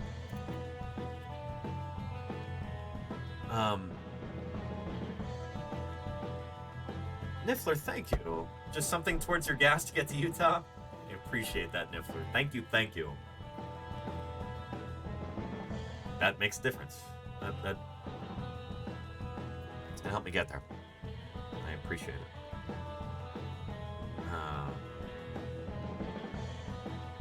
Yeah. Mahoodle says, this is great, and I'm so behind it. Thanks for bringing this stuff up to light and bringing this stuff to light and getting it out to more people. Danny, you bet, Mahoodles. Thank you for your kind words and your enthusiasm. Thanks for being here, Moo. We're all in this together, you know?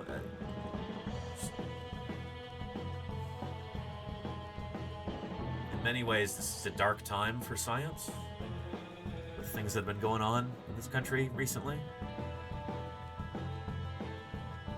I appreciate your support, and everybody watching right now.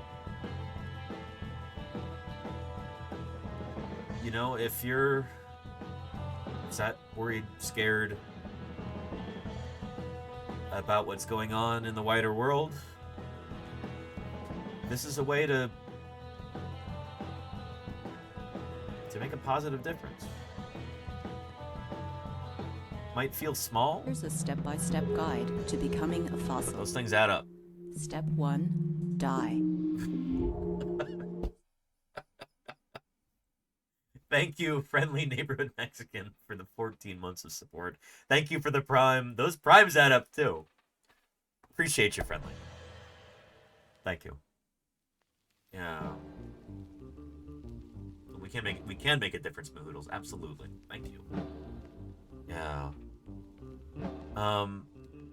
Kennedy says, if anybody who donated sends me a personal message, DM, a whisper, I guess, on Twitch, about their donation, I can match it up to $50, Kennedy.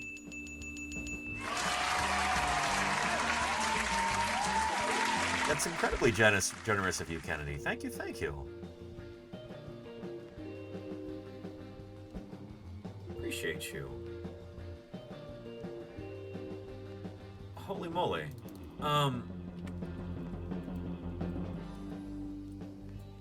Is this, I don't know why that didn't happen earlier. There you go, Kennedy. Thank you. And how are you doing, Ken? Wonderful seeing you here. Ken, one of my comrades in arms from the field. Ken, I hope you're having a good day. You know about what's going on in St. George, right, Ken? I know how busy you are, Ken. I don't expect to see you out there, but man, that would be cool if you could get away from work for a while and help out there. But yeah. Ramen War Cult, hey, thank you, Claire, for reposting this. I missed your message. I'm sorry. Sorry if this was mentioned early in the stream, but who do we ship the substation excavation supplies to from Amazon? I have way too many addresses saved. Oh boy, is it not working still? Here. Let me try something.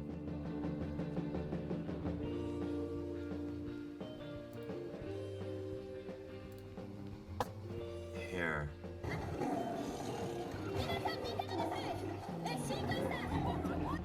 Thank you, Slightly Terrified, for the follow.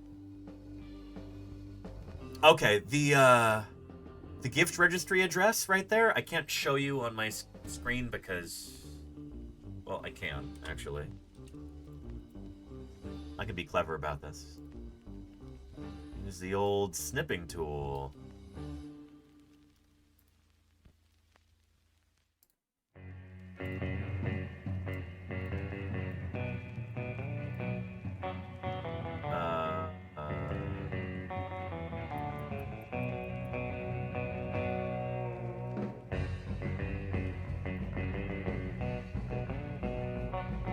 So there should be an address that comes up first.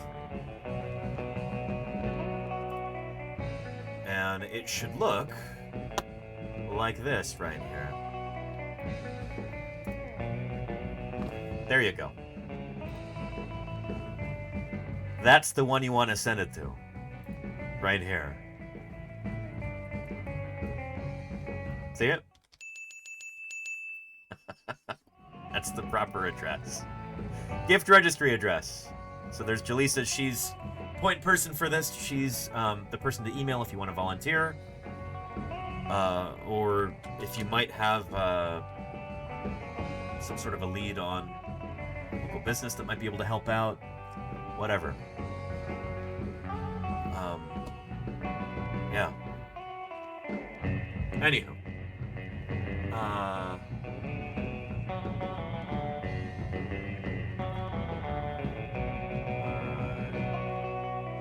It states that the Estwing chisels can't be delivered to a wish list. Oh, shoot. So they might need, yeah,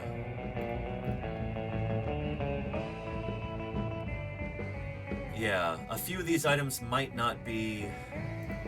There might be an Amazon policy that prevents them from actually shipping to a certain address. Again, this is all happening live. This is an evolving situation. We'll sort some of this stuff out, and we'll be continuing to talk about this wish list. We will find some rock hammers that can be shipped to that address, and we'll figure that out. So don't be too worried if some of the items, if you get a message that they can't be shipped, just maybe try something else. But I wonder if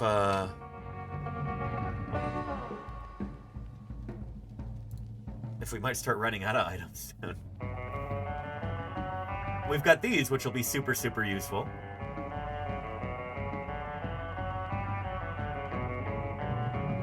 Yeah. But it looks like the rock pick right here, they might need to find a different product listing that can actually ship to that address. So yeah. Anyhow, yeah. And blame me for that loss, says, when is your next dig? This is it. St. George, Utah, next couple weeks. You can help out by contributing via the wish list or to the St. George Dinosaur Discovery site donation page, to their Venmo, that kind of thing. Yeah. When are you going to be out there? I'm figuring that out at the moment, Ken. But I'm guessing I'm definitely busy through next weekend, it looks like. Which is...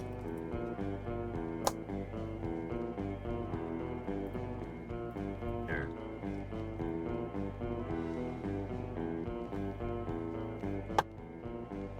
March 2025. I'm going to be busy at least through next Friday, the 14th, here in the Bay Area. We might be doing a special stream on Friday night, actually, on the 14th. Still kind of working out the details there. It could be as soon as, like, St. Patrick's Day that I'm out there in St. George. But we'll be in contact via text, Ken. We can talk there. I'm still figuring things out. Evolving situation. Yeah.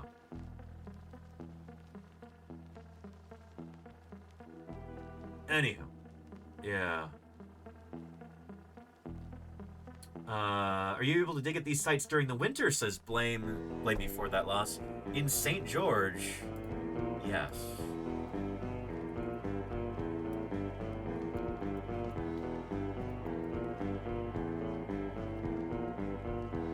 So this is an area down in the desert. It gets very hot here during the summer. Sometimes almost too hot to dig. There's an old joke that I've heard about St. George. And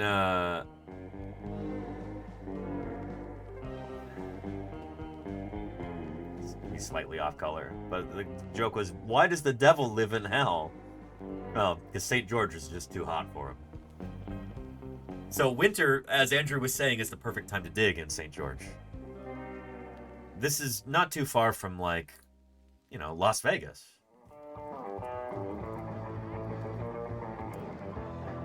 This is an area that's, it's in the southwest corner of Utah, just to the northeast of Vegas. It gets hot there. Other places up north, like where I would dig here in the southwest corner of Wyoming. We've been digging here and streaming it for the past 2 summers near the town of Green River, Wyoming. This area is covered with snow right now. Probably same with near Moab, Utah, where I dig later on in the summers, as I have been doing for the past 3 or 4 years. But here, it doesn't snow. It rains. It's raining there right now, apparently, which is why work at the site is currently halted. But this is an area where you can work year-round. It's better to work during the winter than in the summer, because it gets so darn hot during the summers. Yeah. It's so hot here, it gets to like 118 degrees Fahrenheit. Yeah, there you go, Hail Berry. Yes. Yes. Yeah. So Blame, I hope that answers your question. Yeah. And for reference, where is Death Valley? Asks Scorch Hellfire. Appropriate username for that question, Scorch. Death Valley is over here. Yeah. It is, as I understand it, east of Los Angeles. I've never actually been to Death Valley, but it's my understanding that it's in this vague, nebulous area here. Yeah. Anyhow. Does digging in the winter time change the process for which you process fossils for transportation? Blame, in this area, no. So in St. George, you know, like Jim was saying to me the other day on the phone, there's palm trees that grow here year-round.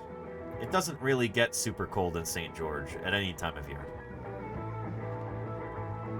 In areas like Green River, Wyoming, or Moab, Utah, it is too cold to work there during the winters. There is snow on the ground.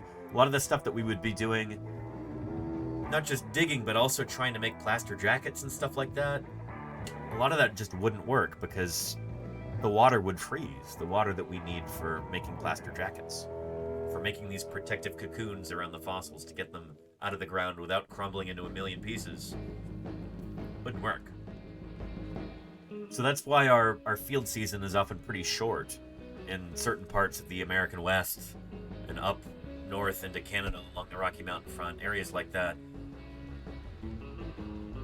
We've got a few months out of the year that we can work there where we can be guaranteed that it won't be snowing or freezing or anything. Yeah. Anywho. Yeah. Anyhow. Yeah.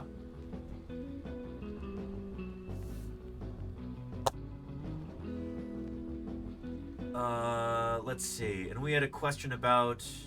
Oh, Blade Returns said, what makes you choose which location for you to dig at? We dig where the fossils are, Blade Returns. Here, I realize we've got some new people in the chat. Let me pull up a clip about this. How do we decide where we're going to go do a fossil excavation? Well, it starts with some homework.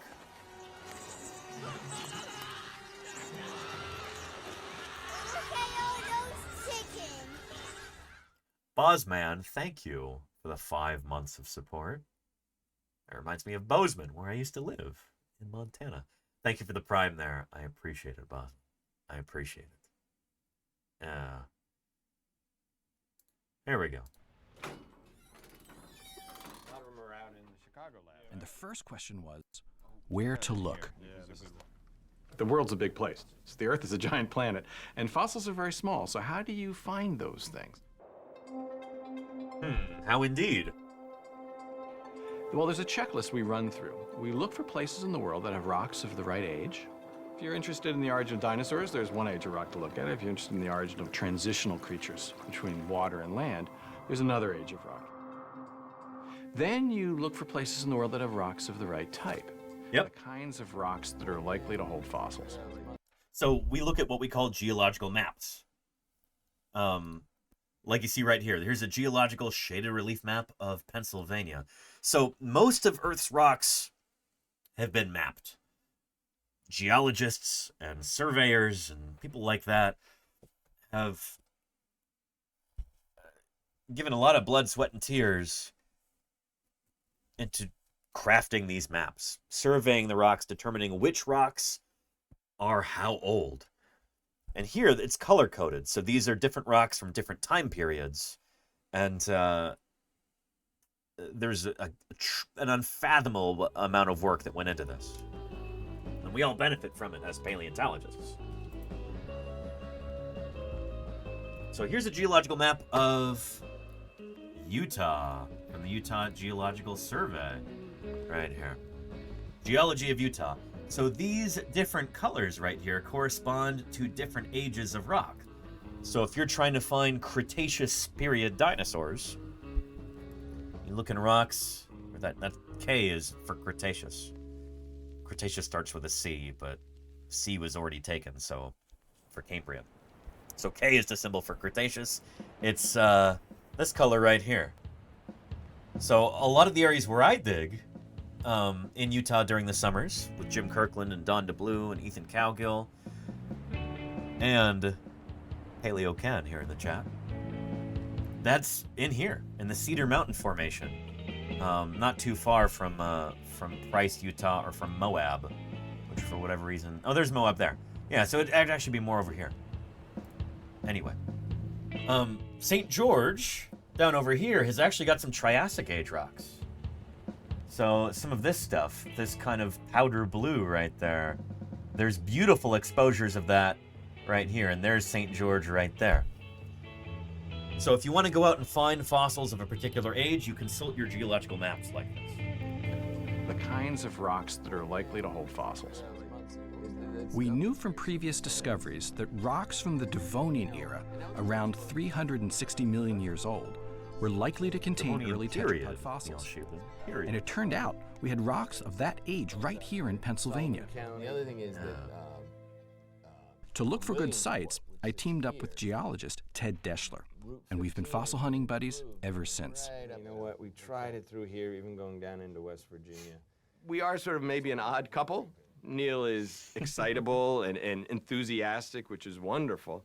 I'm enthusiastic as well, but I think maybe not quite as vociferous. There we go. Not a lot of exposed rock. Down more and focus on recovering the material as we start to find it. And Neil might be a little bit more, okay, what's over the next horizon? What's over the next hill? Neil is on that edge, always thinking about the new place to go.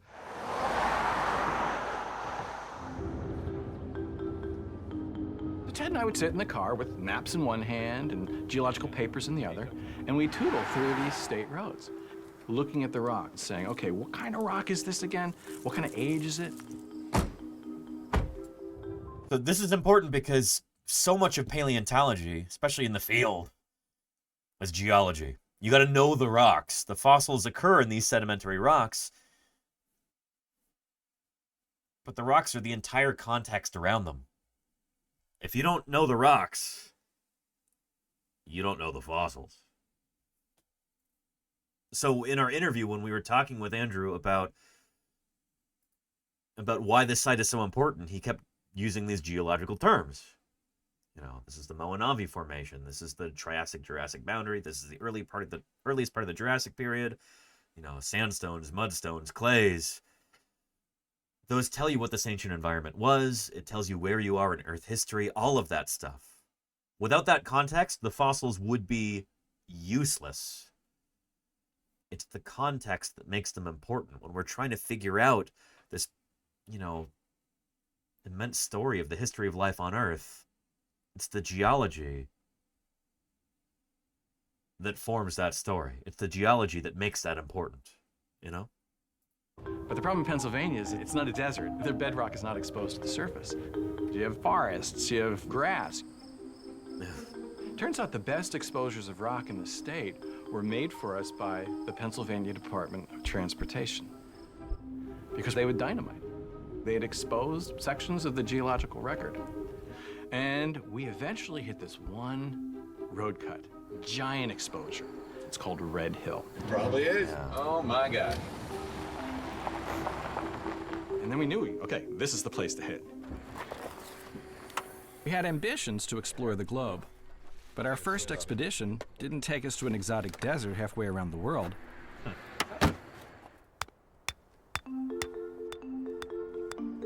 It happened by the side of a Pennsylvania highway. Yep. So sometimes those fossil sites are in kind of unexpected places, like you see here, especially on the East Coast. This is how it often goes. I visited Red Hill one time when I was not there. And he found something really important. He made a phone call to me. He says, "Hey, Neil, I found something really important." Yeah, if you want to find out what that is, cliffhanger. Here's a link. MiniPie, I'm trying to post the link. There we go. Here, we got a... My landlord here is, she wants a rent payment right now. So let's make that happen, huh, MiniPie? Yeah. Let's make that happen.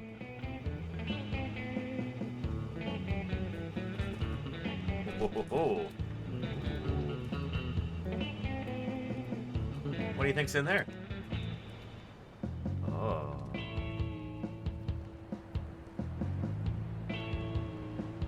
Just for you, MiniPie. Just for you.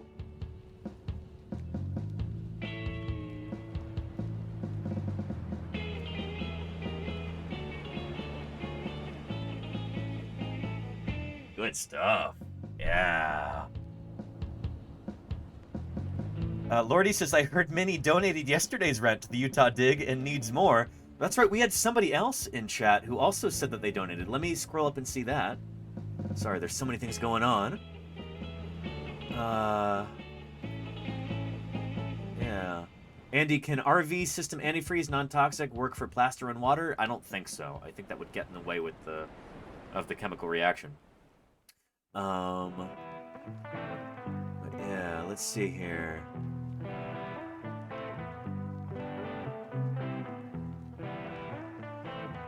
Somebody was saying that they made a donation. Yeah. Lordy said, I might go out there with Danny if you want to meet a real Twitch celebrity. There you go, Lordy. Yeah. I don't think we'll be bringing MiniPie out there. She doesn't really leave the house here. She certainly rules the roost right here. Let's see here.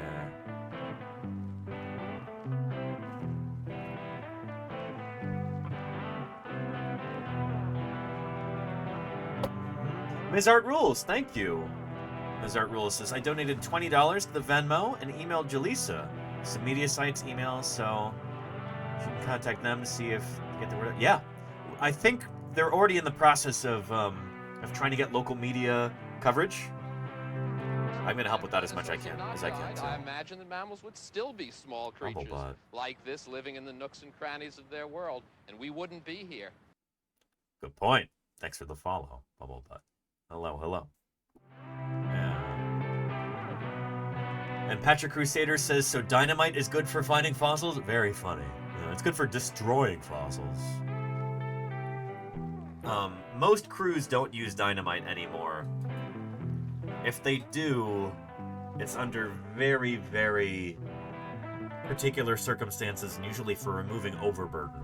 Overburden is all of the layers of strata above the bone layer, above the important layers. If you want to get rid of all the crud above it,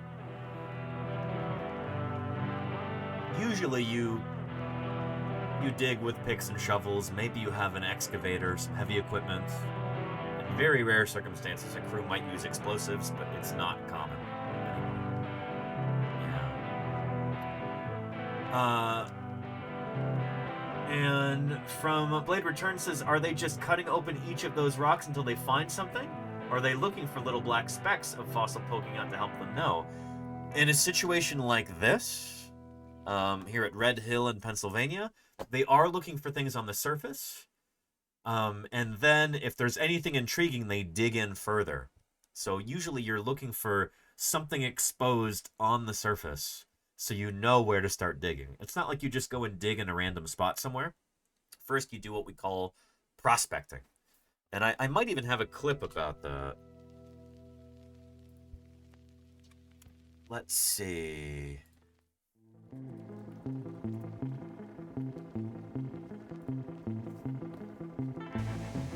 Here we go. So this will deal with prospecting just a little bit, but it's mostly about deposition and how these fossils get there in the first place. The land once covered by an inland sea is now the high and dry western United States.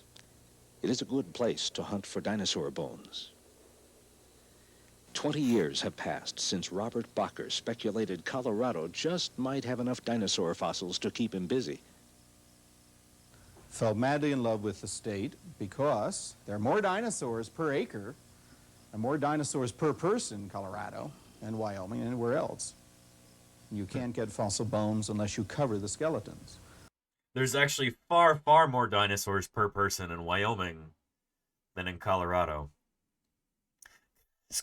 Wyoming has an extraordinarily small population for a state of its size. Wyoming is the 50th U.S. state out of 50. It is last in population. What's the current population of Wyoming, chat? Is it like 700,000 or something? It's less than 1 million for sure. Yeah. Very, very few people who live in Wyoming. Far more people in Colorado. So per capita, Wyoming's got a lot more dinosaurs. Wyoming and anywhere else. Yeah.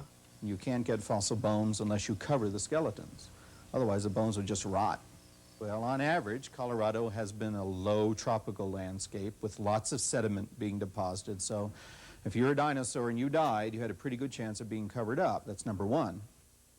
587,000.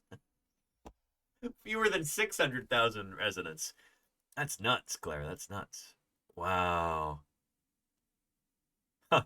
And Dangerous Button says, I'm 1 out of 587,000. Dangerous Buttons, that means that you in Wyoming have something like 100 times more representation than I do, and the U.S. government living in Wyoming. I live in California, in the San Francisco Bay Area. We have the same number of senators representing both of us. Although with, I don't know, here in California we've got, what, 45 million people, something like that? So about 90 times the population of Wyoming. Same number of senators. Anyway, that's beside the point. Let's get back to this. When you died, you had a pretty good chance of being covered up. That's number one. Dinosaur bones are not really bones anymore. They have undergone the process of petrification. I mean, not petrified. They've been fossilized, permineralized. They're still bones. They've still got some of the original hydroxyapatite in there, but a lot of the other organic-y stuff has been replaced by minerals during the permineralization process. That has hardened them to rock. A dead dinosaur might be covered by layers of silt and clay. Yep. The bones became compressed and replaced by seeping mineralized groundwater. You can't find a dinosaur that's totally covered by rock. A little bit of it's got to be eroded out so you can see it. Occasionally, these burial places were uplifted and the process of erosion would take over. Yep. The bones would eventually become exposed. And so it's that exposure that allows us to discover these fossils in the first place. You might think, especially if you're new here, and hello to all of the wonderful new people, you might think that, oh, this is the 21st century. Surely we have some sort of a system, a technological solution to finding fossils underground, right? You know, you could just somehow scan the earth and then find where these things are and then go dig them up. No, That's not how it works. We find fossils by doing what we call prospecting. So basically, there are people walking around, looking at the ground, picking up rocks every here and there, every few paces. You look for anything that's unusual, anything that might be kind of a bone texture, a bone shape. You're looking for symmetry in the things that you pick up. Anything that looks like it's organic, anything that looks like it's not just a regular rock, anything that might be the remains of an organism. You're picking these things up and looking at them, and you might cover miles and miles in a day when you're doing this. Sometimes you get lucky and you find eroded pieces of bone or teeth or stuff like that that's starting to weather out, and then you dig in and hopefully you've got more of a skeleton there. That's the idea. So yeah. And Alexander Morrison says, sometimes looking with your eyes is far better than some fancy fantasy tech. Yes, indeed. So,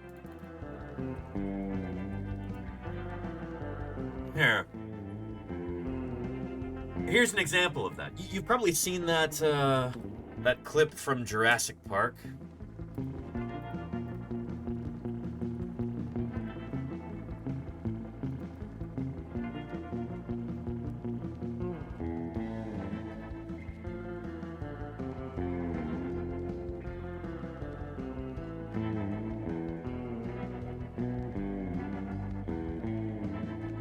Here we go. This is thank you, Buckaloon, for the follow. You remember this scene, of course. Snakewater, Montana. That's not a real place. But you've got this beautiful dinosaur skeleton all laid out there. Complete, articulate. It almost never, ever, ever happens like this. This is extraordinarily rare to find anything like that. But it gets even more fanciful here.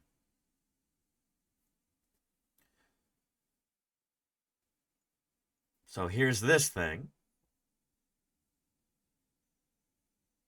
A sonic imaging device. Oh boy.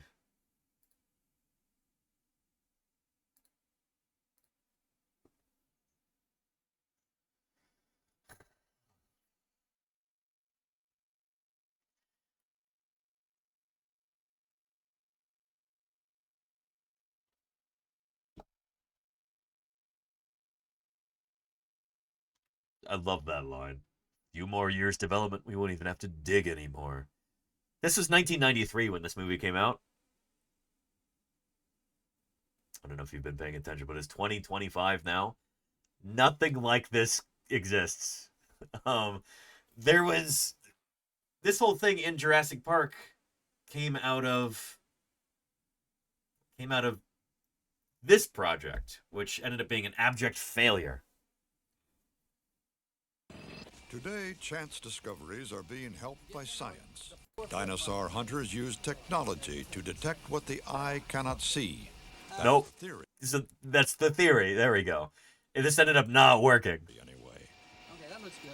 In practice, finding dinosaurs is still, shall we say, a hit-and-miss affair. Yep. Got a misfire, wait a minute. Roland, you know it's all your fault that we got involved in all this confusion Wait a minute. You led me on by saying paleontology was in the Dark Ages and we needed to do some real science. Well, that we were in... That's a physicist. Oh, paleontology in the Dark Ages. Please. This is the golden age of paleontology right now, especially dinosaur paleontology. I won't hear that kind of talk from a physicist, especially. In the Dark Ages then, and I think we still are. Ready? I'm ready, arm it. Ready?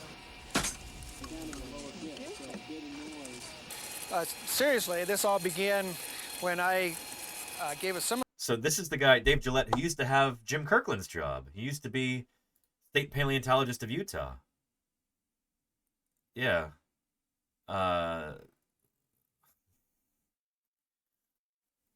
From what I understand, this whole thing, bringing in all of these devices, ended up being a fool's errand. Seminar at Los Alamos and challenged scientists like Roland and others here into helping us conduct this excavation. The specific problem that I posed was, can we see the bones in the ground before we excavate them? And the reason I needed to know the answers was that we had 10 feet of rock to remove before we could get down to bone level if this skeleton were to continue into the hill the way we projected. Okay, Cliff, show us some bones here. What do you got? Time will tell whether high tech can reveal all about this particular dinosaur. It didn't end up doing that, no. It's called Seismosaurus, and it may turn out to be the biggest dinosaur ever. But that We don't call it Seismosaurus anymore. We call it Diplodocus. Seismosaurus halorum. The general consensus is that it's not distinct enough from Diplodocus to actually be a different genus. So it's instead a separate species within the genus of Diplodocus. That's not all.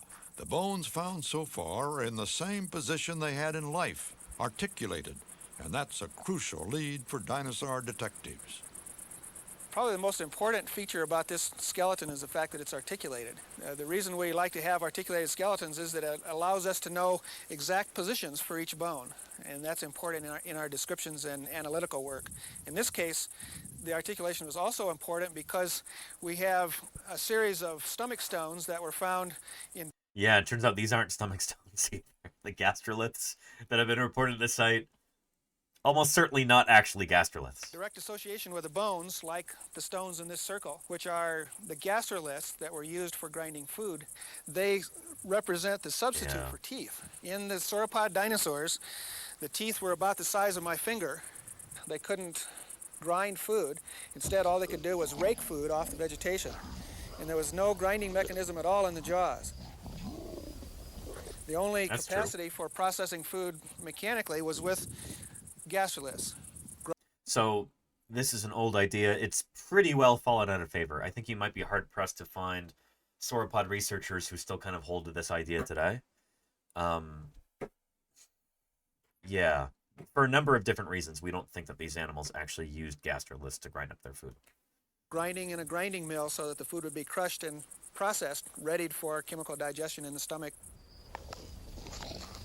And it's a fair estimate to say that they ate around a ton, or 2,000 pounds of food in a day. They processed that much plant material. Like any scientific... Anywho, yeah. Here's a link to that documentary there. Let's take a look. I like to sort of cite my sources whenever I can. But yeah. And Kreis... Paleontology, much larger mysteries still remain. Thanks for the follow. Welcome to Paleontologizing.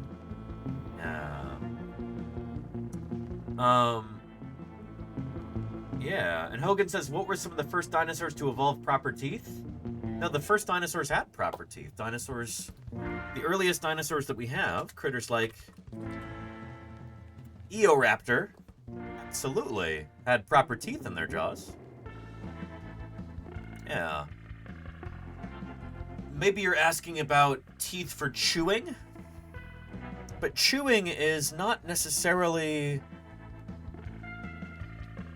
it's not always the right tool for the job.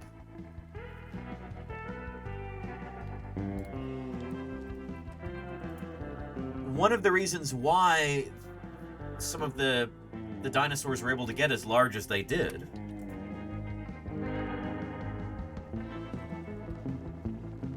like the biggest of the sauropods, some of these absolutely gigantic titanosaurs.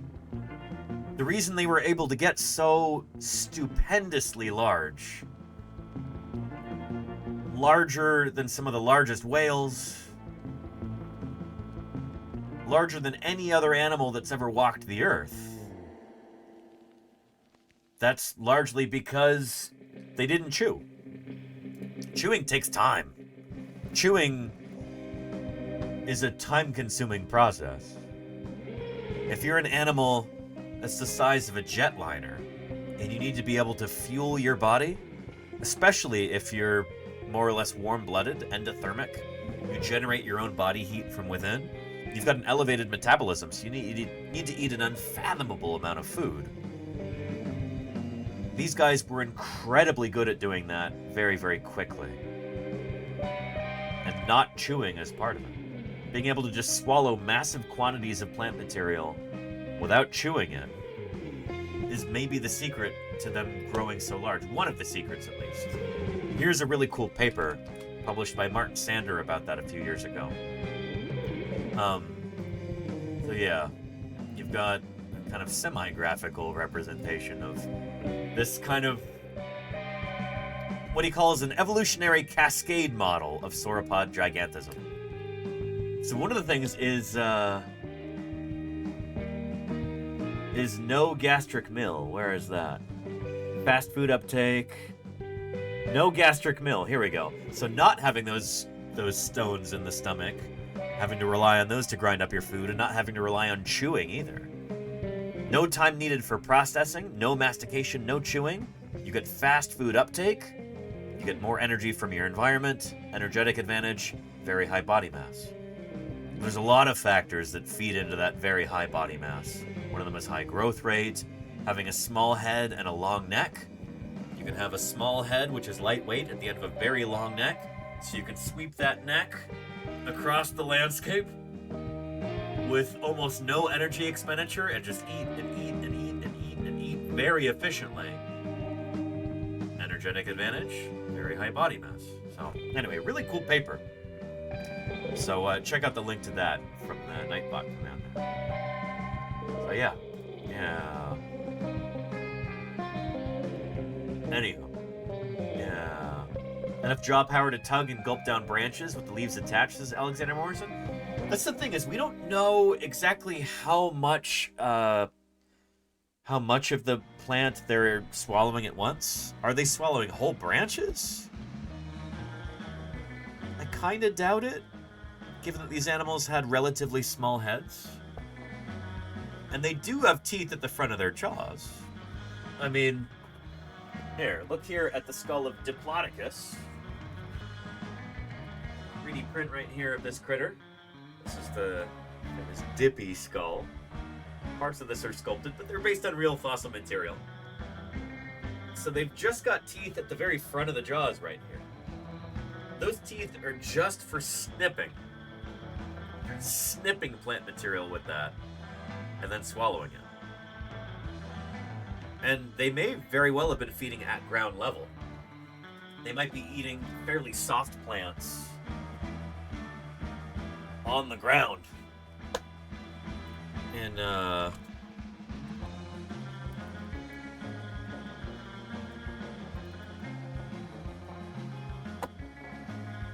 here.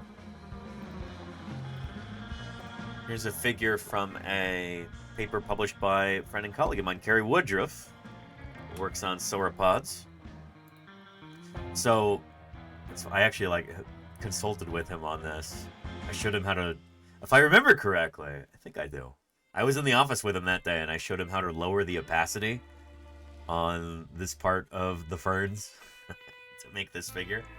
But these guys have got these big ligaments there, what we call a nuchal ligament, on either side of these bifurcated neural spines at the top of their neck. And so by just gently contracting the ligaments on this side and gently expanding the ones on this side, just the simplest muscular twitch, almost effortless, they can sweep that entire neck over to the side, expending almost no energy, and then just be able to feed in this wide arc like this. They're standing in one place and just snipping all of this plant material in a wide arc like that, consuming all of these calories, and then they take maybe one step forward, exert just a little bit of energy, and then they can do the whole thing over again. So extraordinarily efficient way of taking in calories. Recent research has also shown that plants like ferns and horsetails and I think things like lycopods, like club mosses and spike mosses, they actually have far more nutritional value than you would imagine. There was an experiment done in Germany, taking some of this plant material and then putting it into the guts of modern animals like sheep and cows. And it turns out it's more nutritious than grass is. Most modern grazing animals eat a lot of grass because grass is super common. Grasses didn't exist during the Jurassic, when dinosaurs like Apatosaurus here were doing their thing. So these guys had another advantage. The plants were more nutritious back then. Yeah, and cycads. The cycads weren't particularly nutritious, but they did test that. Hailberry, yeah. Anywho.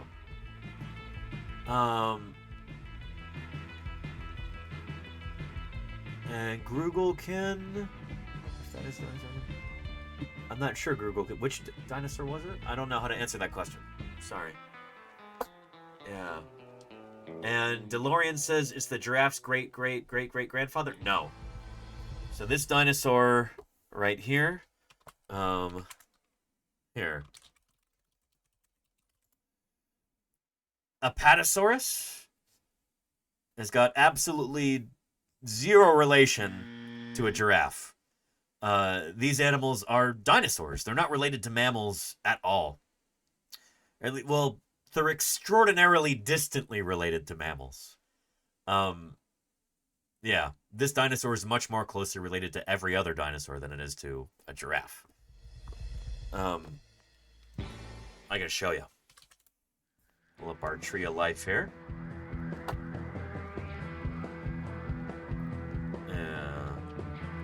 So let's jump to giraffes right here.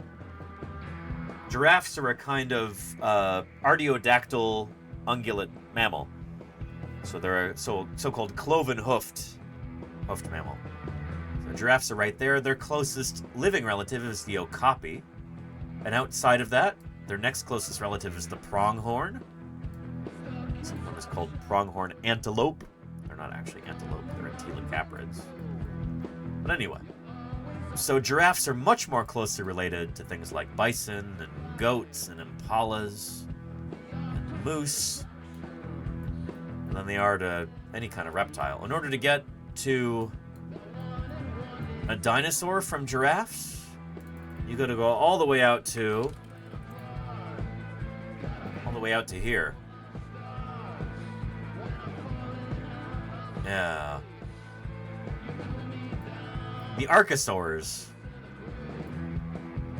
Today that consists of crocodiles and their relatives and birds. The non-bird dinosaurs should be right here. Birds evolved from dinosaurs. So this animal, Apatosaurus, is a zillion times more closely related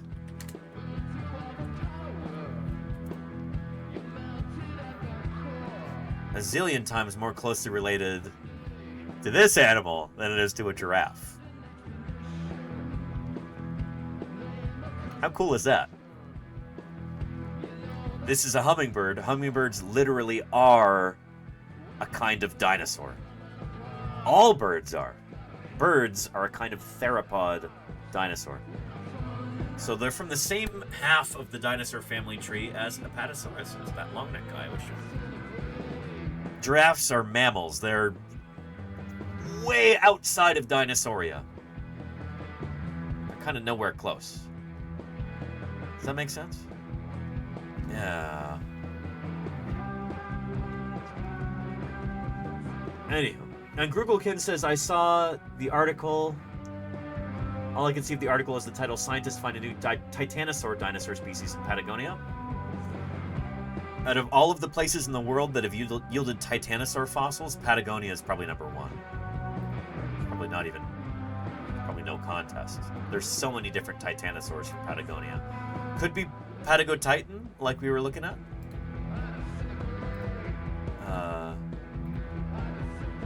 Yeah, this animal Patagotitan, that could be the one. I know they did make a big deal out of it.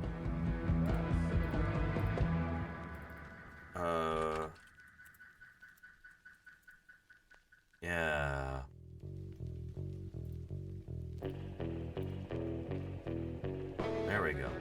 New dinosaur species was largest animal ever to walk the earth. We don't know that for sure. But, yeah, it's certainly very big. We don't have complete skeletons of any of these huge sauropods for a number of different reasons. One of them is that we don't have a complete skeleton. Well, we don't have a complete skeleton of any of these guys, partly because they're too big. They take a very, very long time to dig up. Usually none of these guys were ever preserved complete in the first place. Even if they were, it would take years or even decades to excavate them.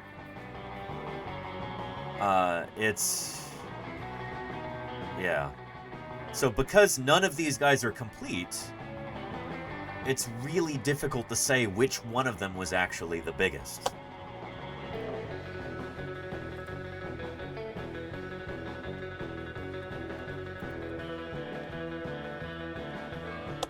So there's a number of them that are just absolutely gargantuan. And they're all known from very incomplete material. We don't know which one of these guys really was the biggest. Especially since for most of them that have been discovered, there's only one skeleton known. So what are the odds that that's the biggest one of its species, you know? When you've got such a small sample size of one usually for each genus or species, doesn't really tell you, you know? Patagotitan does seem very, very large, but some estimates put Argentinosaurus bigger. Some estimates put Alamosaurus bigger. Or things like Dreadnoughtus. Or things like Supersaurus. So, we don't know which of these dinosaurs was biggest, but what I can tell you, without question, the very, very, very biggest dinosaur would have been a sauropod. So one of these long-necked plant-eating dinosaurs. That is a slam dunk. That's incontrovertible. Nobody's going to question you about that, because all of the very biggest dinosaurs that we have are all from the sauropod group. These long-necked plant-eating dinosaurs. We just don't know which one. These guys attained incredible sizes. Which species was the biggest? It's a mystery. We're dealing with very incomplete information. We can't say. So yeah. Anyway. Yeah. We can say for sure that Stegosaurus was the coolest. That's a strong opinion there, Starman. Yeah. Yeah.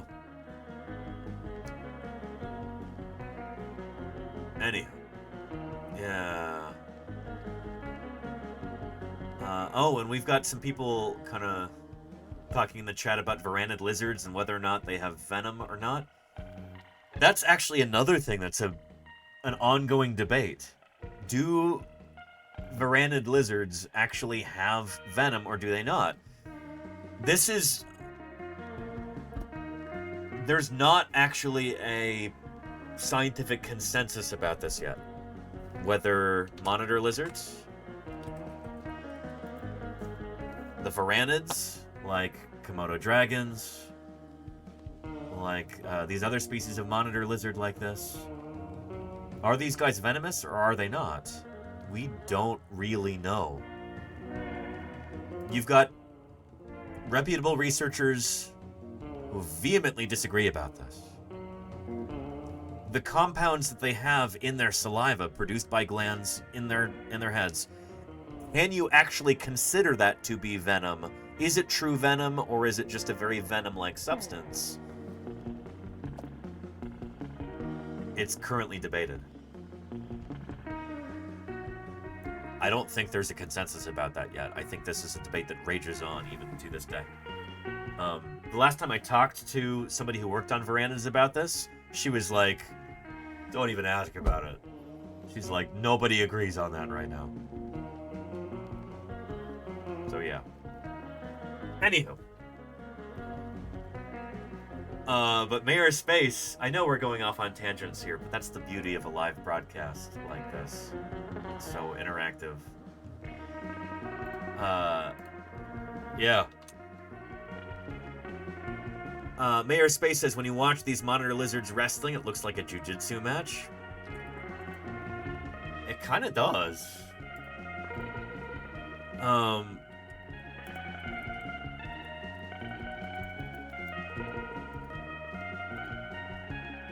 Yeah.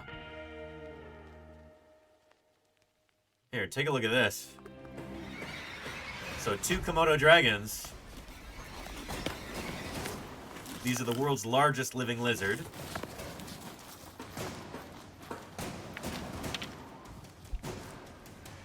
Yeah.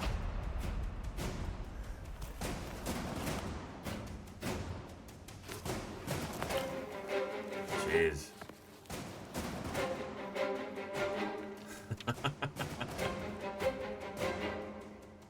Pretty impressive.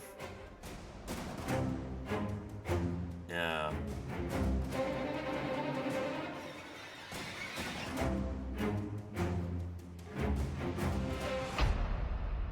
Anyway.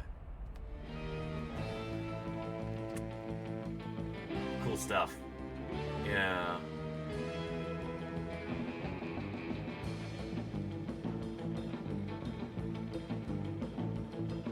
Anyhow.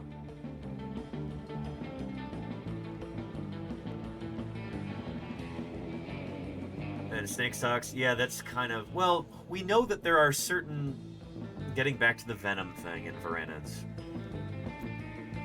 I think everybody agrees that there are certain compounds in their saliva produced by glands that look a lot like venom, but is it true venom or is it not? It's kind of a question of definitions, as I understand it.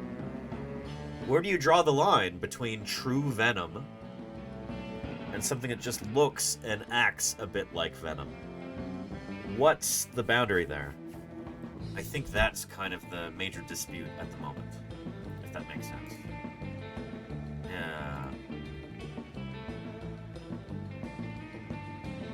Anyhow.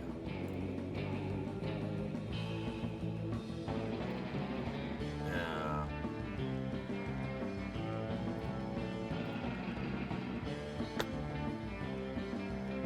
Yeah. And Bondo Latour says, it's amazing to me that they don't bite each other. I mean, yeah, they do tend to fight generally without trying to kill each other. It's almost like they have some sort of an agreement that, like, hey, this is a contest of strength. Whoever wins, wins. We're not trying to kill each other. We're just trying to show who's stronger, you know? You see this in a lot of different sauropsids. A lot of different reptiles. You see this in a lot of birds. You see this in a lot of lizards and crocodilians. It's interesting. Like, they generally don't want to kill each other. So yeah. And is this a mating thing? Yeah, so they're presumably that's 2 males fighting over territory, and by extension fighting over females. Yeah. And Deathsaurus says, Danny, any thoughts on BYU 9024 being the biggest animal with estimates around 50 meters? It's too incomplete, Deathsaurus. Yeah. A lot of those Brigham Young University specimens are very incomplete. And I'm trying to remember which one 9024 is. Let me look it up. But, like we were talking about today, Andrew Milner, Utah is, as a whole, you know, taken as a whole, Utah is a wonderland for vertebrate fossils, especially dinosaurs. Watch, BYU 9024 probably came from Colorado, but, yeah. Here's a discussion of that on the SV PAL blog. The size of the BYU 9024 animal. occasionally you get things like this that they start making the rounds on the internet among enthusiasts of dinosaur paleontology. It's important to, like, talk to the researchers about this, you know? Yeah. So in part 2, we concluded the BYU 9024, the large cervical vertebra assigned by Jensen to the Supersaurus holotype individual is in fact a perfectly well-behaved Barosaurus cervical, just a much, much bigger one than we're used to seeing. And we're going to be talking about Barosaurus today. That's one of our Marsh Madness contestants. Although we heavily disclaimered our size estimates, Andrea Cow quite rightly commented, thanks for this disclaimer. Unfortunately, it's going to be ignored by the internet. My boring conservative mind asks, what is the smallest size that is a valid alternative explanation? I mean, if we combine all possible factors, misinterpretation, deformation, allometry, what could be the smallest plausible size? Only the latter should be taken as the size of the animal, pending more material. So they say, yeah, he's right. Yeah, so here's the actual specimen right there. I think I've actually seen this one in person when I was visiting BYU with LJ a couple of years back. Might even have pictures of it. Yeah. Here, let's try and get to the punchline. Yeah. The smallest possible interpretation of the BYU 9024 animal gives it a neck 1.584 times as long as that of the AM&H individual, which comes out around 13.5 meters, implies a total length of maybe 43 meters. But I don't think that's at all right. I'm confident the serial position of BYU 9024 is some way to anterior of C14. That's the 14th cervical vertebra, likely no further back than C11, which gives us a neck at least 15 meters long and a total length of maybe 48 meters. So, mass of maybe 66 tons. This gets back to what I was talking about with looking at all of these different big sauropod dinosaurs and trying to figure out which one was the biggest. We've got these tantalizing, isolated bits of so many of these sauropod dinosaurs that suggest that some of them were just enormous, and they're all of these tantalizing bits seem to be like around the same size. So like between 120 and 140 feet long, right around 70 to 90 tons.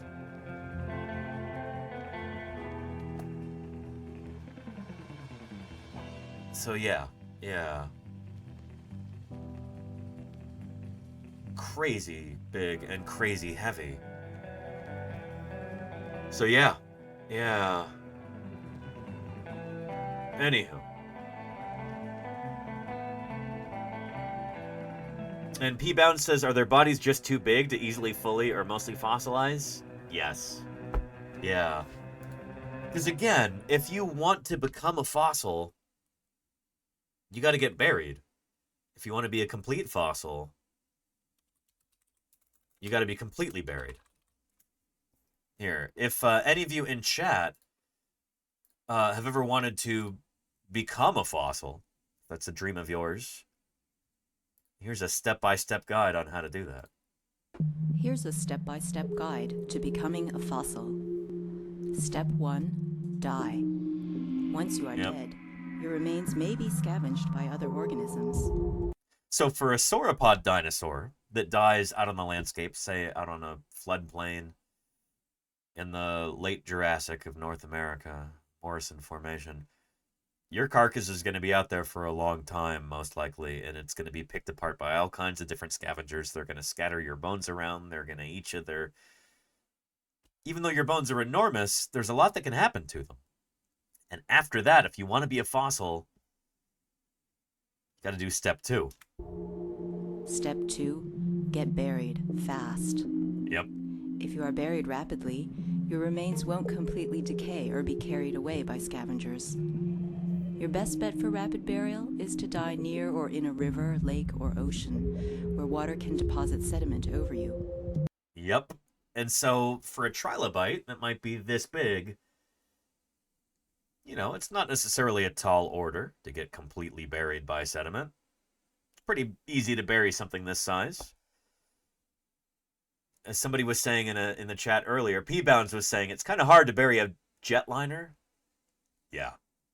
The amount of sediment needed to bury a super gigantic sauropod dinosaur and bury the whole thing, good luck. You know? Yeah. Step 3. Soak in groundwater for a long, long time.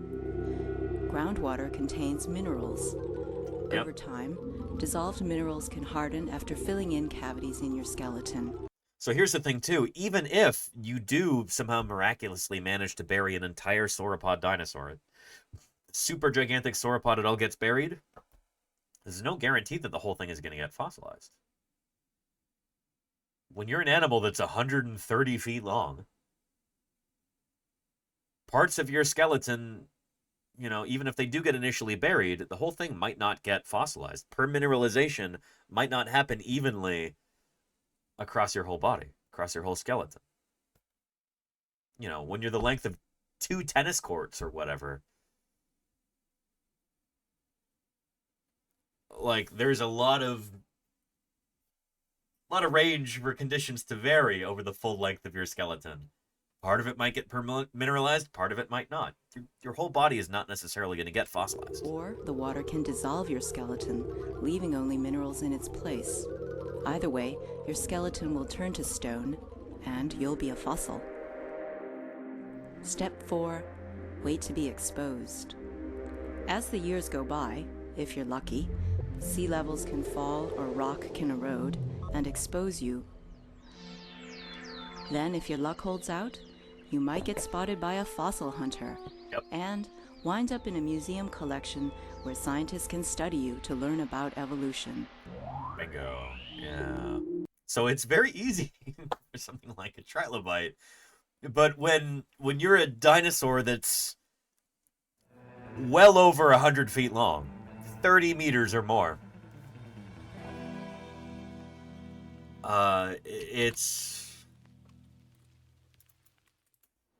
it's a tall order to be able to excavate the whole thing. Here, let me find you another clip with Ken Carpenter talking about it.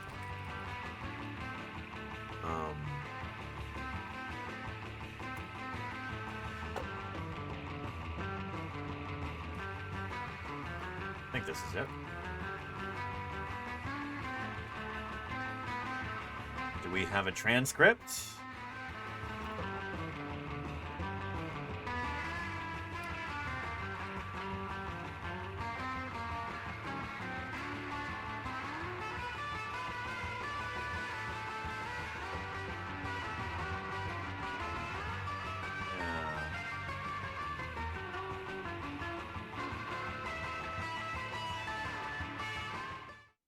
Somewhere under the landscape of Garden Park, Colorado, may lie a set of record-breaking bones.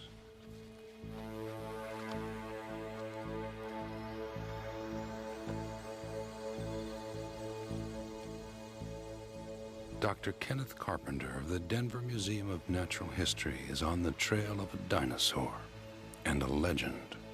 A giant to dwarf all giants. This is a Cope dinosaur, not a marsh dinosaur. In 1878, paleontologist Edward Drinker Cope discovered a bone 3 to 4 feet long and 143 million years old in the sediments of Garden Park near Colorado Springs.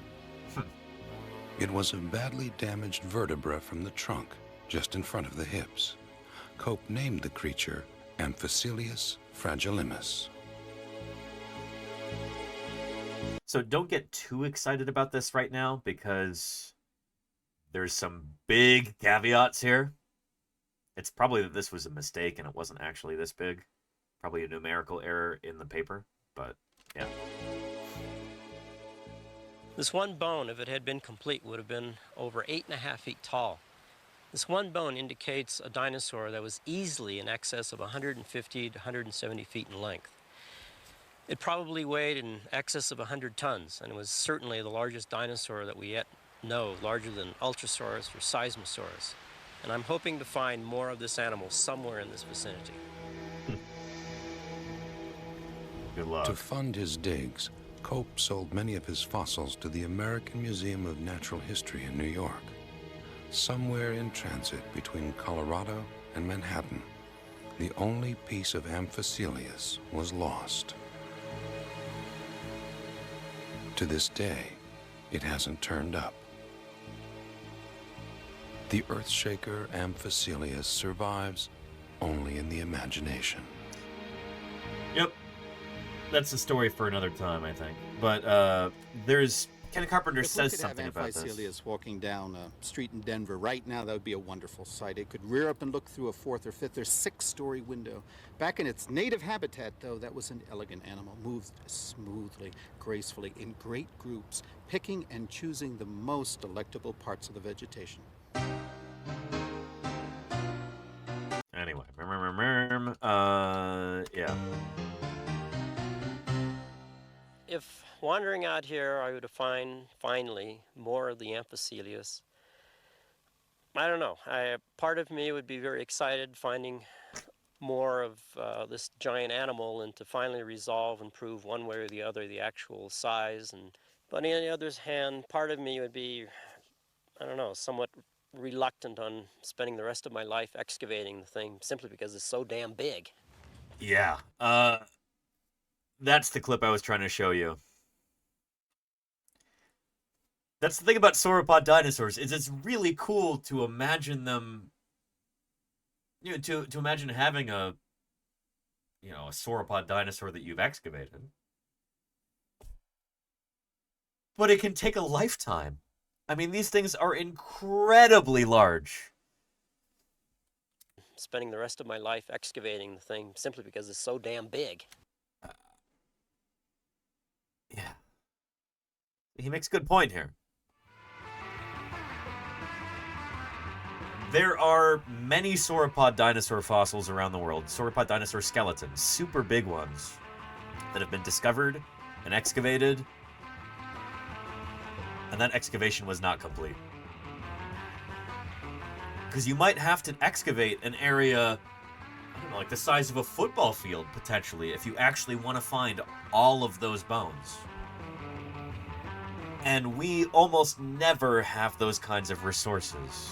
That kind of people power and kind of funding to be able to excavate such a large area.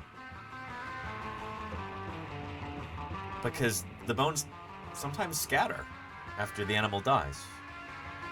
Scavengers can carry bones off in different directions. If it's in a fluvial environment, waterborne sediment has deposited it, like in a river or a stream, bones get carried away. And so you might have to figure out the flow direction and then chase the bones. Like, shoot, we've got a football field's worth of overburden to do. We're just going to dig and dig and dig and not find anything until maybe we get lucky and find a bone, 30 meters away.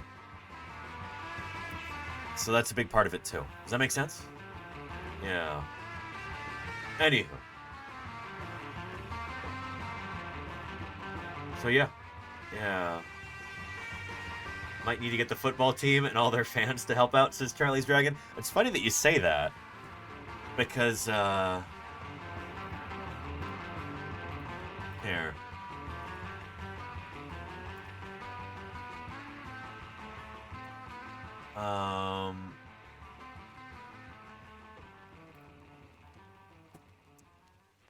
Show you a picture. A book right here. Jim Jensen. Here. Jim Jensen was a guy working in Colorado and Utah, digging up some of these really, really large dinosaur fossils. These super gigantic sauropods.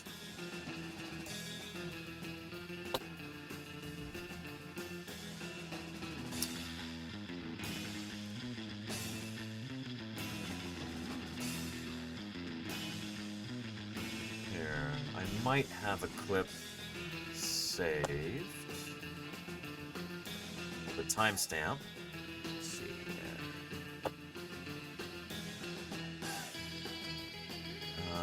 here. There we go. That should do it. The edge of the hill comes along like this. Now the bone layer goes along about like this. So Jim Jensen is in the sun helmet. With the cat starting up here, cut down like this, just above, ending just above the bone layer. This material here will be removed and pushed out over the edge. A cut was made along the side of a hill about the length of a football field. With Jim watching carefully, Doug inched the 8-ton caterpillar closer to the fragile bone layer. Finally, the blade turned up the first bone fragment. Below this spot lay the heaviest bone concentration discovered. Having at last struck bone, the work changes pace.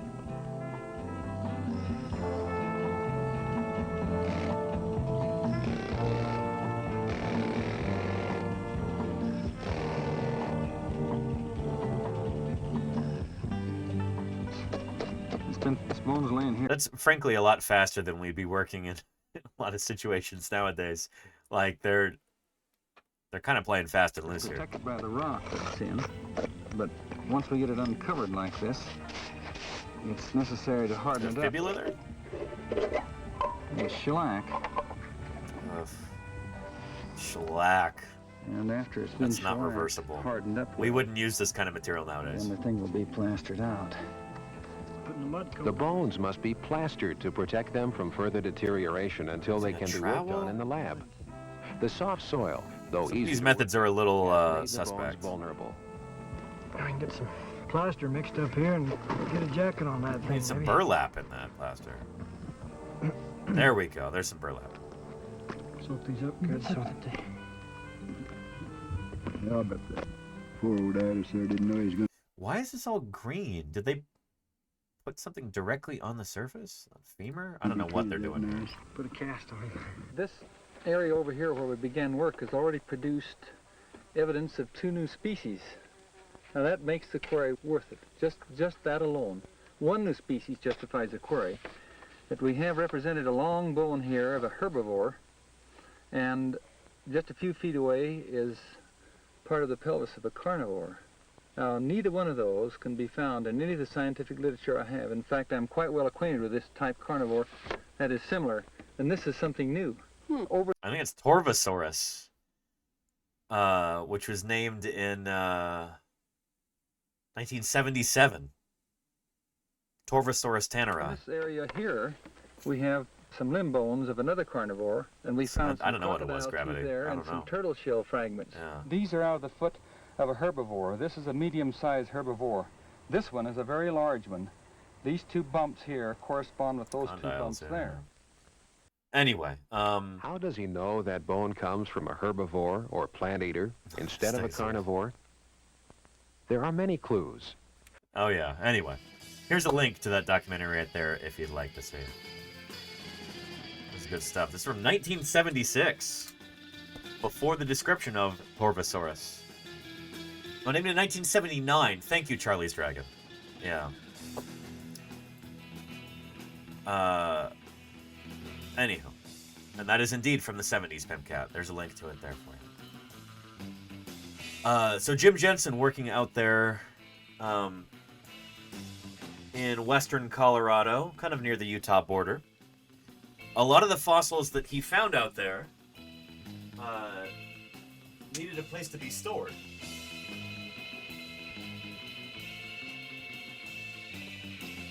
It's a photo of that storage place here in Luis Hoyos' book, Hunting Dinosaurs.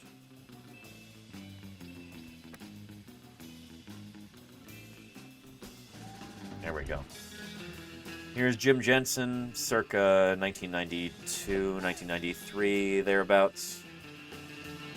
There he is there, wearing his characteristic sun helmet.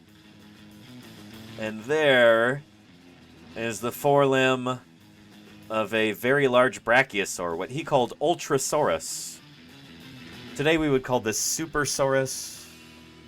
It's probably not actually a brachiosaur. It's a long story. Anyway. Right here is a storage facility with all of these plaster jackets, these field jackets, holding the remains of so many different dinosaurs, most of them sauropods, looks like. So the Earth Science Museum's storage space has run out. And Jim Jensen's legacy, over 100 tons of unprepared material is still wrapped in plaster jackets. It lies in the storage below the football stadium bleachers at Brigham Young University. So those big support pylons that you see right there are underneath the bleachers. So presumably, maybe the football field is behind this concrete wall right here. Or maybe it's behind, I don't know. Presumably it's behind there. And so this is that big space under the bleachers around the football stadium. Oh yeah. Yeah. Anywho. Charlie's Dragon, I agree. Anyway. Kennedy wants to know, are there any estimates for how deep bones could be found? Very, very deep in some cases. The record for that, I think, is...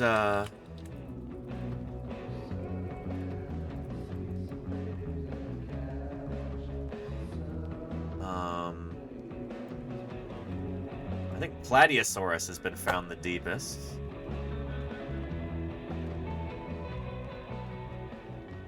There we go. It's an article from May of 2006. Drilling core produces the world's deepest dinosaur finding. While most nations excavate their skeletons using a toothbrush, I mean, we use toothbrushes, but we use other hand tools as well. Come on now. The Norwegians found one using a drill. The somewhat rough uncovering of Norway's first dinosaur happened in the North Sea, at an entire 7,401 feet below the seabed. So that's not 7,000 feet below the surface of the ocean. It's 7,000 feet below the bottom of the ocean in the North Sea. It has been there for nearly 200 million years, ever since the time the North Sea wasn't a sea at all, but an enormous alluvial plain. It is merely a coincidence that the remains of the old dinosaur now see the light of day again, or more precisely, parts of the dinosaur. The fossil is, in fact, just a crushed knuckle bone in a drilling core extracted from an exploration well at the Snorre offshore field. Norway's first dinosaur fossil is a Plateosaurus. At least that's what they're saying here. We don't know for sure that it is Plateosaurus because you can't identify this dinosaur just based on a single fragment of a bone. But I'm sure what they're doing here is they're saying, look, these are strata that are from the late Triassic period. Plateosaurus is also from vaguely the late Triassic period. Or rather, Plateosaurus is from the late Triassic. I'm sure the drill core is maybe a little bit more vague than that. So it's probably Plateosaurus or something similar, but we don't know for certain that it's Plateosaurus.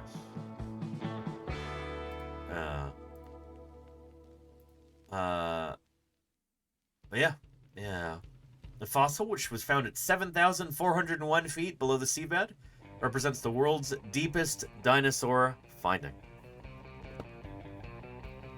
So there you go. Here's a link.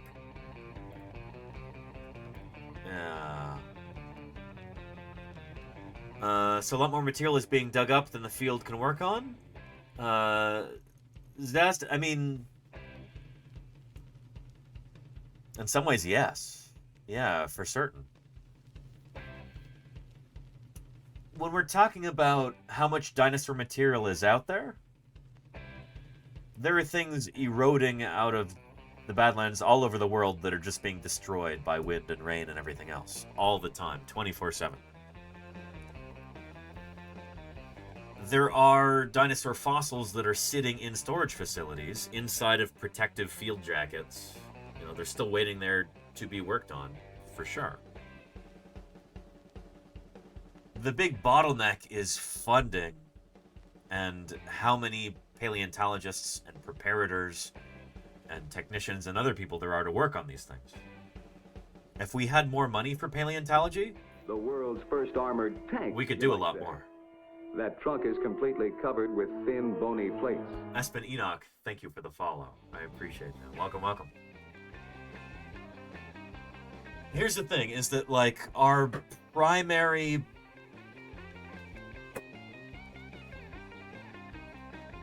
restricting factor in fossil science is lack of funding. If there were more funding, if there were more jobs available, we could do so much more. Think about, I mean, just think about for a second how many kids dream of working on fossils when they grow up. Think of how many kids want to be paleontologists. Very, very, very, very few of us ever get to do that because there are so few jobs and there's so little funding, you know? This is one of those scientific fields that gets a tremendous amount of attention, especially regarding dinosaurs. And when a new dinosaur is discovered, it's often headline news around the world. And sometimes the people working on that, the people who have published it, are... Not only do they not get paid to do that, like, you don't get some sort of a... I don't know. People are astonished when I tell them, they're like, yeah, you don't get a bonus for describing a new dinosaur, for discovering a new dinosaur, for working on a new dinosaur. None of that stuff. Of course, it doesn't work that way. Sometimes we have to pay out of our own pockets to get these things published in the first place. Like, there are paleontologists who go into debt working on fossils. Doesn't pay well. And many people who have careers in dinosaur paleontology in particular, they often have other sources of income. Maybe they have a spouse who makes good money. Maybe they have an inherited wealth or something like that. Like, that's just kind of the reality. That's how a lot of these things work. So anyway, if there are kids who want to grow up to become dinosaur paleontologists, the odds aren't great.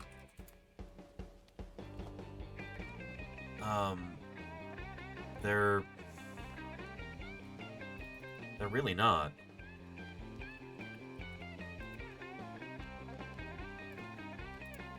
Here, let me try and find a clip with Jingmei O'Connor talking about this.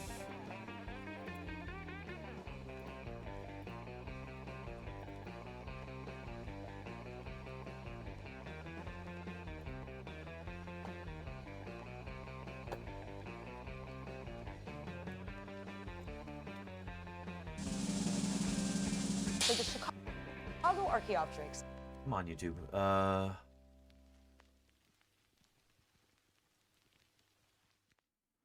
Is this the one I'm trying to find? Let's see here.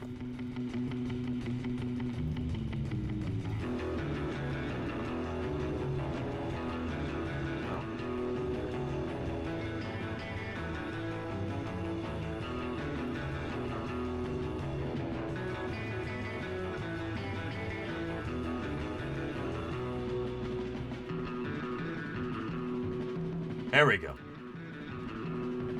If I hadn't gone to Oxy, I wouldn't have discovered. As a geologist, you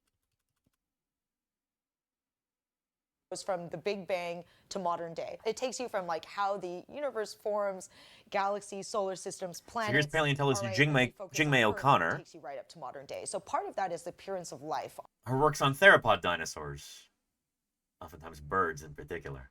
On our planet and how it's changed, you know, in the past 1.8 billion years at least, right? And I just got hooked on the concept of evolution.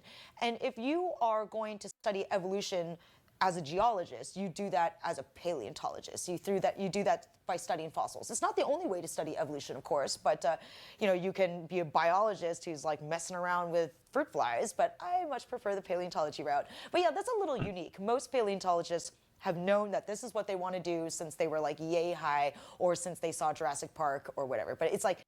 So that was me. I knew that I wanted to become a paleontologist the same day I was informed I couldn't grow up to be a dinosaur. It was very early on in my life I realized I wanted to be a paleontologist. really like 99% of them is like one of the two. And I mean, I'm not like, you know, there's nothing wrong with that. But yeah, so if I hadn't gone to Oxy, I wouldn't have discovered paleo and I wouldn't be here. So I'm very, very grateful for that like financial decision that I made. I made a practical choice to work on birds because I thought, well, you know, I've been told that paleontology is super competitive and that, you know, only the strong survive. No, I'm just kidding. But like, you know, they say 1 in 100 paleontology students actually makes it. So it is super competitive. Yeah. That's not because the work is particularly difficult necessarily. It's not always easy. Certainly not always easy. But the reason why the odds of success are so low for people wanting to get into paleontology and do it full time is that there's so little money available. There's so few jobs. There's just not enough room. And this is a very solvable problem. Here's the thing, is that there is tremendous public interest in dinosaurs and in other fossils in the history of life on Earth. But we as paleontologists have not been doing a good job of translating that public interest into funding for our field. And this is something that I want to talk about with some other paleontologists live on stream during some interviews at some point. I'm still trying to figure this out. Scheduling is tough. But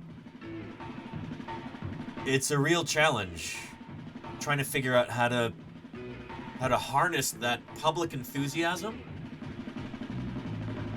and turn it into funding for what we do as paleontologists.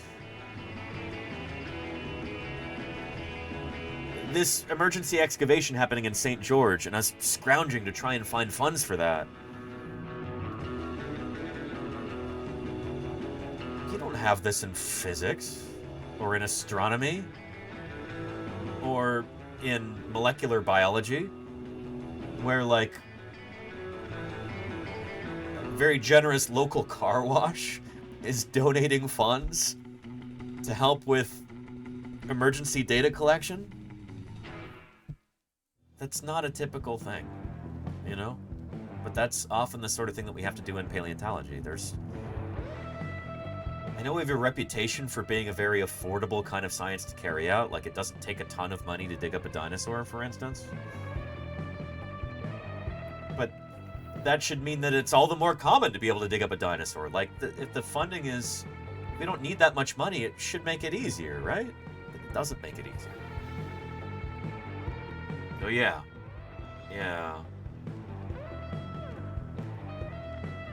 And Terminator Pig says, what percentage of fossils that need to be excavated are left to the elements due to a lack of funding? I don't know, 99%? Close to 100%? I don't know. There's so few fossils that get excavated. That's the thing, is that there's so many out there, and so few people actually out prospecting and digging that if we're talking even just in the US, the number of important dinosaurs, even just dinosaur specimens, the number of important dinosaur specimens that are just lost to the elements, it's definitely a majority, probably a vast majority of them, you know? So yeah.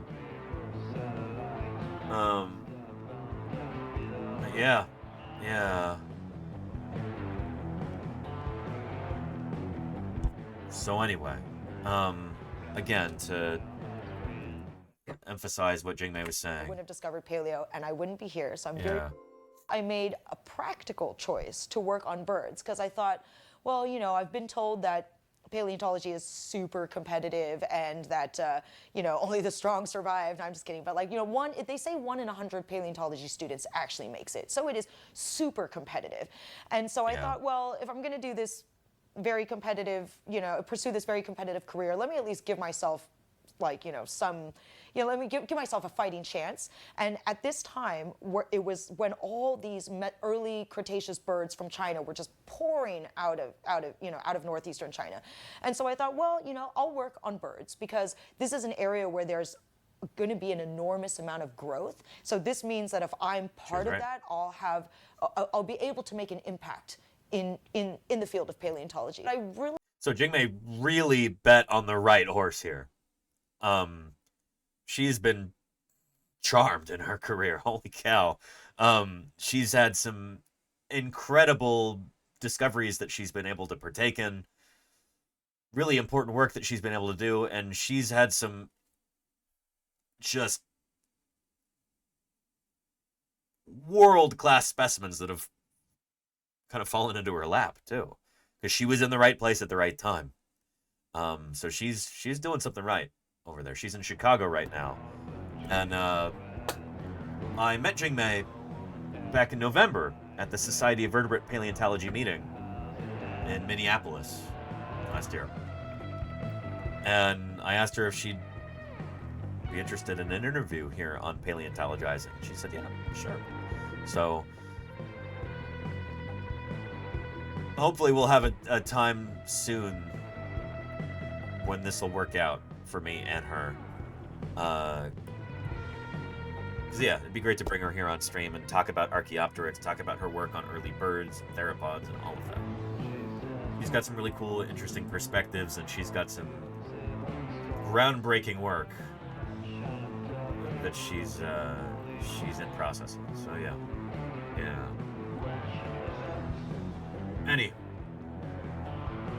We had a question about Marsh Madness from Dan the BC Man. Let's get into Marsh Madness, and yeah, let's go ahead and do that. But first, I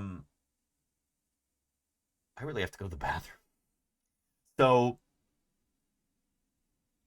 here's what we'll do. I will pull up a quick clip about Othniel Charles Marsh and Edward Drinker Cope. And yeah, we'll play that while I'm running to the restroom. Oh,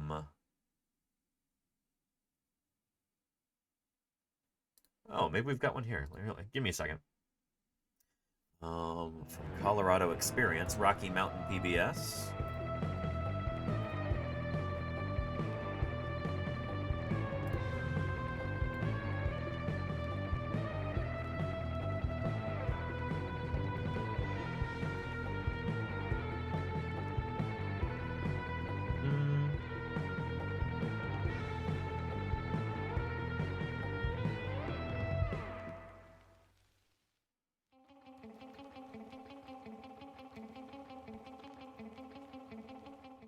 There we go.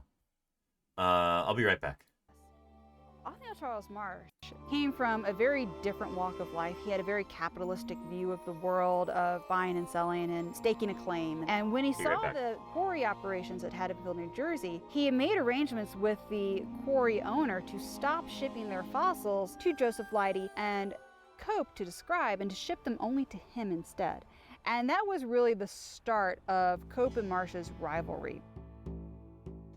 In the early days of paleontology in the United States, it was still the Wild West. It was still moving from the realm of talented amateurs into academic scholars. The Bone Wars are really centered around two strange characters. O.C. Marsh, who was based at the Yale Peabody Museum, and the other was Edward Drinker Cope, who was based in Philadelphia. They're two very opposite personalities. Cope, he's much more on his own. He's somewhat arrogant. And what they do is, over a period of several years, they become world-renowned paleontologists in a relatively short period of time. But the Bone Wars is where these two really get into action and start fighting each other to see who can find the biggest and best fossils and also undercut their rival. The rivalry between Cope and Marsh ended up on the front page of the New York Times. Edward Cope was the first paleontologist to actually assemble a large fossil back into something like its original shape. One of the first flubs in the Bone Wars was the reconstruction of a marine reptile we now know as a plesiosaur. They're long-necked, flippered animals that lived in the oceans that covered a lot of North America. But he made one key mistake. He stuck the head on the back end. So instead of having a long neck and a short tail, had a short neck and a long tail. And the first person to point out this mistake, to his delight, was his rival, Marsh.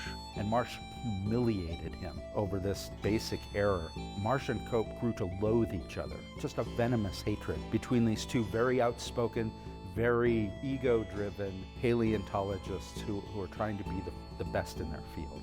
It only got worse from there. The feud between Cope and Marsh is probably one of the nastiest scientific feuds in history. Yeah, agreed. It wasn't until the bone rush and the discoveries in Garden Park and the discoveries near Morrison that Colorado really became the forefront of dinosaur paleontology. Arthur. Yeah, so if you're new to this whole thing, if you're new to Marsh Madness here,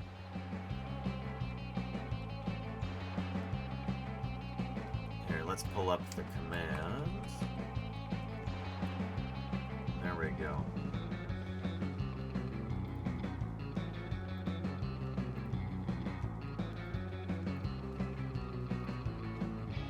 There we are. Marsh Madness is a month-long special event that I came up with where we are going to be taking different dinosaurs named by Othniel Charles Marsh in his battle with Edward Drinker Cope. And we're going to be putting those dinosaurs head-to-head in single-round elimination matchups. Between Marsh and Cope, they both named they named a lot of dinosaurs. Marsh named by far more dinosaurs than Cope did, which is what makes this a little bit easier. These are being decided, the matchups themselves, these contests are being decided by Twitch chat through a poll happening live during these broadcasts. Yesterday, we had a matchup between Stegosaurus, our number 1 seed, and Nanosaurus, who is our number 16. So, it was a tough contest for Nanosaurus, at least. But, this was our result yesterday. Stegosaurus handily defeated Nanosaurus, 51-20. So Stegosaurus will be advancing to the next round. For today's matchup, we have Torosaurus versus Barosaurus. We were talking about Barosaurus earlier, so that's actually kind of fortuitous. So, now we get into it? Yeah. Scorch Hellfire says, RIP my bracket. Did you have Nanosaurus winning? I'm sorry, Yeah, sorry, Scorch Hellfire. That's how things go sometimes. So the way that this is going to work is, we will look at both of these different dinosaurs. I'll be talking about both of them. We'll be talking about what makes them special, what makes them interesting. And we'll be looking at the original descriptive papers published by O.C. Marsh on each of these dinosaurs too. And then you, chat, will be deciding which one you like more. Especially if you filled out a bracket earlier, you might have a vested interest in a certain one winning, and you can absolutely vote according to that vested interest. Kind of how this works. Oh yeah. Casey Snowart says Barosaurus is a cool one that I hadn't heard of before this. You hadn't heard of Barosaurus, Casey Snowart? Well, well, well. Barosaurus has been found in your home state in Colorado. I didn't have a lot of time to prepare for this because I have so many other things to get ready for today's stream. So,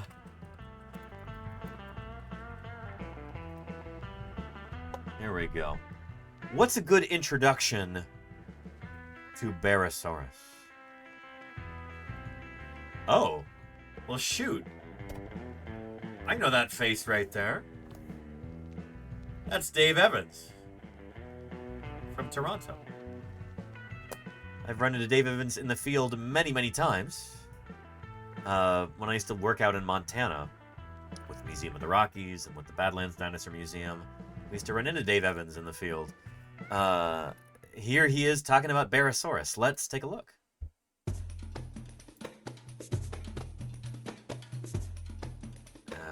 Barosaurus.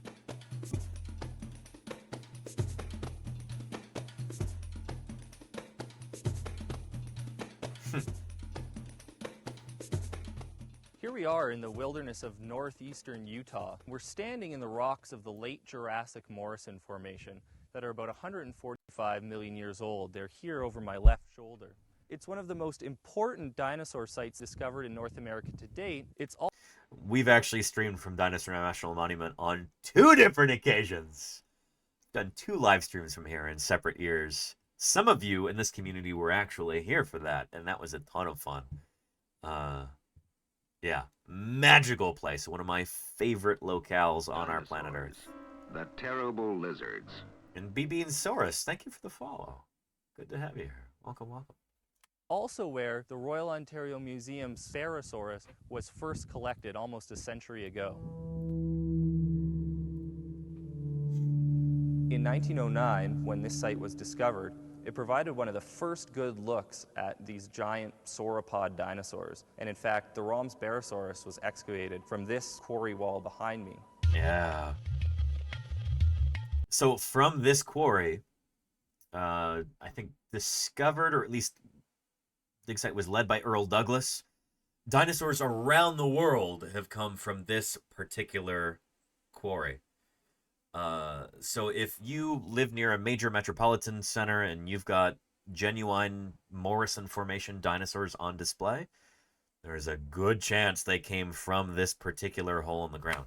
The Carnegie Museum, in their excavations here, had collected 700,000 pounds of dinosaur bone. They put a notice out for other institutions that might want bones, but you were kind of getting the crates unopened. And the ROM, obviously, I think, knew what they were looking for and got the right crates. The dinosaurs that we find here are about 144 million years old. To give you an idea of just how old that is, Tyrannosaurus rex, which lived at the end of the age of dinosaurs, is in fact closer in time to us than it is to the dinosaurs found in this quarry. Yep.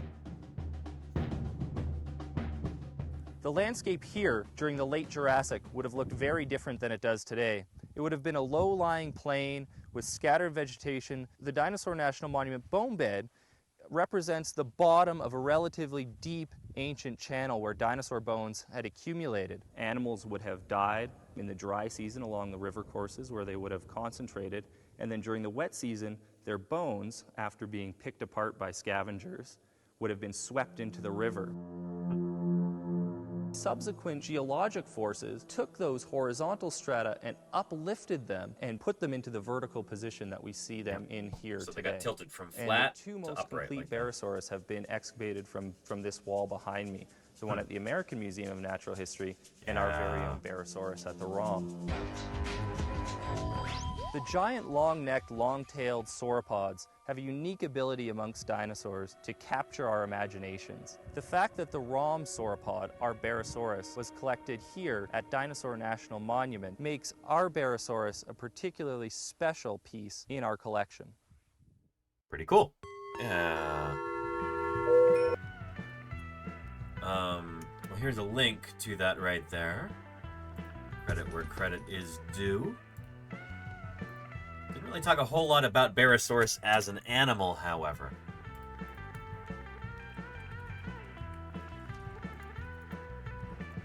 Barosaurus is potentially one of the largest dinosaurs in the world. Might be the largest. But,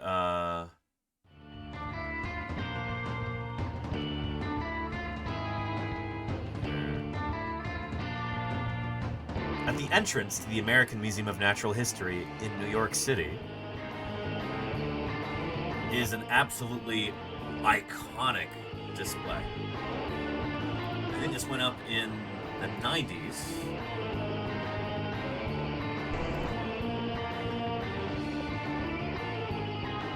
So this is a grand imperious building here. This is the main rotunda at the entrance. What do you use to fill a rotunda like this? You use a dinosaur like Barosaurus. So this is I presume, resin cast of Barosaurus right here, rearing up on its hind legs. It's got a young Barosaurus behind it, It's rearing up to protect the youngster from this predatory Allosaurus right here. I remember the first time I went to AM&H, first and only time so far. It's breathtaking when you walk inside. It really is. Just incredible with that Barosaurus thing.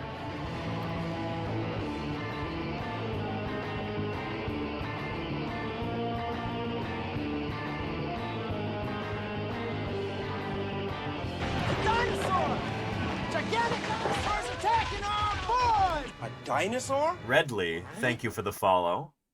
Welcome, welcome to Paleontologizing.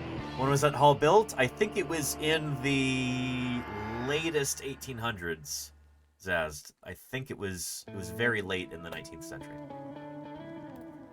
There.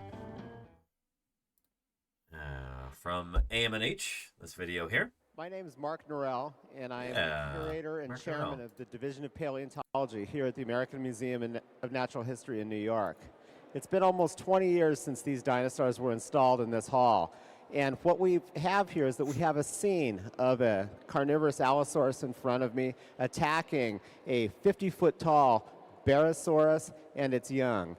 Now, this is quite a controversial scene. It was 20 years ago when Lowell Dingus, Gene Gaffney, and myself came up with this idea to have a real centerpiece of dinosaurs here in this room. And it's become, during that time, a New York icon. It's something that people actually, come to see and just gaze at these gigantic animals. These animals really represent the things from our collection. Is the Barosaurus itself, the tall animal, was cast from bones which that you can see on the 4th floor in the dinosaur halls up above us. The baby Barosaurus as well. These animals were collected by paleontologists from our museum back in the real glory days of North American dinosaur hunting. And this scene actually... In some ways, these are the glory days. Well, not in terms of fun, but yeah. Would have taken place in Western North America about 140 million years ago. So today, what we're going to do is we're going to open a new channel through this that will allow people for the first time to directly walk underneath these animals as they're interacting on their way to the over 45 halls we have here at the museum, which nearly 5 million visitors attend each year. So with that, I think we'll make the first cut. Nice.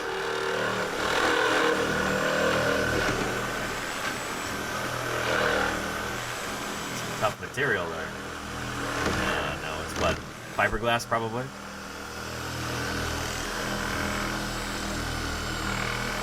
If it's fiberglass, he should be wearing long sleeves.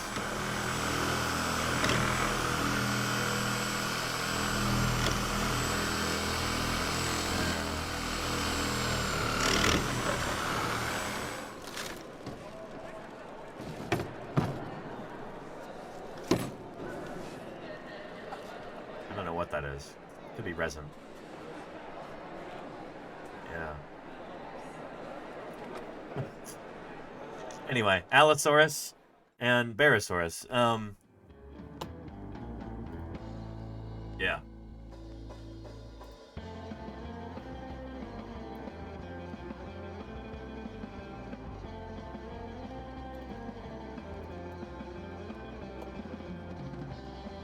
The thing about Barosaurus is that it's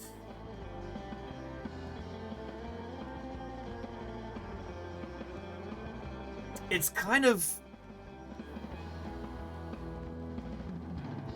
It's got stiff competition among the other sauropod dinosaurs. You're not going to find a lot of, popular culture depictions of it. It doesn't appear in very many popular films. It doesn't even necessarily show up in a whole lot of dinosaur books, because you've got so many other big sauropod dinosaurs in the Morrison Formation.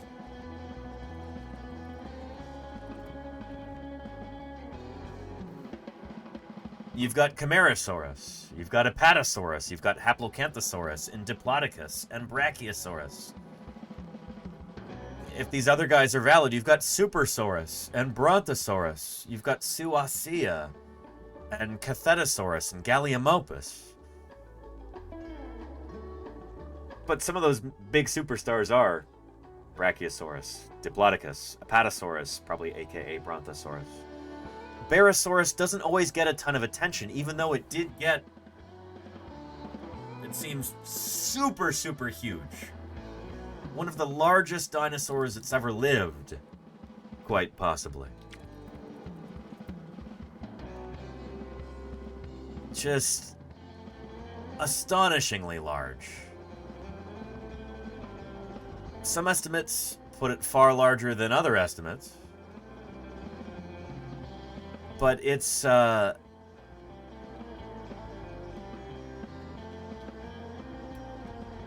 if generous estimates of that BYU specimen that we were talking about are to be taken seriously, this is an animal that's like solidly 120 feet long, probably much longer than that. Maybe 130, 140, maybe 150 feet long, who knows? These tantalizing, isolated vertebrae that are so gigantic of this animal, they point to one of the largest creatures that's ever walked the earth, potentially. So Barosaurus, superlative and yet still underappreciated. That's our takeaway for Barosaurus.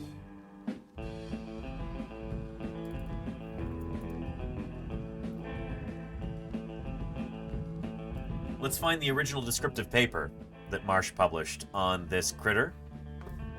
Barosaurus was first described in 1890. Let's find that original publication here. I think this is it right here by Othniel Charles Marsh. Description of new dinosaurian reptiles. It used to get real specific with the titles there. Yeah. Here is that paper. Let's take a look. From 1890. Recent explorations in the West have resulted in the discovery of many remains of dinosaurs, some of which are of more than ordinary interest. A few are from the Jurassic, like our Barosaurus here. Let's find our Barosaurus description. So, Marsh also describes Triceratops serratus, which is no longer considered valid in this paper, and Triceratops prorsus, which is. It's one of possibly two only valid species of Triceratops nowadays. Also describes Ceratops appositans and a bunch of other Ornithomimus velox. Oh, we're going to be looking at this one later on when we talk about Ornithomimus. But Barosaurus lentus, new genus, new species. A new genus of the sauropoda is indicated by various remains of a very large reptile secured by the writer during the past season. The most characteristic portions examined are the caudal vertebrae, the vertebrae from the tail, which in general form resemble those of Diplodocus. We think that Diplodocus is probably sister taxon to Barosaurus. They are concave below, as in the caudals of this genus, but the sides of the center are also deeply excavated.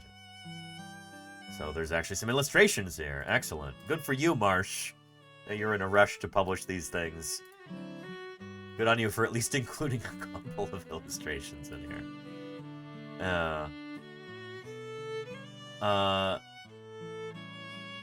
and that's it. Shoot. So, original description of Barosaurus is only this long.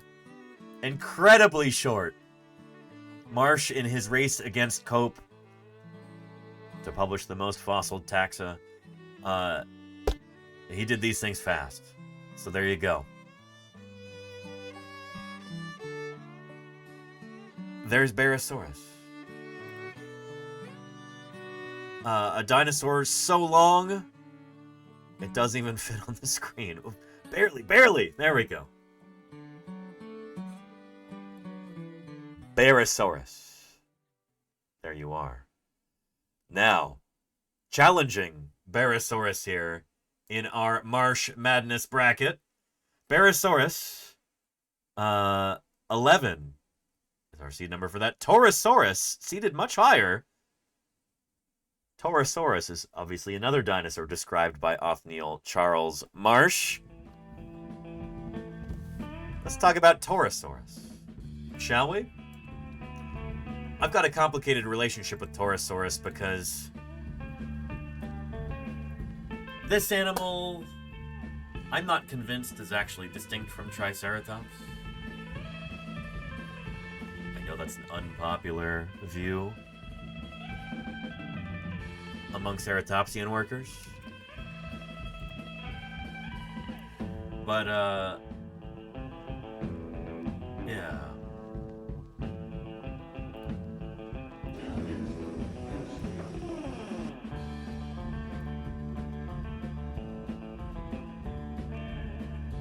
There we go.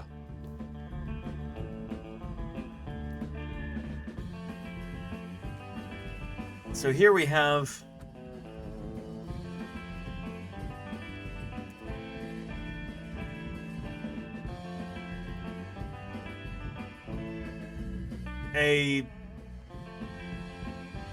two talks back to back, kind of a debate format between two different paleontologists on the validity of Torosaurus.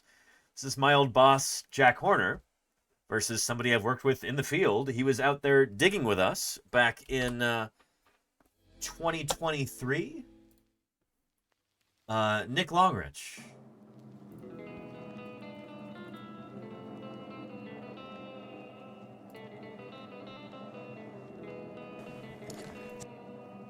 There we go. Visiting there. Hey, Nick. This is Nick Longrich. Visiting from Bristol, right?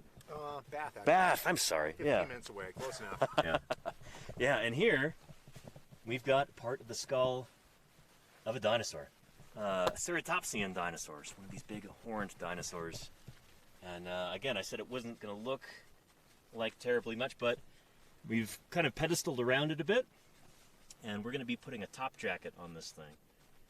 So I've talked many, many times about building plaster jackets and showing you videos about that, you know, over the past months and... Anywho, where's where Nick introduces himself? Let's find the transcript here.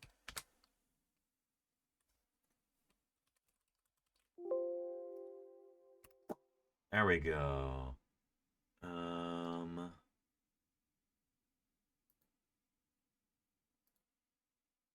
Oh, shoot. Oh, well, maybe it's not in this video. Anyway, I've worked with Nick Longrich in the past. In the field, at least. Smackdown at the Bean Club.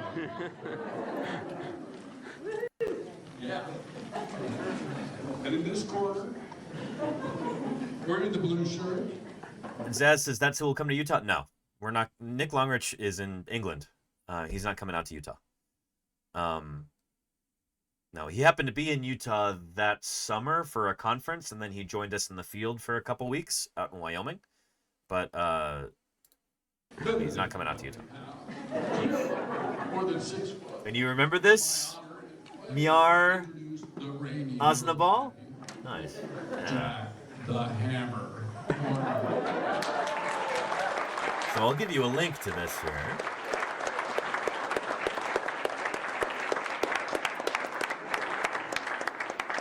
Is Torosaurus valid or is it not? Wearing the red power tie. But under 6 foot and under 200 pounds is Nick the Knife. Anyway, the question is, yeah. Needless to say, it feels like Jack versus all of New Haven. The question is Torosaurus actually a distinct genus from Triceratops? Is it a different dinosaur, or is it a Triceratops from low down in the formation that's very mature? We're not really going to explore that much right now. Let's assume, for the sake of argument, that Torosaurus is valid, that it is a distinct genus of dinosaur from Triceratops, that there was a cladogenetic event splitting that happened. They shared a common ancestor. They're now different critters at the time that they... We're going to take that as read for this. Popular depictions of Torosaurus are also not super common because it tends to be rarer than Triceratops in the rock record. But probably the most iconic depiction of this animal in popular media would have to be from 1999's Walking with Dinosaurs.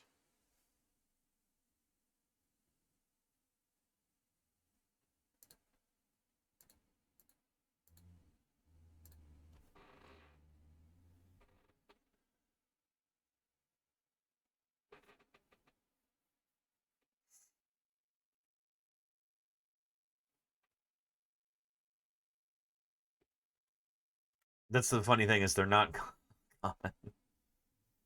They're not. This is one of the many, many ways in which Walking with Dinosaurs 1999 very much out of date. By the very, very end of the Cretaceous period, so like the uppermost Hell Creek Formation, Torosaurus, whether it's super mature ontogenetically Triceratops or whether it's a distinct taxon, you don't find it at the top of the Hell Creek. If you want to find Torosaurus, you have to go to the lower Hell Creek, or presumably even lower than that. Fox Hills Formation, or stuff that's even older than this. So yeah, that part's wrong. But yeah, Torosaurus, here we go.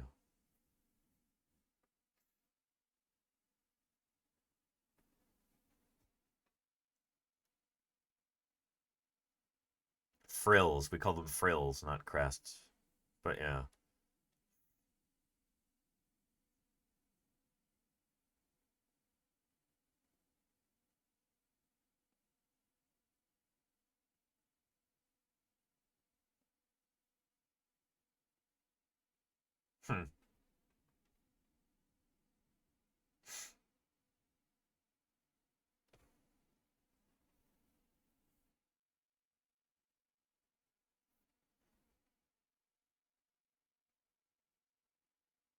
Torosaurus, fight! Yeah. There is some evidence that some ceratopsians may have actually done this, locking horns and pushing back and forth like this.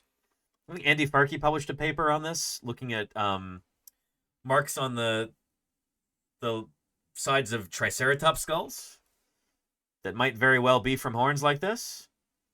Oof. That's bone right there breaking. That's not just a horn. That's... Yowza. Oof.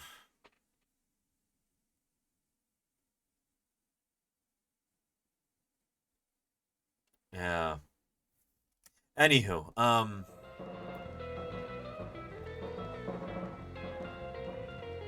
yeah. It's an interesting depiction that they had in Walking with Dinosaurs of Torosaurus.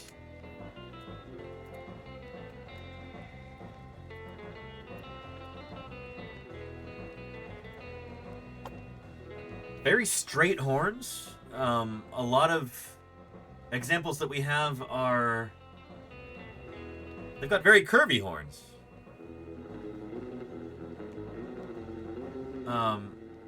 Yeah.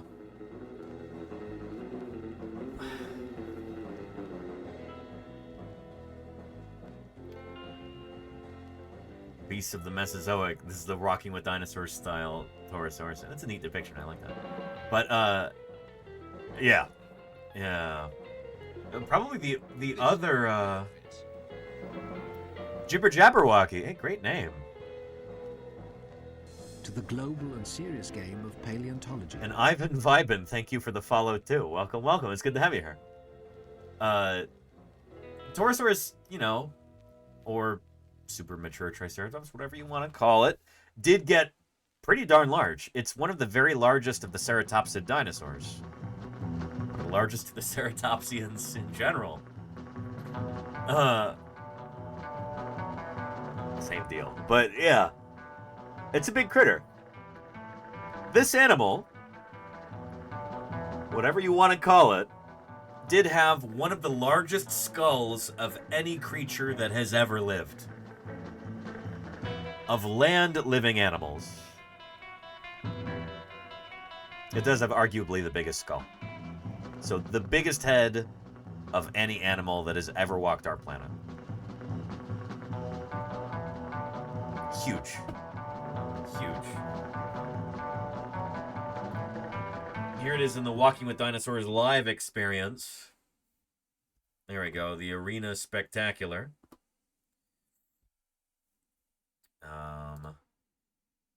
Let me go back a little bit.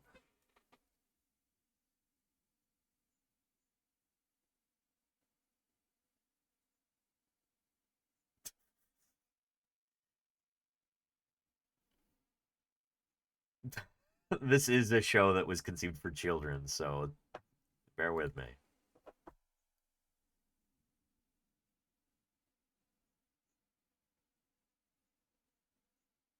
Yep.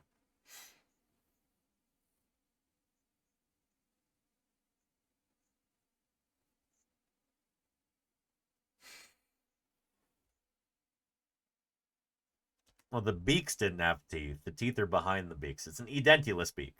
No teeth in the beak. The teeth are behind it, along the maxilla and the dentary.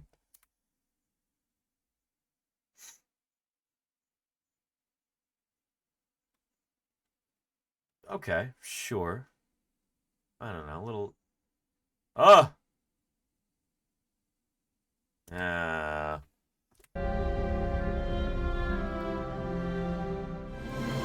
Anyhow. Torosaurus.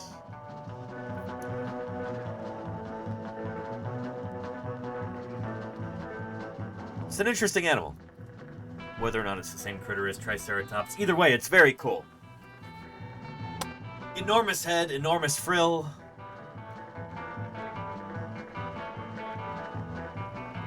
Yeah. Neat critter. Very neat critter.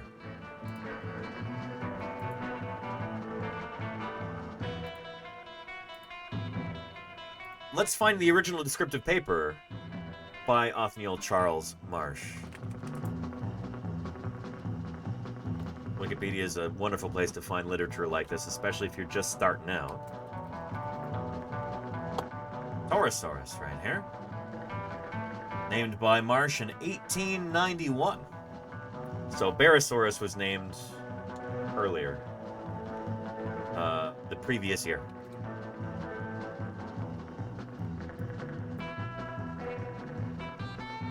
There we go.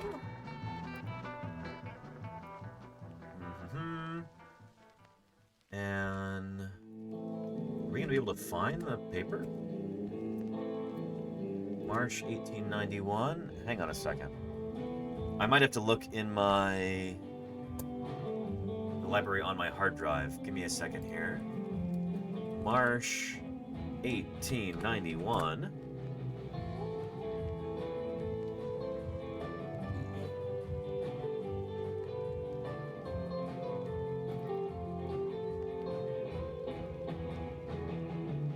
There we go.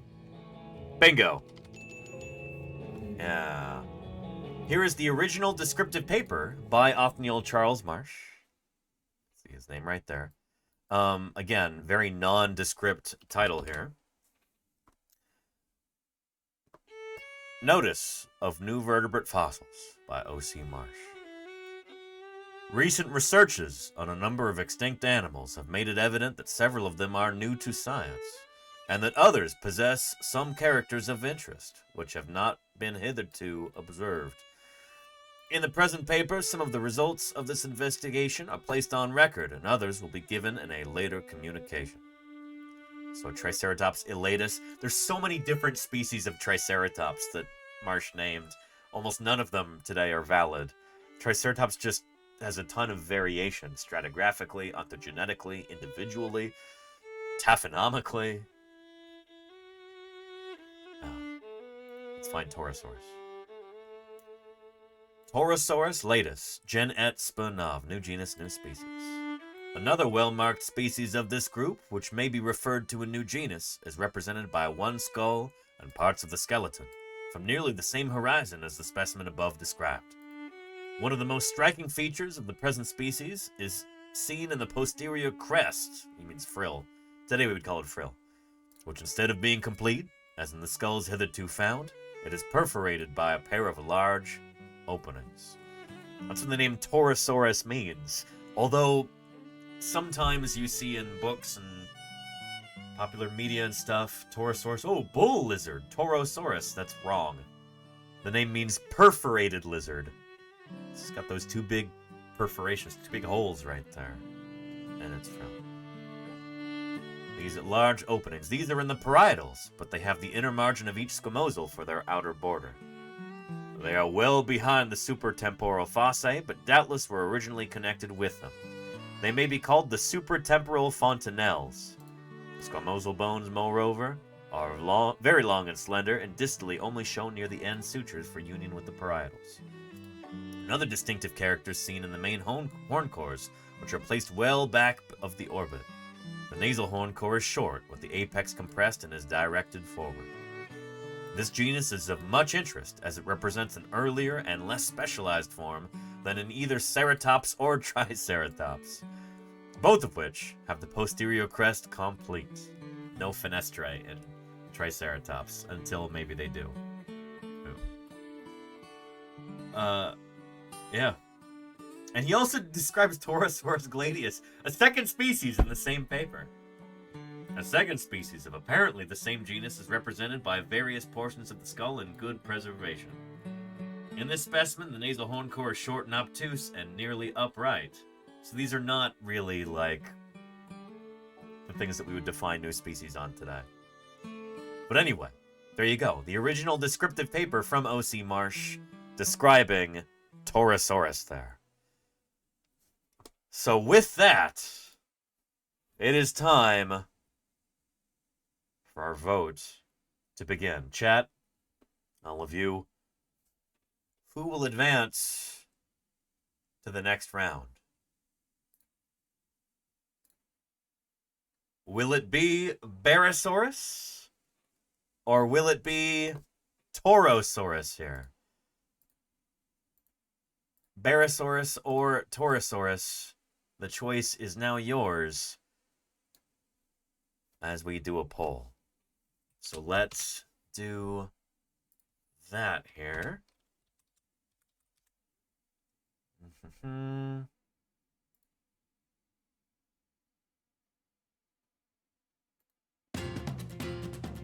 No, that's not what I want. Hang on a second.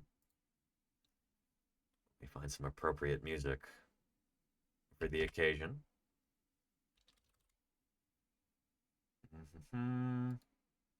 There we go.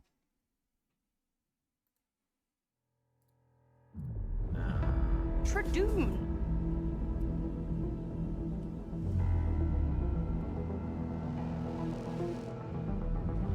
Let's start up a new poll here.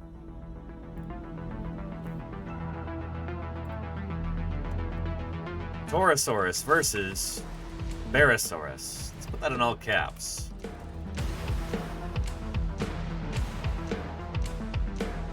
All right. Barosaurus or Torosaurus. Let's do a 5-minute duration here.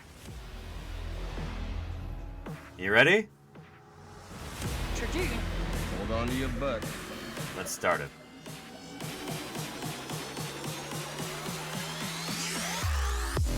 Here we go. Voting begins. Oh, they're even right now. Holy cow. 8 votes for each. And Barosaurus pulls ahead. Now, let's pull up some images of both of these critters.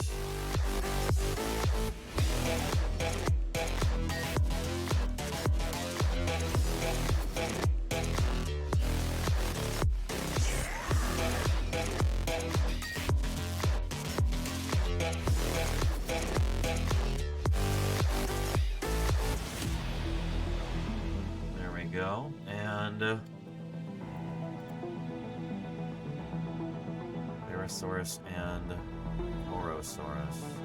Let's find a decent image of this critter. It's not too shabby, by Mario Lanzas. Okay.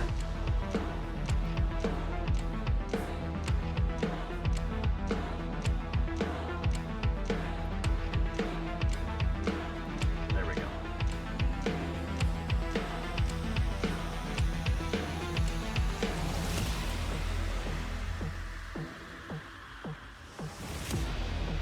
And it's hard to fit Barasaurus into the frame here.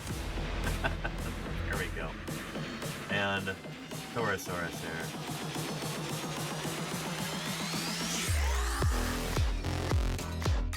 Bear with me here.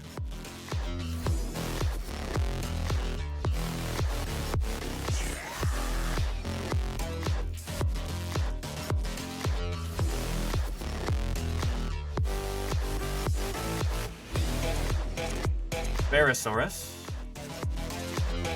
Right here. And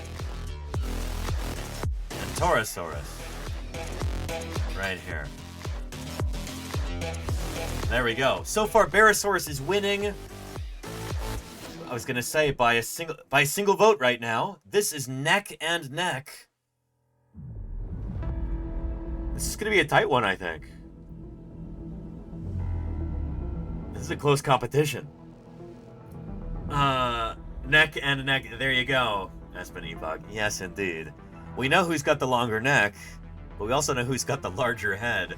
Despite being much, much, much larger than Torosaurus, Barasaurus has got a far smaller head.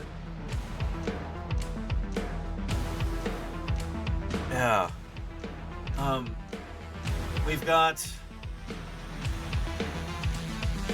about 2 minutes left now, and it is an incredibly close match. 25-24. Torosaurus currently ahead.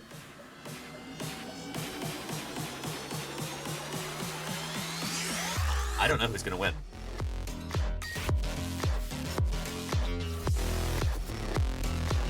I don't want to put my thumb on the scale saying which of these dinosaurs I'm personally more fond of.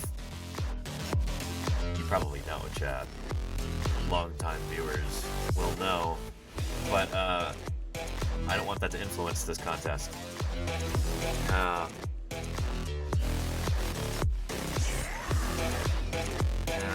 like the random scream in this music says isolated. It's just some random sports music I found online. Yeah. Yeah. Torosaurus versus Triceratops would be a great matchup, says Isolated. I mean, I suspected the same dinosaur, but it would be interesting. We've got about a minute left. Torosaurus is winning by just 2 votes right now.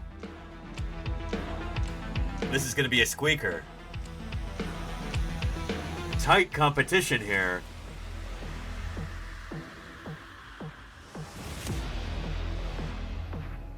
Yeah, Casey is rooting for Barasaurus. Helvetica Scenario rooting for Barasaurus. We've got like 30 seconds.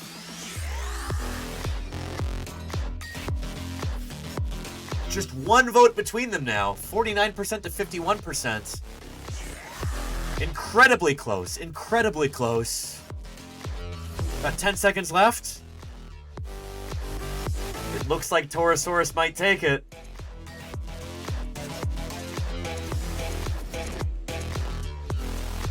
And there we go.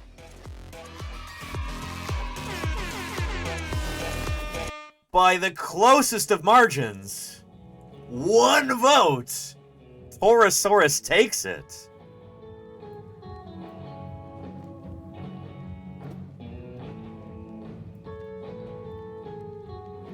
I did not think it was going to be that close.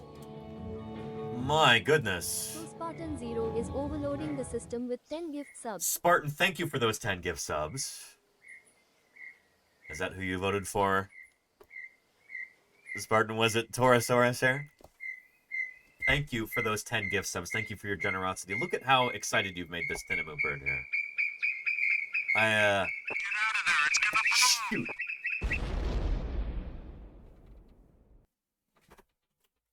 Thank you, Spartan.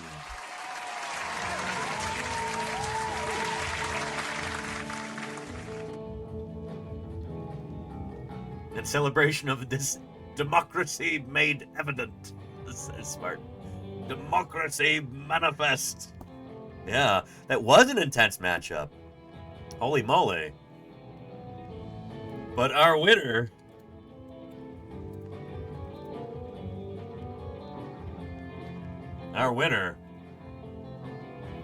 Torosaurus. By a hair, by the keratin on those brow horns. Torosaurus takes it. Torosaurus will be advancing to our next round. Yeah. Here. Let's make it official. Let's continue our results bracket here. And let's announce it. They're on Blue Sky.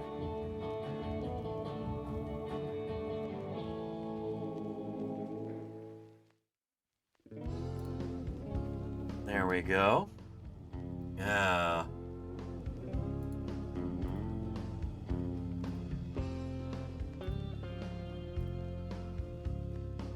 Torosaurus is our winner right there. Barosaurus has been eliminated.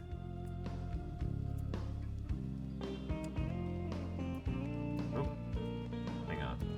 Zoom in further if I want to make this work. There we go. Barosaurus, I am sorry. Denied. Yeah, you have been eliminated. The chat has spoken.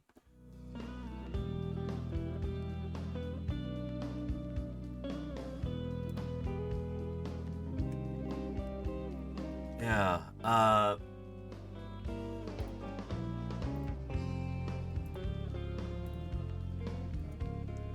our final score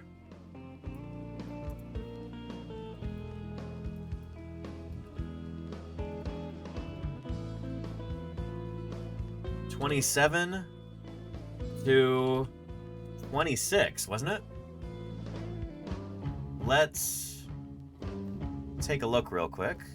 Make sure. Yeah. 27 to 26. Incredibly close match here. There we are. So, Barosaurus will be advancing to our next round.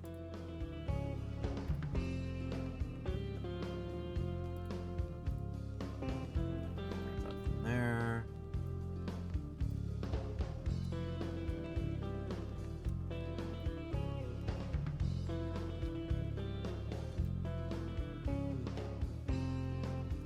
There we go.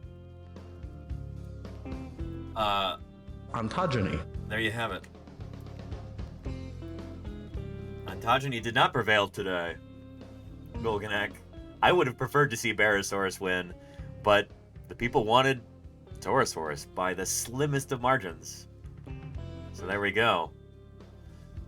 The Torosaurus will go on to compete against the winner of this matchup between Dryptosaurus and Priconodon.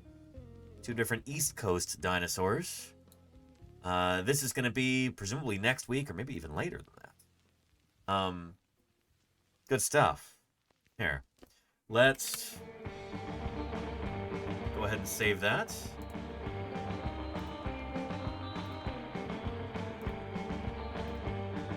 March 6th results. There we go. Sorry, the computer's going to get a bit slow for a minute while it saves, so bear with me. I need to ensmall on that file size, I bet. I think that's an issue. Yeah. Oh, wait, shoot, no, you're right. I'm sorry, Claire. Gosh darn it. That's, an unfortunate... shoot. Taurosaurus one. What am I doing? Thank you for, keeping us honest here. Here. Taurosaurus wins. What am I... Anyway. That's a sign that I need to wrap up this stream. That's what that's a sign of. Alright. File saved.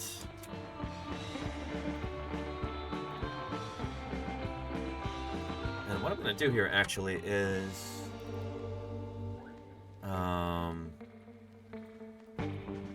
let's do 100 DPI. Hopefully that'll help it save more easily without nearly causing my machine to crash. There we go. Save that up right there. We're still going to get a little bit of lagging here, but it shouldn't be as bad. Yeah. Did we do Thursday Birds Day? I don't think we're going to this week, Neverwinter. There's been too many other things going on.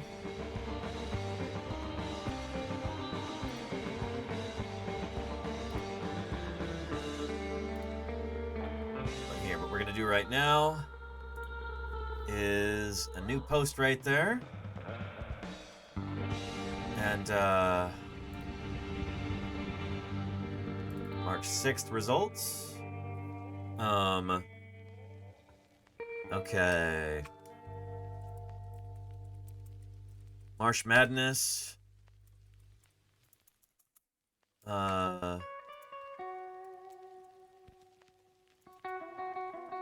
Is matchup one word or two? Matchup number 2.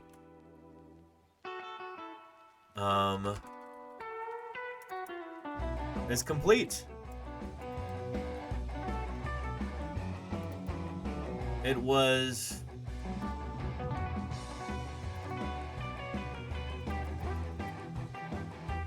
a real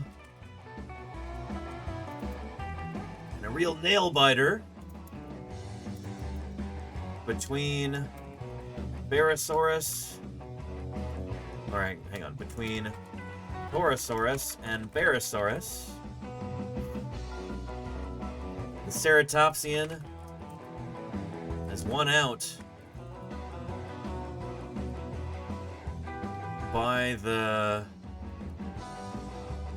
keratinous sheath of its nasal horn. 27 to 26.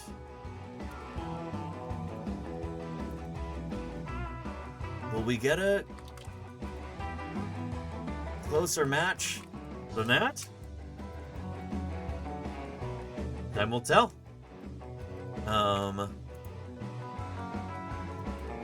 Next up is...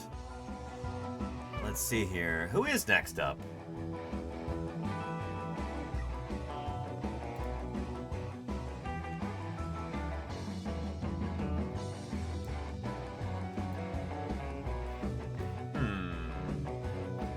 Who should we do next?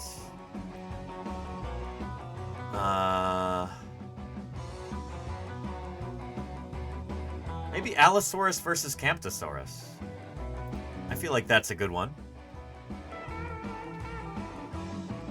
Yeah. Next up is Allosaurus versus Camptosaurus.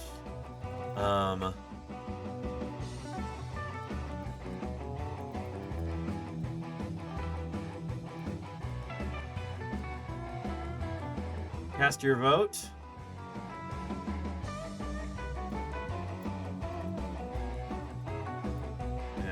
Here.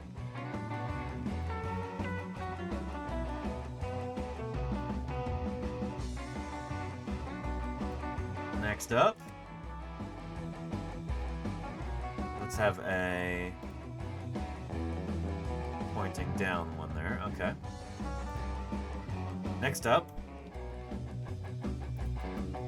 is Allosaurus versus Camptosaurus. Vote for your pick on the next stream at twitch.tv/paleontologizing. Yeah. There we go. Let's do quick alt text on this bracket. Marsh Madness bracket. Current as of today, with Torosaurus beating out Barosaurus, or it will compete against the winner of the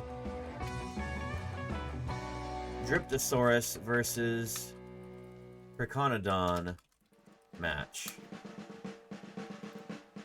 The upcoming.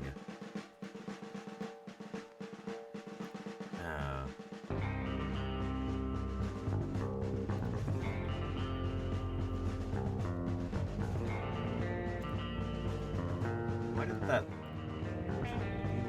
Paleontologizing spelled correctly? Okay. Yeah, let's go ahead and post it. Hold on to your butts. There we go. Yeah. Anywho, good stuff. Yeah. The hype is real, says Gravity. I want to scream. I know, right? Yeah, it was incredibly close. Miar Aznaval, it really, really was. Yeah. Anywho. That being said, it is time for me to wrap up today's stream. I've got some other stuff I got to take care of with regard to the things in St. George. So Thursday Birds Day is going to have to be postponed. I don't know if I'm going to be streaming tomorrow. I may or may not be going to the Stand Up for Science rally in either Berkeley or San Francisco. I don't know if I have time to go to either of those. I don't know how big they're going to be. I got to figure this stuff out. So it's time for me to wrap up this stream right now. Let's do it. Here's a Deinonychus to run our credits over. And let's find somebody else to raid into. There we go. Hopefully somebody else is doing some science on Twitch right now. Who else have we got? Let's see here. Nerduino is on. Well, well, well. Let's go right into Nerduino. Yeah. There we go. Excellent. Everybody, thank you for being here today. Thank you for your attention, for your enthusiasm, for your support. I'm so excited to be able to help out with all this stuff going on in St. George. This emergency excavation. Thank you for contributions to that. Thank you for asking questions.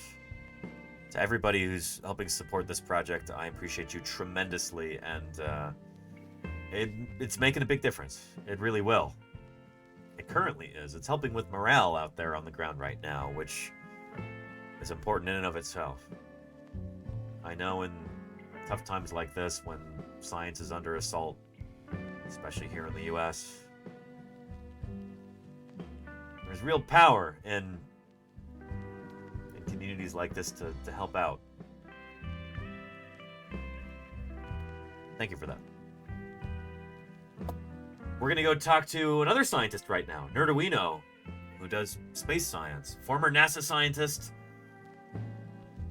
some astronomy, and does a lot of tremendous science outreach. We're gonna go right into him right now. Hope to see you there.